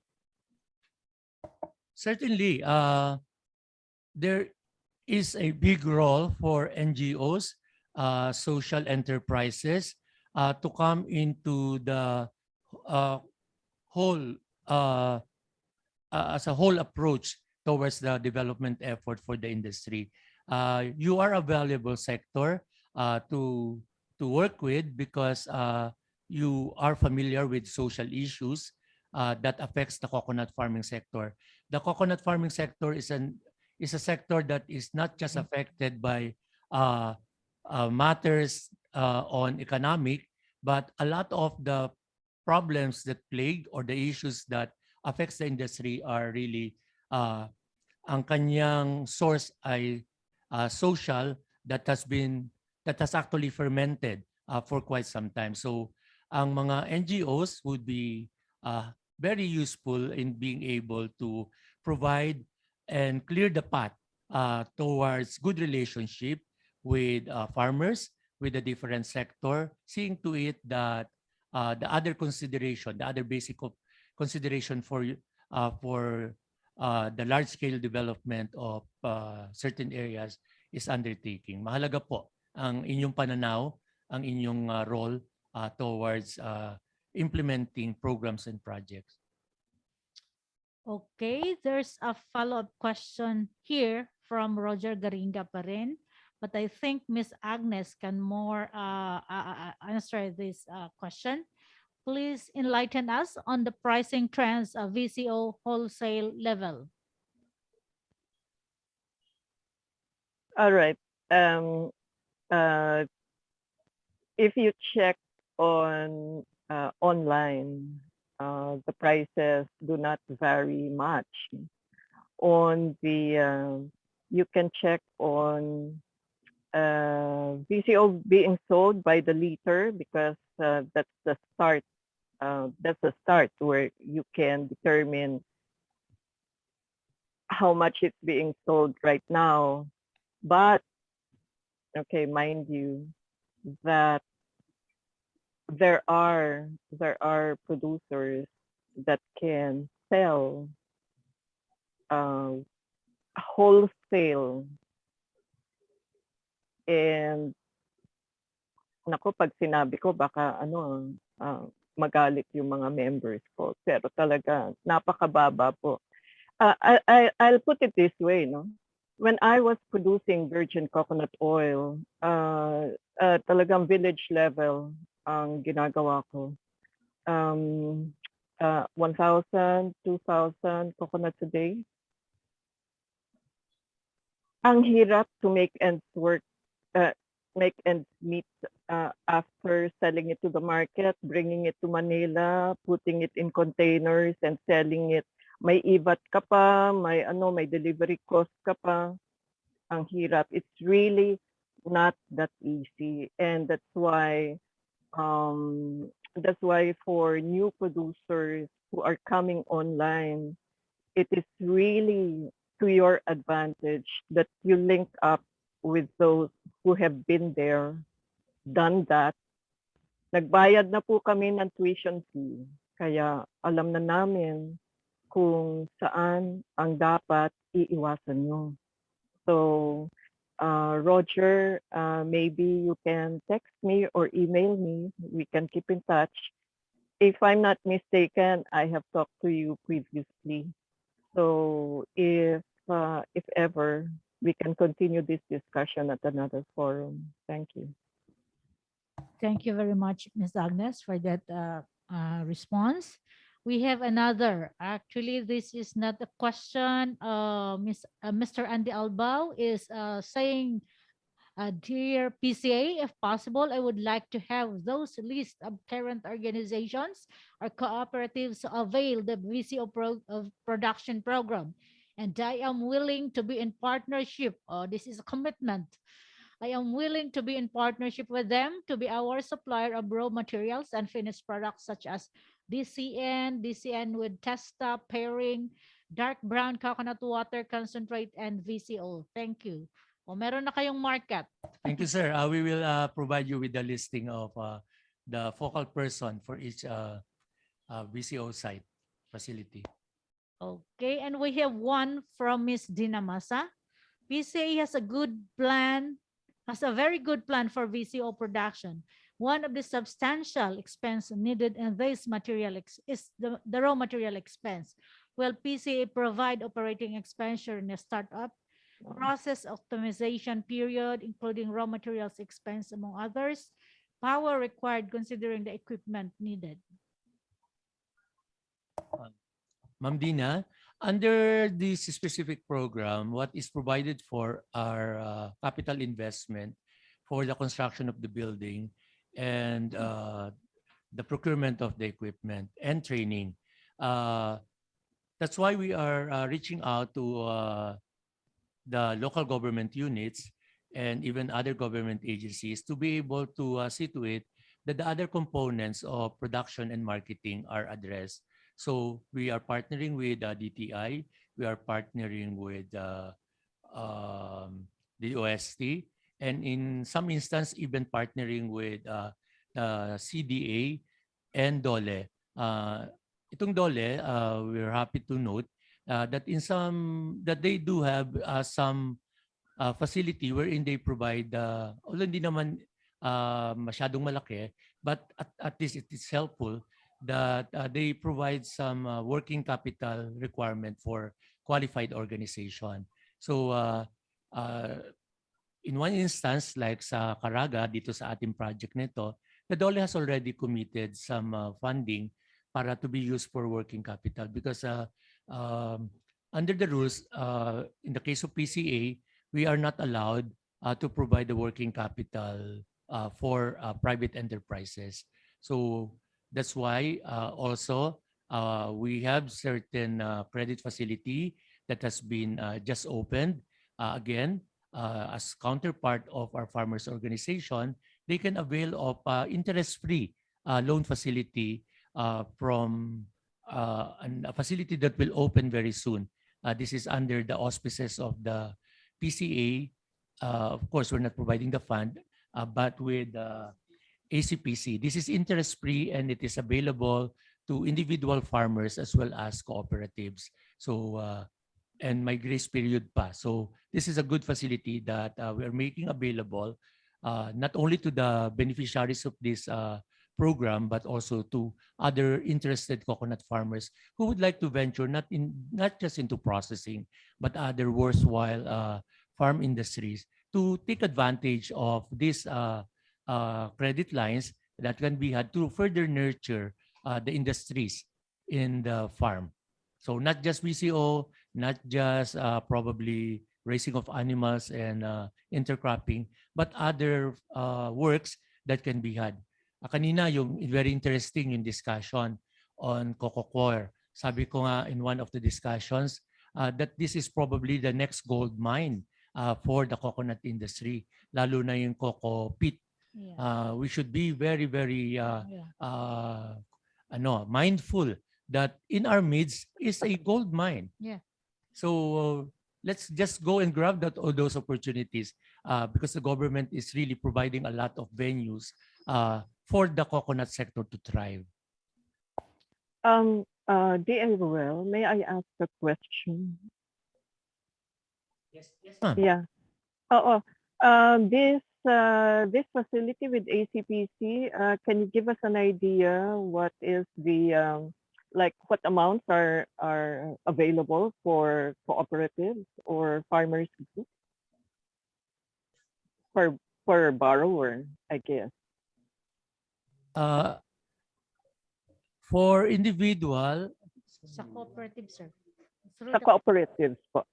There can be individual loans actually as long as you will submit the necessary documentation. Pag individual, I will have to get back at my notes, but I think it's 100,000 individual. But That's for not bad, cooperatives, of course, duly registered with the CDA or SEC, and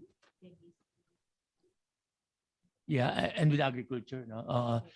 Yes, about 3 million, 2 million to I think 3 million. Yes, interest free. Very good. All Let's right. take advantage of that to whoever else are listening. Yes. This basta Coconut Farmers Organization, and I think even the Okay. private sector can avail of this as long as they're into coconuts. All right. All right. Very soon we will be launching the project. There is funding for this. This is not just a plan. There is a program for this. There is funding for this. So I do hope, I sincerely hope that you take full advantage of this. Yes, sir. Sana ipaalam sa amin kung kailan nyo i-launch so we can invite our members to participate in the launching.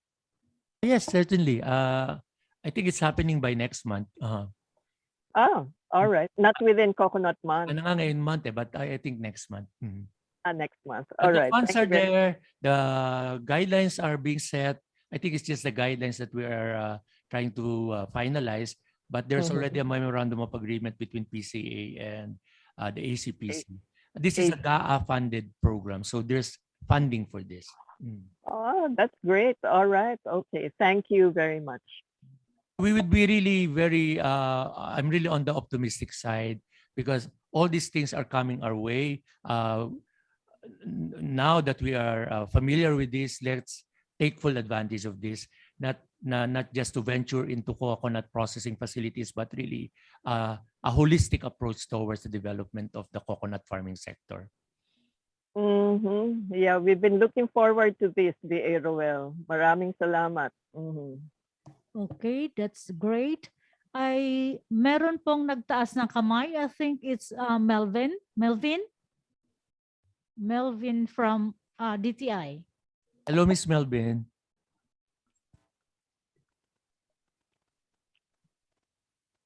Paki-unmute si Melvin, please. Hi, the Aerowell. Magandang hapon po. Yes. And I also agree, no, looking forward, of course, the Aerowell for longer years of convergence with the PCA, no, DTI and PCA. And the Aerowell, we're super excited po kami doon sa mga facilities that the PCA is going to set up, no. Yung mga processing facilities natin for PCO. Tanong ko lang, sir, ilang % po kaya dito sa production ng mga facilities na to ang naka-earmark po sa international market? The start, we are really looking at the domestic market, not immediately for the international market. I think, of course, it all depends also on the interest of those into supplying for the international market, as long as of course, meeting all the specification. But initially, from our side, we are looking at the domestic market, parang trial. But soon enough, I hope that the waiting period will be less. We hope to, of course, take advantage of the big international market pretty soon. Okay. Sir, I asked because I know that kami po ay naghahanda pag sabihin ng PCA na meron kayong production, no, naka-allot for the export market, no. But of course, alam natin, sir, na may mga certifications na kailangan yung ating export market. So, paano kaya natin, sir, pinaghandaan yung mga certification, yung mga requirements, no, entry requirements ng ating merkado? I think at this point, the DA is relaxing some of the rules on certification from what my conversation with director. But I will not go into details just yet, but I think they're making some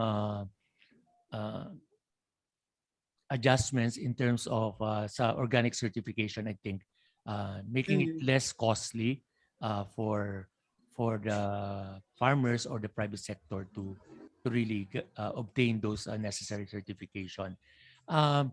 Of course, as we discuss how would we be able to assist the private sector, of course, the farming sector as well, on being able to penetrate the market with all this required certification, I think in our ongoing and future discussion in the implementation of the coconut levy law, because that is the main plate that we are looking at in terms of really coming up with certain intervention with firm funding, of course, we can look at the prospect of probably being able to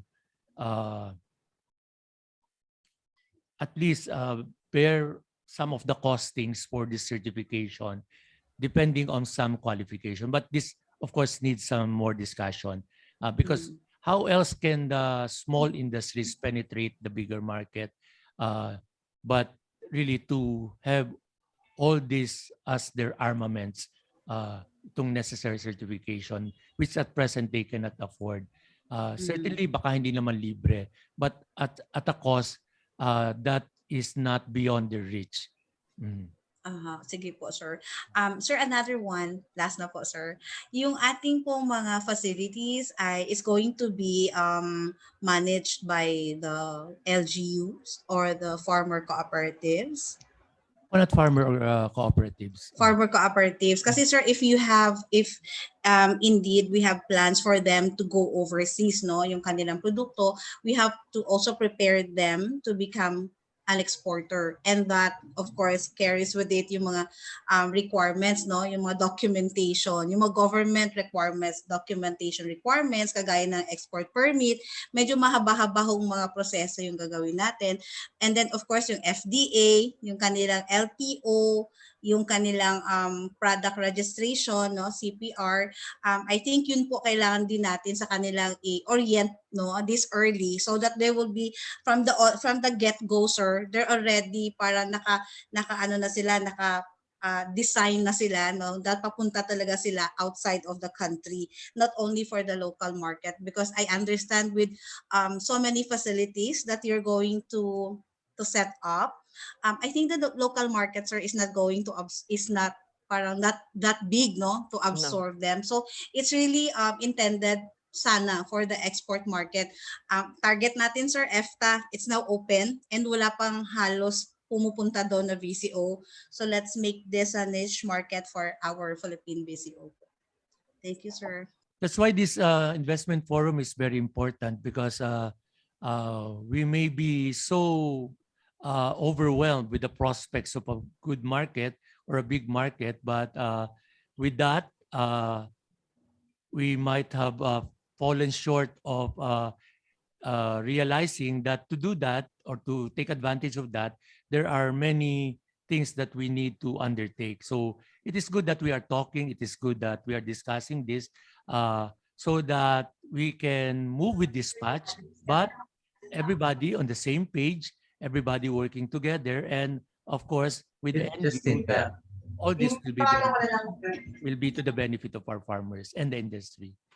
So I think once we've done with all this discussion, we hit the ground running. We should be comparing again and really see to it that all these the necessary requirements are looked into.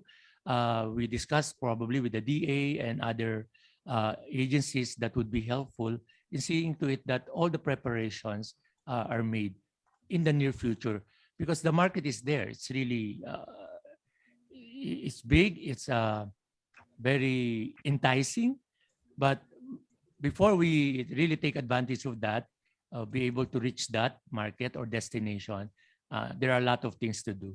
So DTI, you're much needed here. Thank you, very DA much. Ruel. And sir, may pangarap tayo. Remember when we went to there's a show in the US, no? Yes. Sabi natin, gagawa tayo ng mas malaking space, no? Booth, no? Yes, For yes. the sa showcase of Philippine coconut products. So pangarap pa rin natin yun, sir, pero po malapit-lapit na nating We will maabot. make So, that mark very soon. Sabi soon, ko nga, sir. all the ingredients are now here. It's just for us to take full advantage of all this. Ang dami-dami ng good things happening right now for the coconut industry. That's why this really is a call for all of you to take a second, third, fourth look at this industry. It's just waiting to be cultivated. So another second look, everybody. Thank you, DA Ruel. Mabuhay po kayo. Okay, thank you, Ms. Melvin, for your recommendations. And I think with your suggestions and recommendations, you're also committing your department or your agency to conduct the required training for those export requirements. Isn't it, Ms. Melvin? Okay, dahil market na po yung napag-usapan nating huli, ang ibig sabihin nito ay naklaro na po natin ang from the start, from the production, from the construction, from the processes to the marketing. So we'll take a break, 5 minutes break for to give way to the synthesis of this forum. Let's take a little break. Okay. Thank you, Bam. Thank you, DA Rowell.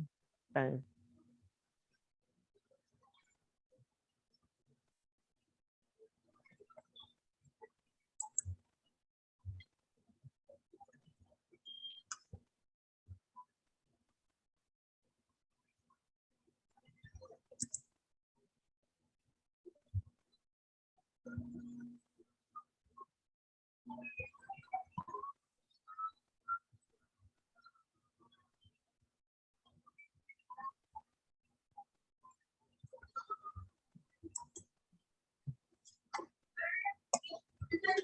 So far, wala lang po siya na binabaan na lang po na amended kay Sheriff. Okay, okay.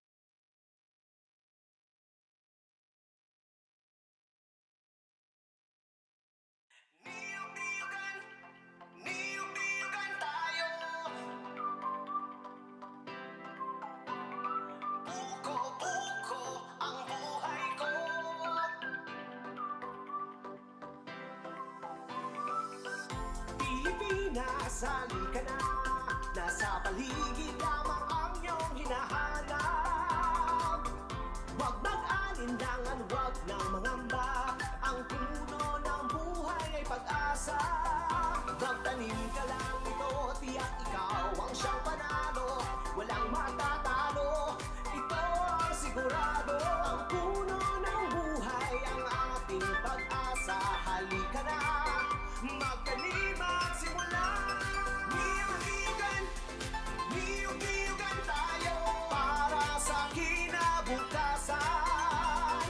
Kuko-kuko ang buhay ko, tungo sa kaginhawaan. Luzon, Visayas, Mindanao, saan ka man ay mayroon yan. Ang buko niyog ang siyang pinagkukunan ng sambayanan ng pangangailangan. Niyog-niyogan tayo para sa kinabukasan. Kuko-kuko ang buhay ko, tungo sa kaginhawaan. Pilipino, masipag ka, Pilipino, masinog ka, simpleng bagay pagyamanin, palaguin at ibigin. Huwag matakot, mangamba, siguradong panalo ka, masaganang niyugan patungo sa kaginhawaan. Niyog-niyogan, niyog-niyogan tayo para sa kinabukasan. Kuko ang buhay ko, tungo. Okay, our speaker to deliver to us the synthesis of this forum is now ready. May we call on Engineer Roselia Villaruel, the Department Manager of the PCA Trade and Market Development Department, to give us the synthesis.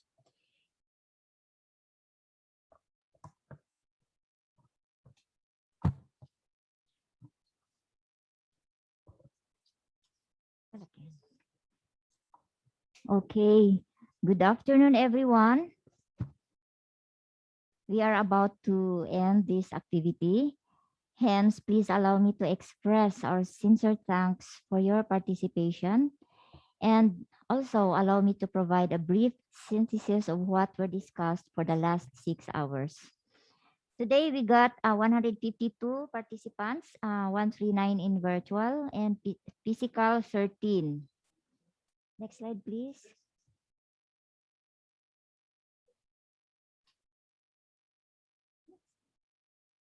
Okay, and then our first presenter was Mr. Denver Chicano, a nurse turned researcher and innovator, and hopefully a successful businessman. He presented to us Coco Patch, and their company is Patch Cosmetics Trading. His presentation is about the use of coconut bacterial cellulose, commonly known as nata de coco, for skin, burn and wound care in combination with monolaurin. It is a patented product from coconut oil. The benefits offered for the investment area is, number one, availability of an affordable natural product for trauma care, an alternative to gauze and ointments. It is very good because of its cooling effect. Also, an opportunity for nata de coco producers to supply and to uplift the wound care management system in the country. Sabi nga ni Sir Denver kanina, it's pain plus moisture plus protection in one product. Next slide, please. The investment requirements. Because the product is already like tested, so the investment requirements are, they need partnership for marketing to support a wide commercialization, and they need government assistance in terms of product promotion and marketing. They would be grateful to be assisted in promoting the product in hospitals, to meet surgeons, to have it used by ambulance staff for emergency treatments, wounds, etc. Kasi marami namang masusugatan, no? Halos every day may magagalusan. So we need this material. And then they also need government assistance for the procurement of indigenous materials as mandated. Then further research and development, and also possible registration as geographical indicator. Napakagandang product po ito. In fact, the presenter told us that a lot of private companies intended to buy the technology, but our partner here wants it to be used only by the Filipinos. So napakagandang layunin po yan. So the major concern is that if we market the product aggressively, talagang magkameron siguro ng possibility of shortage of supply. So marketing partners, Mr. Chicano is just waiting. So after this investment forum, everyone can communicate with each other. Next slide. The next presenter was about village level coconut processing. It was presented by Dr. Oferio Caparino of PhilMec. The presentation was about the utilization of coconut water produced from small-scale processing enterprises for the production of affordable, natural, chemical-free beverage. And the benefits offered by the technology presented was jobs generation in the countryside and additional income earning opportunities for coconut farmers. The technology would better complement the DepEd program because DepEd issued this Department Order number 13 series of 2017. It's about the policy and guidelines on healthy food and beverage choices in the schools. Last year, for the last 2 years, we tried to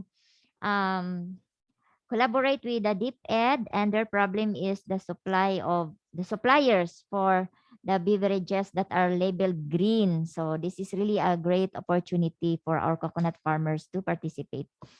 Then another benefit offered is the availability of affordable, high electrolyte beverage in the countryside. In fact, research tells us or showed that the coconut water beverage is really one of the best source of electrolytes. And then another potential or benefit is its contribution to techno-ecotourism.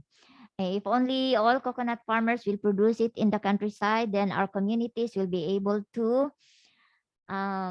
avail. Makakainom po sila ng healthy coconut water, which is right now, hindi po siya widely available.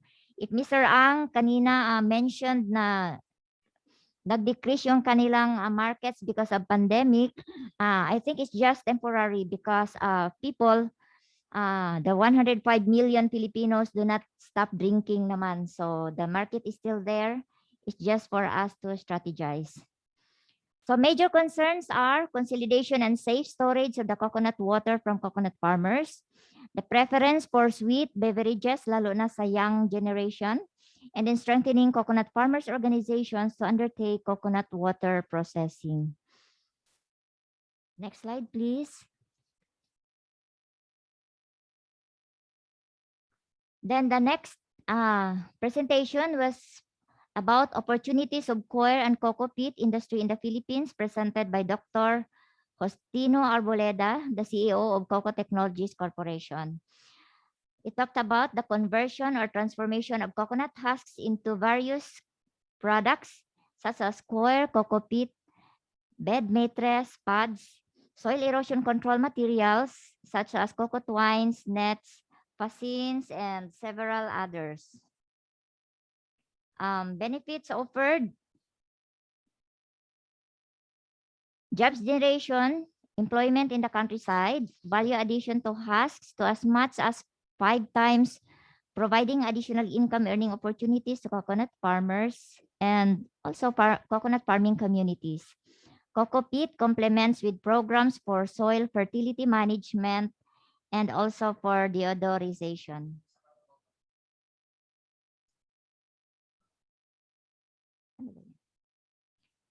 Next slide. So the investment opportunities for a private partnership on the consolidation of production, especially transport, because cocoa Peat and coir are low value products in terms of per kilograms or per piece. So there's somehow a great need for consolidation in order to reduce production and transport costs and for the industry to be more competitive. Government assistance are required. Marketing and promotions for other uses of the fibers, such as car seats, insulation, or acoustic materials, filters, pads, boxes, sleepers, and many others. And then research and development, also for the development of good carpets, doormats, packaging, handicrafts, and many others. And then government assistance is also required for quality control, regulations for appropriate installations, because according to Dr. Arboleda, the negative aspect of the technology is that the product is very good, of good quality, but the installations were not appropriately done, so that it gave a negative impact to the industry. Major concerns. Number one is cost effectiveness. The bottom line should be the production cost, and consequently the selling price should be affordable. Lalo na sa Philippines, and also China, napakalaking markets, but they are so concerned with low prices. So ayan. And then issues on appropriate application, as mentioned earlier, has to be combined with hydro seeding or vegetation to be effective. So hindi po maging successful ang isang soil erosion control installation kapag wala po itong vegetation growth. Another major concern is the diversification, consolidation, or economies of scale to enhance competitiveness. Ang industry po na ito, hindi pwede yung pira-pirasong output. It has to be in the right volume so that yung transport cost will be at its minimum.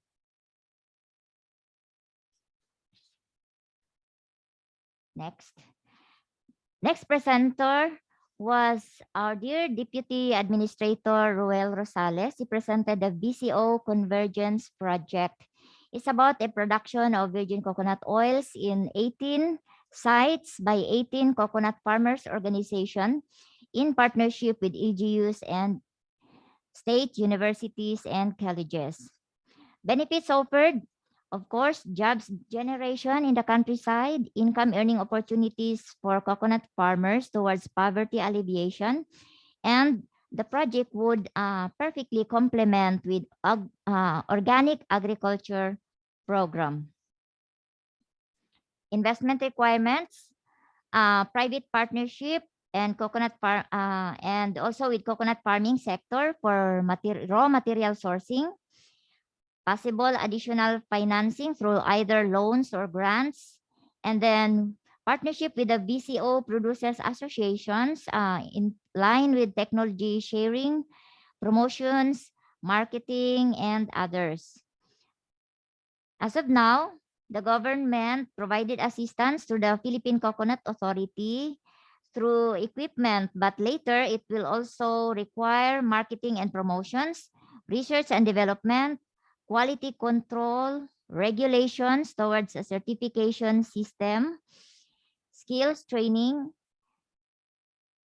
equipment provision, and then organizational development, so that our coconut farmers organizations will be able to be capacitated to facilitate linkages, deal management, and many others for their enterprises to become successful and sustainable.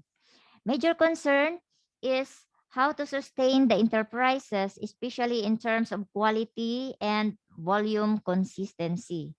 So sa ating mga small processors, food processors, talagang napaka-challenging yung maintaining quality and volume. So these are our takeaways for the two-day activity.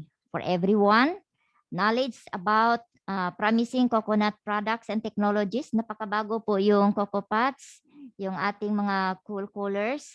And then for inventors, opportunities to invest. And for our researchers, several research areas to explore in order to develop more products.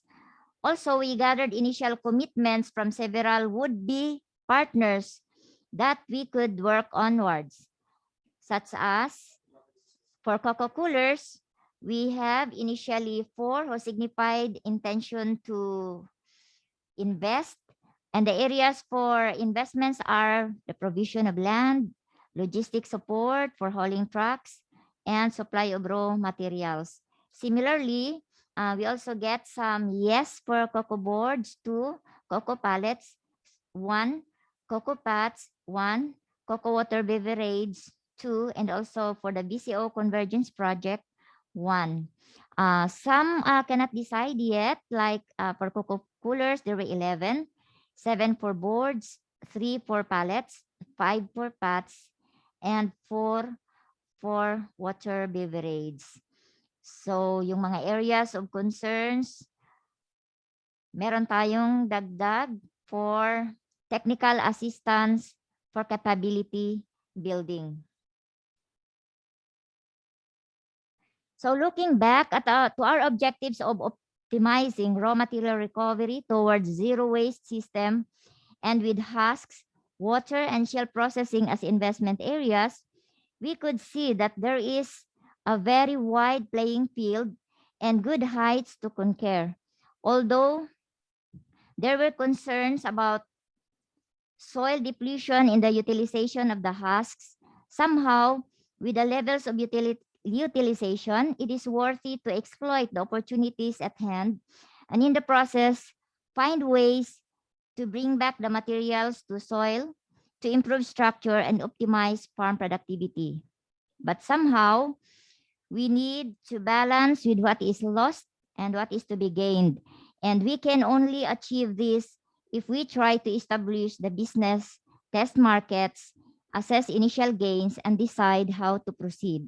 So in the slide, we can see that the husk utilization right now is about 8.5. For water, it is only about 8%.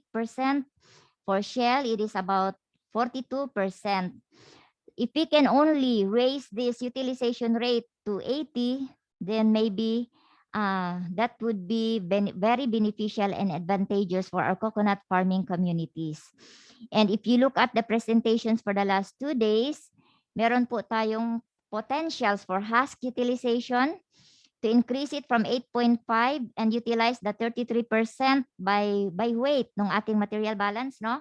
So cocoa coolers, cocoa boards, cocoa pallets, and coir and cocoa pit, if we can fully exploit these potentials, then this 33% of our coconut, the husks, which are mostly wasted, can now be turned into economic resource.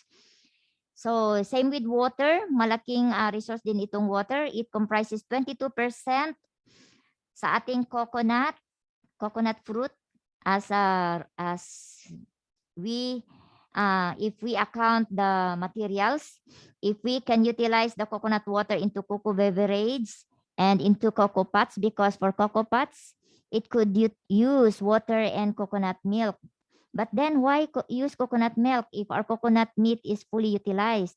We might as well strive to use our coconut water in the production of nata de coco and ultimately the coconut patch. So with that, next slide, please. So as we close this activity today, it means opening of more doors of collaboration. Henceforth, PCA will prepare the forum proceedings and provide the requesting participants copy and undertake the following. So number 1, PCA to facilitate, organize specialized meetings or focused discussion for the interested partners. This one is being requested by our one of our participants last August 4 from USA Deliver Project, and then also from our DAPPP, yung public-private partnership. And then second, to conduct needed research and development for efficiency of production and enhance competitiveness and advocacy and marketing promotions. So our potential partners would be DepEd, DOST, DILG, DA, and DTI.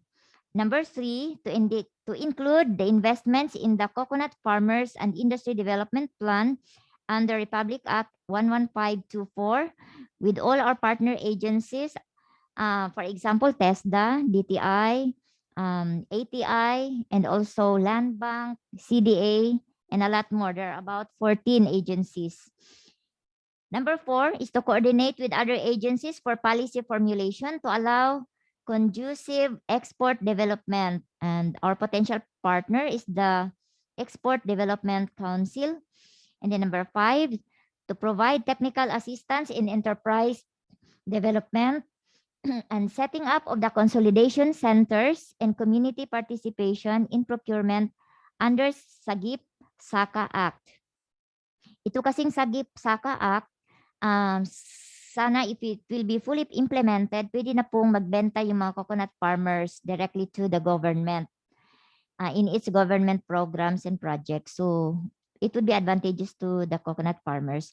So our potential partners here would be DA, DOST, DTI, SSF, and all other government that have programs and projects that benefits the coconut farmers. And then lastly, number 6, for the government to regularly consult with stakeholders. For the private sector, yung ating mga potential partners, after this investment forum, they have to communicate with potential partners and also with PCA for focused discussion and planning. And for our technology owners, our presenters, you must review your cost structure because after all, during our discussions, it turned out that costs or selling prices is really very crucial. So that's all. Thank you everyone for your participation. Looking forward for more opportunities for us to facilitate investments that would enable you to establish or expand your businesses.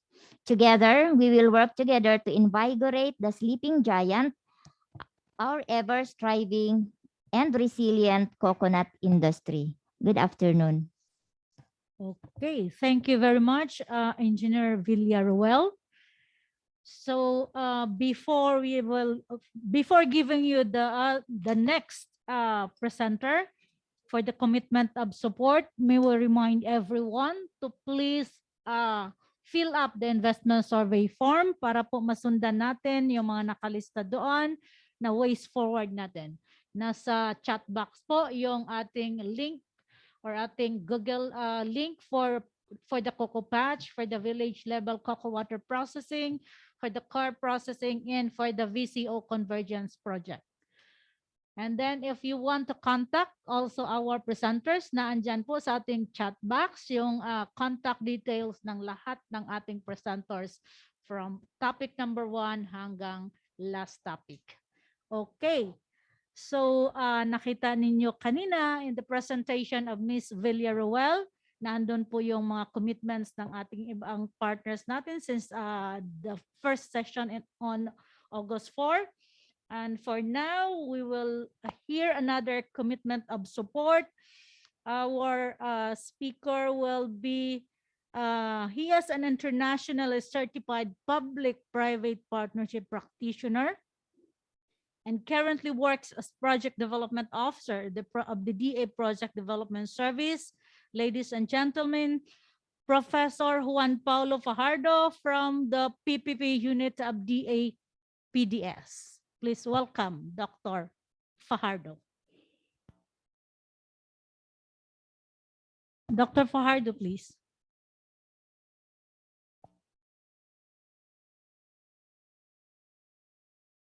Yes, good afternoon po, everyone. Can everybody hear me? Yes, sir. Loud and clear. Yes. Yeah, actually, I would love to start my video. The thing is, my my camera is not really functioning well. So just imagine someone who looks like John Lloyd na lang para medyo magustuhan nyo yung naririnig. No, anyway, yeah, I think like from the side of the public-private partnership unit, we just want to, number one, add to the heaps of compliments, no, to the PCA for organizing such a very insightful activity. This 2-day forum for our unit has been quite it's quite enlightening. But at the same time, it also showed us the challenges and the exciting prospects of what we can possibly do to advance po yung coconut industry natin. And we actually hope that this similar initiative would also be carried out for other by other attached agencies of the department. So as Ms. Bem mentioned, I'm from the Public-Private Partnership Unit, where we are a component unit of the Project Development Service. And what we actually do is to ensure projects are well within the mandate of government agencies. That's one.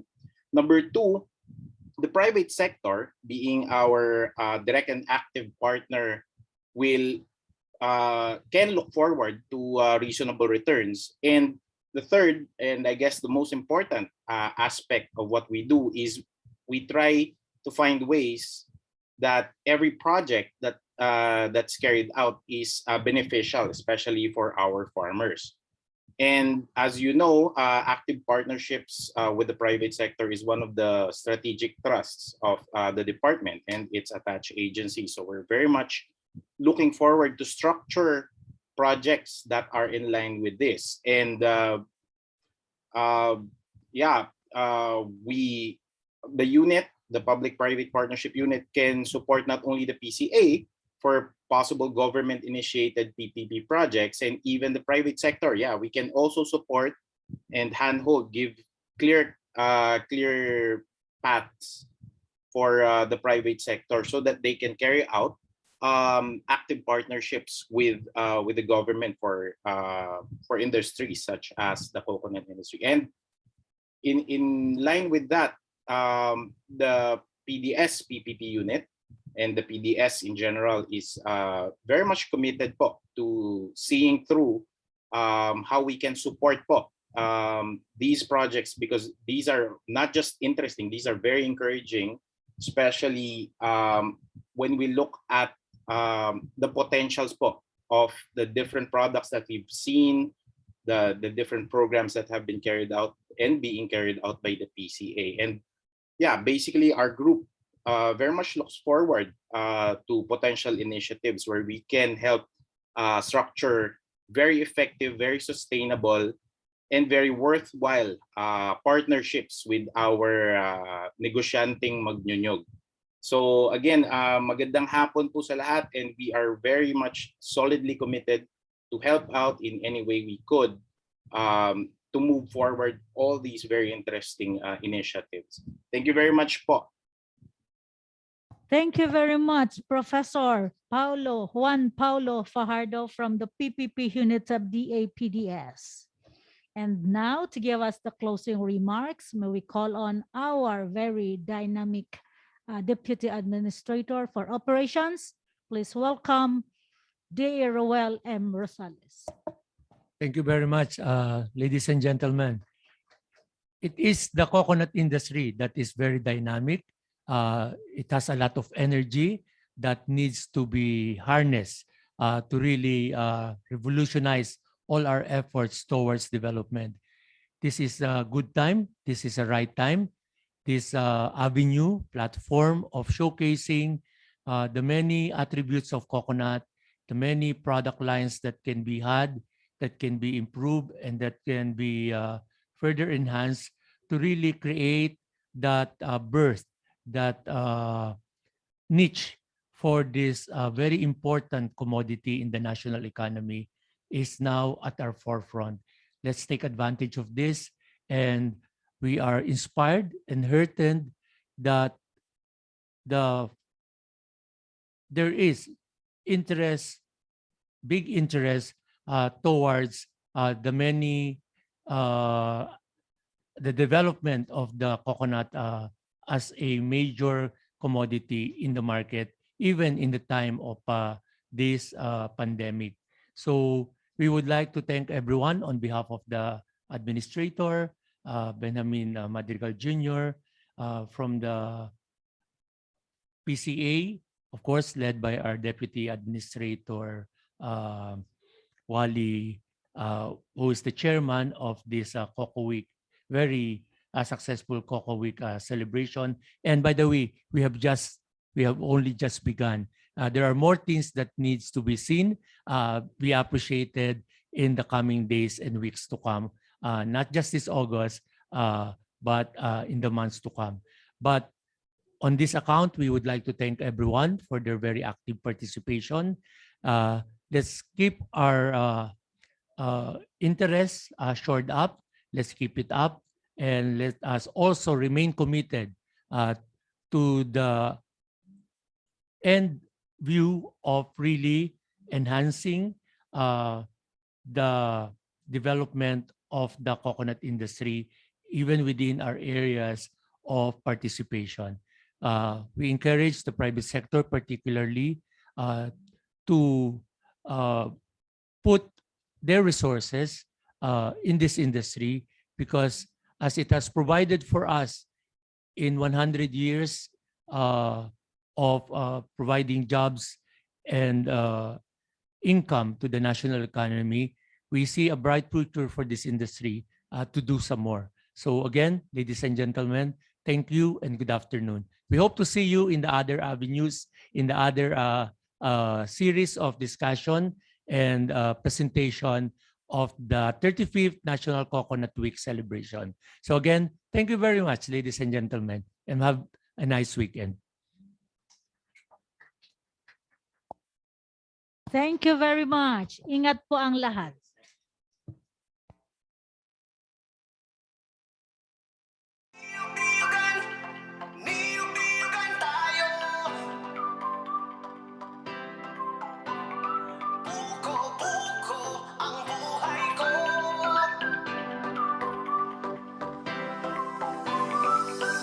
Pilipinas, halika na. Nasa paligid lamang ang iyong hinahanap. Huwag mag-alinlangan, huwag nang mangamba. Ang puno ng buhay ay pag-asa. Magtanim ka lang ito, tiyak ikaw ang siyang panalo. Walang matatalo, ito ang sigurado. Ang puno ng buhay ang ating pag-asa. Halika na, magtanim at simula.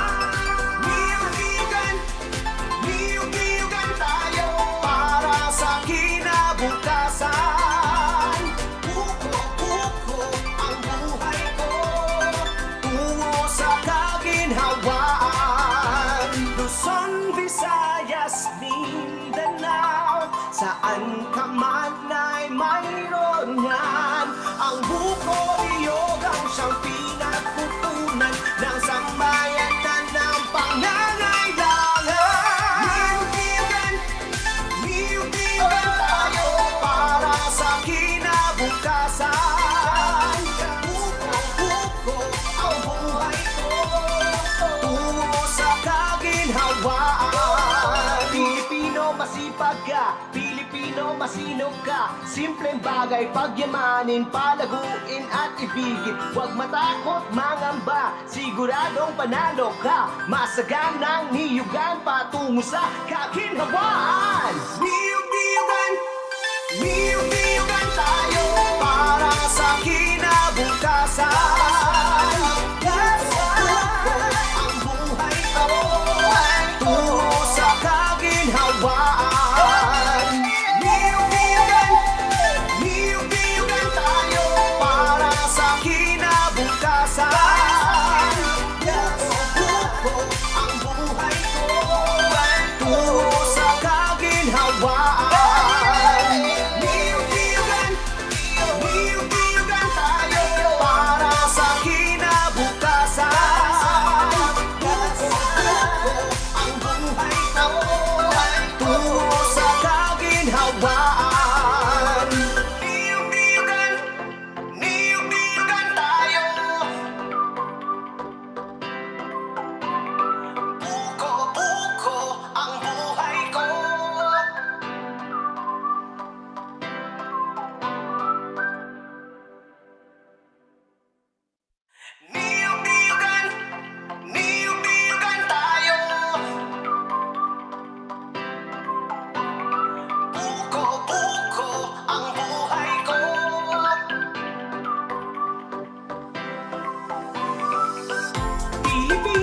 sali ka na. Nasa paligid lamang ang iyong hinahanap. Huwag mag-alinlangan, huwag nang mangamba. Ang puno ng buhay ay pag-asa. Magtanim ka lang ito, tiyak ikaw ang siyang panalo.